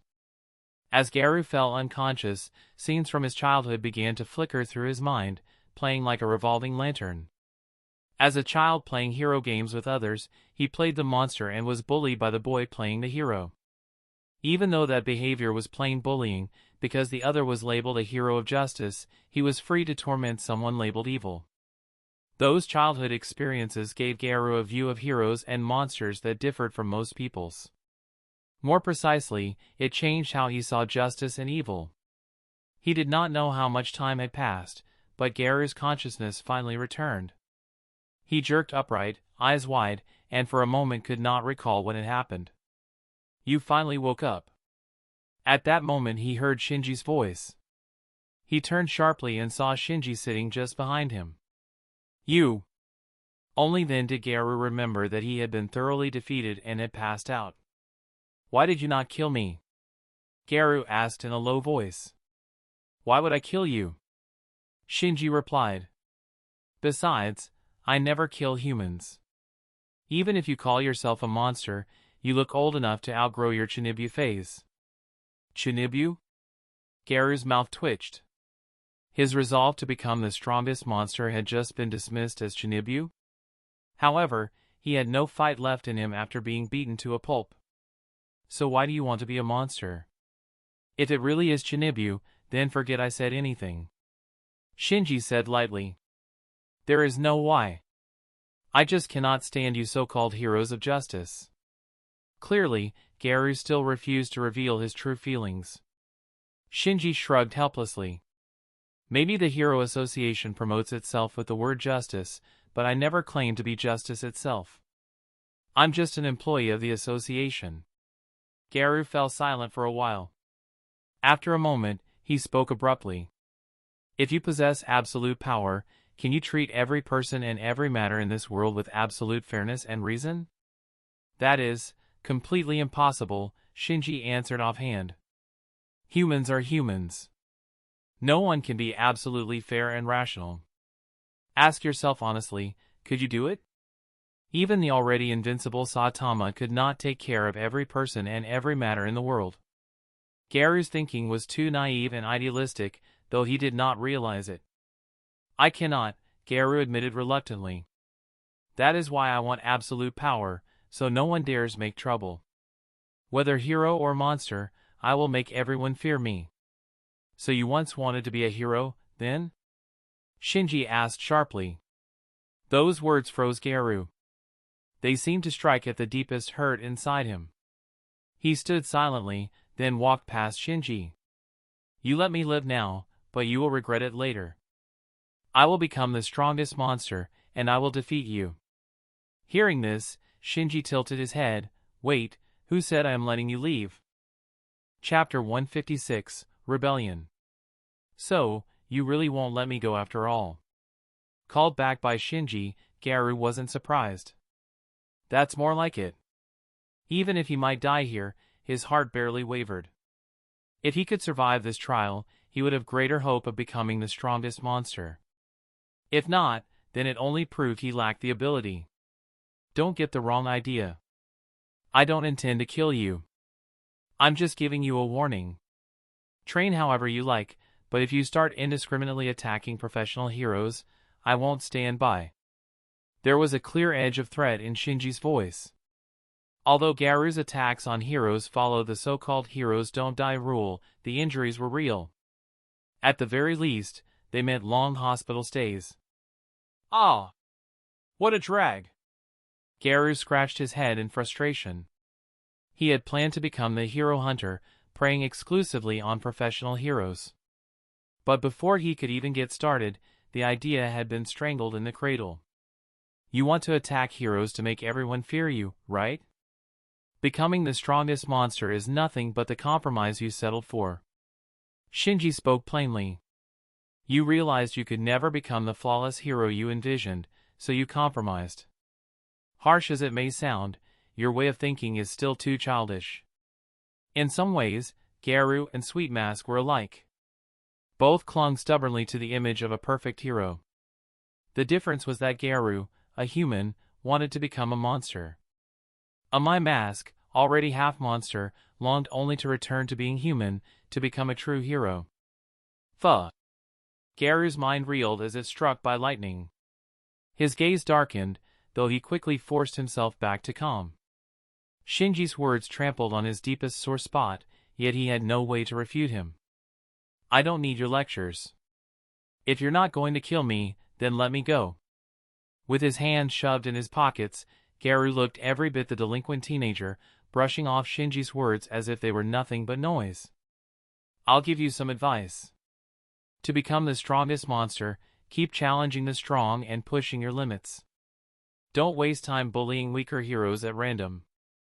If it's a hero with a rotten character, sure, give them the beating they deserve. Shinji added sincerely, but in the end, you'll realize something. The perfect hero you imagine doesn't exist. And you are destined never to become the strongest. It all boiled down to one simple truth: Garu would never surpass Saitama, no matter if he reached Monster Garu or Cosmic Garu. Garu paused for a moment, but said nothing. Without looking back, he kept walking away. Shinji wasn't surprised in the least. At this stage, Garu was much like a young Bang, rebellious, unruly, and unwilling to bow his head. However, Bang had only changed after being beaten into shape by his older brother, Bomb. Garu, too, would one day need someone to wake him up. By now, Shinji had already returned to Hero Association headquarters. That lunatic who called himself a monster, has Mr. Kamui already dealt with him? Seeing Shinji return, Blue Fire immediately asked. More or less. I just gave him a beating and let him go. Shinji nodded. You only gave him a beating? Heavy Tank Loincloth looked a bit surprised. What else, kill him on the spot? Sure, what he did was excessive, but not enough to warrant death. I already warned him.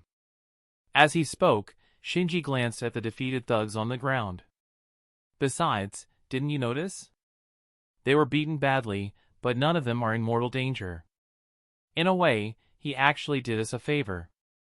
Some of the thugs had already regained consciousness, but their bodies hurt so much they could only lie there groaning. That's true. Magic Trick Man isn't seriously hurt either. He's already been taken by the medics to recover. Heavy Tank Loincloth nodded.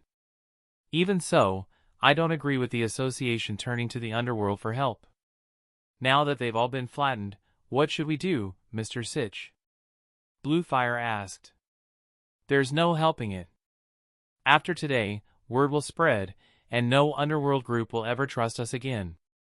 Even if we wanted to recruit more hands, it's no longer possible. We'll have to look for other strategies, Sitch replied with a tone of helplessness. Don't worry. Even if a large-scale god-level threat really shows up, Boros' spaceship can be put to use. Shinji reassured him. I just don't know if Lord Boros would be willing to let us use that ship, Sitch muttered, recalling the massive craft that blotted out the sky. He had never seen anything so enormous.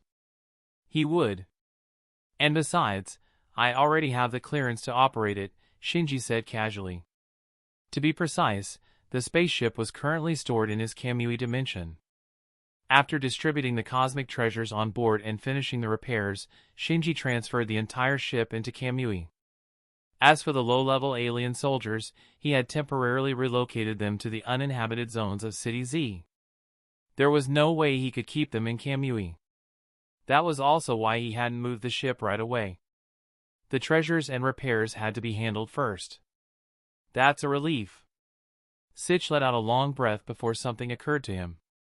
By the way, Mr. Kamui, don't you also have foresight? You predicted the dark matter thieves before they arrived.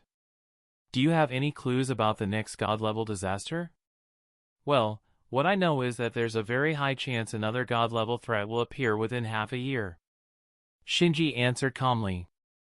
If Garu were allowed to keep evolving, he could eventually reach Horn Garu or Monster Garu, both comparable to Boros, at least by the Hero Association's standard of above dragon.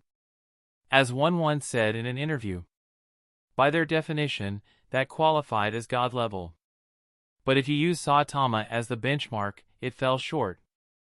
Saitama's existence was a complete bug, so overwhelming that the top monster class had effectively shifted from god to simply above dragon. That man is a complete cheat. Chapter 157, Controlling Genos. So it's true, a god-level disaster might return. Even if it's only a possibility, we need to raise our vigilance to the highest level. Sitch's expression grew heavy. On the other hand, even if a god-level disaster does occur, it probably won't be on an extremely large scale. So there's no need to worry too much about a lack of manpower. Shinji offered a reminder. Is that so? I hope you're right. Sitch still looked uneasy. King, I remember your gaming skills are unmatched. Why don't you try controlling Genos? That day, Shinji suddenly had an idea and shared it with King. Since Genos was a cyborg with an extremely high degree of modification, his whole body was mechanical except for his brain. So, in theory, with the right remote device, someone else could control him. Huh? You want me to control Genos? Is that even possible? King had actually come today to retrieve a game he had previously lent to Saitama. Genos, why don't you ask Dr. Casino if he can create a controller, something like a gamepad, that would allow others to operate you? Shinji suggested. Dr. Casino has mentioned to me before that this is technically feasible, but until now there was never a need for it. Genos replied, if Master believes it would be better for me to be controlled by King, I can ask Dr. Casino to make a controller that connects to me remotely. Since he had little understanding of King's gaming skills, he wasn't convinced that being controlled by him would yield better results. But because of his absolute trust in Shinji, he was willing to try. Then go ahead and give it a shot. Shinji nodded. Understood. Genos immediately set out to ask Dr. Casino to make the controller. Is this really okay? I'm just a shut-in who only knows how to play video games. Since no one else was around and Shinji already knew his secret, King could admit his weakness without hiding it. But your talent for games is unparalleled. With a controller like the ones you're used to, you might be able to push Genos' abilities to their absolute limit. Shinji smiled faintly. Whenever King played a game he liked, he would dominate the rankings to an absurd degree. While second and third place players struggled to climb, King had already maxed out the score counter at 999,999. That was what gave Shinji the idea, what would Genos be like under King's control? Since he couldn't train Genos anyway, might as well make him stronger in some other way. The next day, Genos returned with a very complex-looking controller. Dr. Casino had crafted it according to his request, in the shape of a gamepad, but with far too many small buttons due to the sheer number of functions built into Genos' body. I feel, this controller still needs some adjustments. But for now, let's just test it out. The moment King held it, he immediately noticed its flaws. What kind of adjustments? If you tell me, I'll ask Dr. Casino to modify it after this. Genos asked him right away. There are too many little buttons, which must be because you've got too many built-in features, right? King explained, I think we should take inspiration from games like Street Fighter. Only a fixed set of buttons, and by chaining them together you can trigger different moves. It makes the operation and reaction speed more demanding, but I'm pretty confident in my skills. I see. I'll remember that and tell Dr. Casino when I return. Genos nodded. For now, let's test it with this one. I'd never tried controlling a real person with a gamepad before. King was feeling the pressure. He already had severe social anxiety, and the difference between moving characters in a game and controlling a living person in reality was enormous. Especially since the one he was controlling was an S-class hero known as the Demon Cyborg. If he didn't perform well, he might end up getting scolded. Alright, King, Genos, get used to each other first. I'll find someone to act as your opponent. Shinji spoke calmly. Then, without hesitation, he pulled in Vaccine Man and Boros. The moment King, still fumbling with Genos' controls, saw them appear, his jaw nearly hit the ground. Shinji wanted him and Genos to face a dragon-level monster and a god-level alien warlord? How were they supposed to win? Win your ass. Master, are our opponents really going to be Boros and Vaccine Man? Isn't this difficulty a bit much? Even Genos couldn't help but speak up. Relax. It's just practice, nothing serious. Just sparring, don't lose your cool. Shinji explained. If you can beat Vaccine Man, then you'll face Boros. Alright. I'll do my best. King kept a calm face, but inside his nerves were wound tight. I understand. Genos turned his head to King. Then I'll leave it to you. No problem. King wore the look of a man with absolute confidence, though inwardly he was panicking. Let's go. I'll take you to a suitable battleground. With the Flying Thunder God technique, Shinji teleported everyone to the place where the Ten Tails had once fought Tatsumaki. The scars of that battle were still clearly visible. Vaccine Man, you go first. Remember, hold back at the right moment. Shinji reminded him. Vaccine Man nodded. No problem. Just don't forget what you promised me.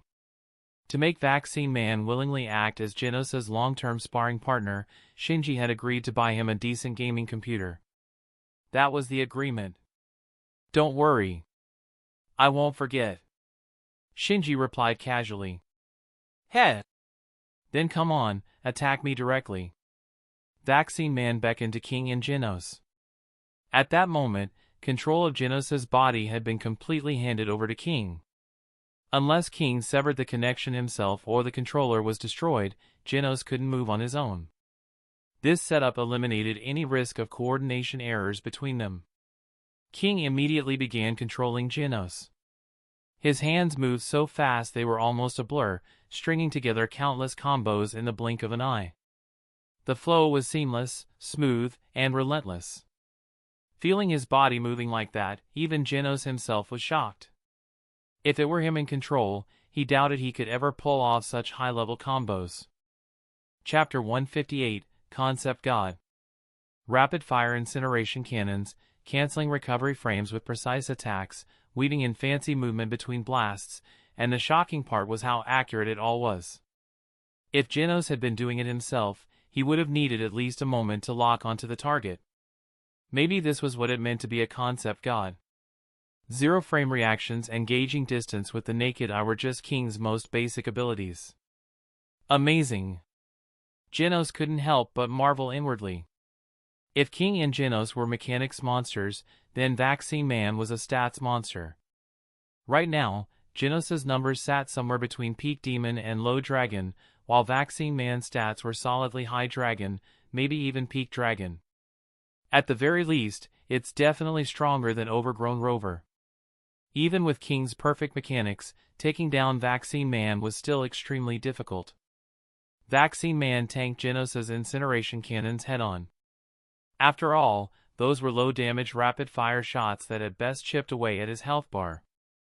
Then, dropping the flashy moves, he summoned multiple glowing orbs that floated behind him. Careful you don't get blown to pieces, Vaccine Man warned Genos before firing. No problem. Genos replied, gritting teeth in excitement. As long as his core in the chest wasn't destroyed, he could survive even if that was all that remained of his body. As the massive orbs came flying in, King immediately took over with his flawless mechanics. Though Genos' speed wasn't as overwhelming as his destructive power, in King's hands, it was more than enough. He perfectly dodged every orb, even counterattacking during the gaps between evasions. King knew Genos' stats couldn't match Vaccine Man's, so from the start, his strategy was set, wearing down from a distance. Taking blow after blow without landing any hits forced Vaccine Man to change tactics. He tried closing the distance.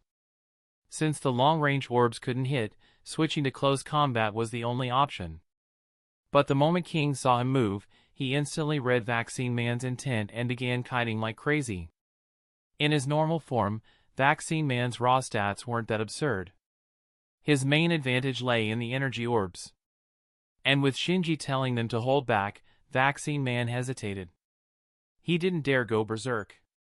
Even so, in his untransformed state, he was still faster than Genos.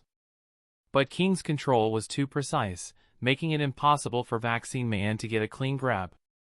Feints and missteps made Vaccine Man dizzy, and each time distance was regained, Genos countered.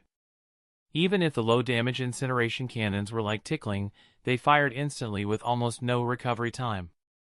In King's hands, that was enough to kite a no-mobility bruiser to death, just as a squishy ADC could kite down a warrior. But the stat gap was huge. King's margin for error was essentially zero. If he slipped up even once and Vaccine Man landed a shot, a single orb to the face would instantly disable Genos, maybe even destroy his core. Yet with the game controller in his hands, King couldn't make mistakes. That was the nature of a concept god, logic didn't apply, just like with Saitama. Under King's control, Genos could only lose if crushed purely by stats. A gap that wide couldn't be bridged even with flawless play. Dragged around endlessly, Vaccine Man grew increasingly agitated. Vaccine Man wanted to go berserk immediately, but he hesitated, afraid it would break the rules. Shinji noticed his restraint and spoke up. Don't hold back now. Go all out. Just remember to stop before the end. Even if Vaccine Man lost control, Shinji could end the fight at any time. With that reassurance, Vaccine Man finally unleashed himself and entered his explosive form. His body swelled in size, his appearance shifting into that of a towering monster. His stats skyrocketed, strength, speed, everything surged to a new level. Seeing this, King's pressure spiked as well. He focused harder than ever, ready to push his control to the absolute limit. Finally caught you. Vaccine Man's speed was overwhelming. In a flash, one of his hands seized Genos around the waist. But King had never planned on letting Genos dodge. He had already predicted Vaccine Man's movements, and by the time Genos was grabbed, his incineration cannon had been fully charged to maximum output. Maximum output without tapping into his core, that is. If he used the core's energy, it would be another story. But that would drain him too quickly, no different from admitting defeat. That option could only serve as a desperate last resort. Just as Vaccine Man prepared to slam a glowing orb into Genos' face, he saw the cyborg's arm cannon pointed straight at his head. Boom! The devastating blast engulfed Vaccine Man completely. Yet Genos' expression didn't ease in the slightest. King, too, never loosened his grip on the controller. When the smoke settled, sure enough, Vaccine Man was still standing.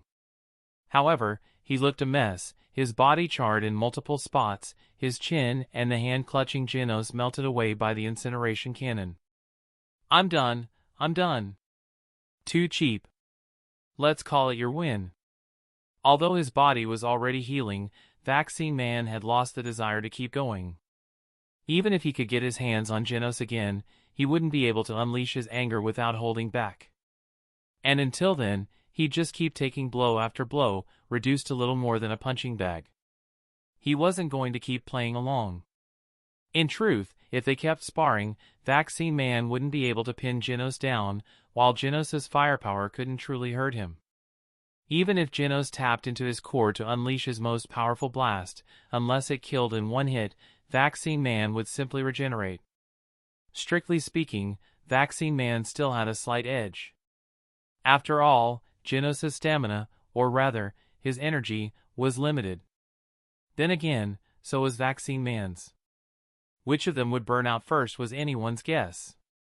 If you didn't overanalyze it, the outcome could be considered a draw. And reaching that kind of result was already astonishing. Under King's control, Genos had been forcibly brought up to almost the same level as Vaccine Man. King not only ensured Genos made zero mistakes, something Genos himself often failed to do when distracted, but also pulled off high-difficulty maneuvers and unpredictable tricks that Genos could never have imagined, like canceling recovery frames with basic attacks. Chapter 159, The Punishment of the Gods. Excellent. As expected of King. Shinji nodded with satisfaction. Though the spar ended earlier than planned, I now have a clear idea of how the two of you work together. That simplified things a lot. All Genos needed to do was keep upgrading his stats and leave the mechanics entirely in King's hands. As long as Genos' stat gap with Vaccine Man wasn't too great, King could manipulate him into pulling off a stylish one-sided beatdown. However, the problem was that Genos couldn't just mindlessly stack raw numbers. That depended on Dr. Casino's research advancing step by step, and on Genos gradually adapting to the upgrades.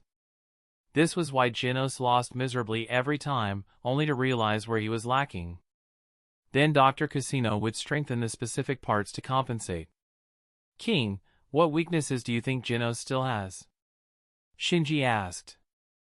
I'd say his main weakness is destructive power. His speed and especially his defense are a bit unbalanced, too. And with only the incineration cannon, his offense is too one-dimensional. King analyzed with a serious expression. Against opponents of this level, close combat is useless.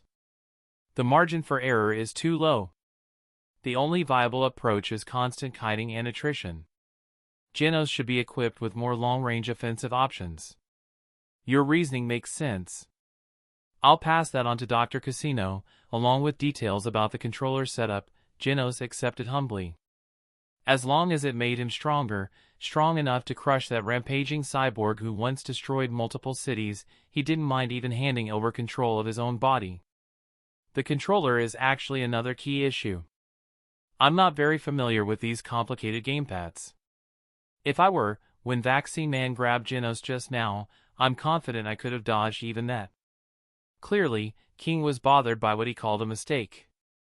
Strictly speaking, it wasn't truly a mistake, just that his play hadn't reached absolute perfection. Mr. King, I'll likely ask you to cooperate with Genos more often in the future. Are you willing? I don't really mind. King didn't look the least bit bothered. As long as it felt like playing a game, he was interested. And this way, things would at least go better than last time, when he faced the stubborn machine god G4, who couldn't be bluffed at all. If only he'd been controlling Genos back then, G4 would have been pinned to the ground and pummeled. Alright, let's end here for today. Tomorrow, I'll have Boros spar with you. Shinji smiled. Of course, I'll have him hold back, limiting himself to his armored form with part of his power sealed. No problem. Genos nodded firmly, without hesitation. As long as it made him stronger, he was willing to accept even hellish difficulty. I'll try my best, King said calmly on the surface, though inside he was already tense. These weren't game avatars, but real people. If Genos got hurt because of him, he'd never forgive himself. Thump! Thump! Thump! As King's gaze fell on the imposing figure of Boros, his Emperor engine roared to life. Boros stood with his arms crossed, eyes utterly devoid of contempt toward King. This so-called strongest man on the surface might not radiate any energy signature, but in other aspects, his abilities were unmatched. Boros could clearly see that the energy inside Genos was nowhere near as powerful as Vaccine Man's, yet King had forcibly bridged such an enormous gap. So there really was a reason this man was called the strongest on the surface. Even so, Boros still felt that King didn't fully deserve that title. His greatest ability relied on others, unless there was some hidden power he didn't know about. In the days that followed, King and Genos sparred repeatedly, facing Boros or Vaccine Man together. Each time, Genos demanded to fight until the very end. He told King not to hold back for his sake, because what he wanted most was to grow stronger in adversity and continually fix his shortcomings. Meanwhile, Shinji wasn't idle either. When he wasn't out hunting monsters, he often visited psychos. Over time, he began to regard her as someone he felt close to. Vice President Shinji, I've made a new discovery. The moment he entered the secret hideout, psychos rushed to tell him. What discovery? Shinji raised a brow. Recently, I went back to re-examine multiple psychic tomes, including the third eye.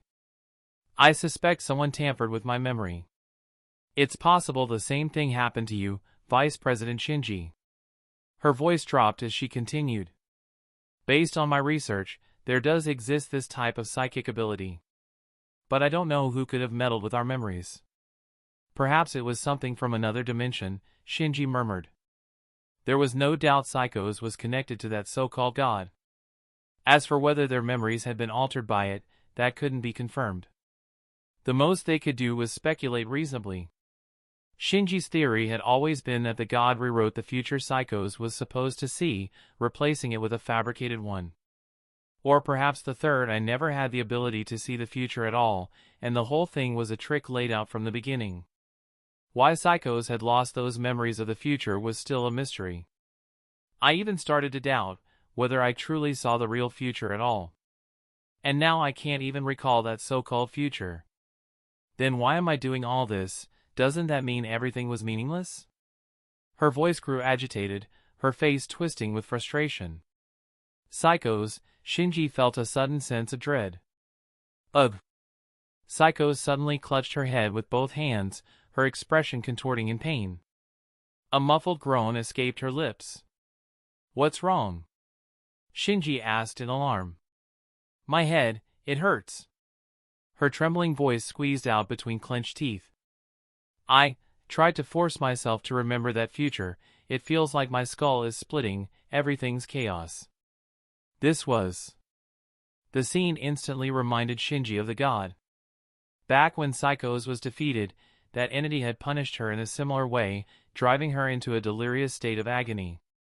Could it be that her thoughts had brushed against the god's taboo, and now she was being discarded as a pawn and punished?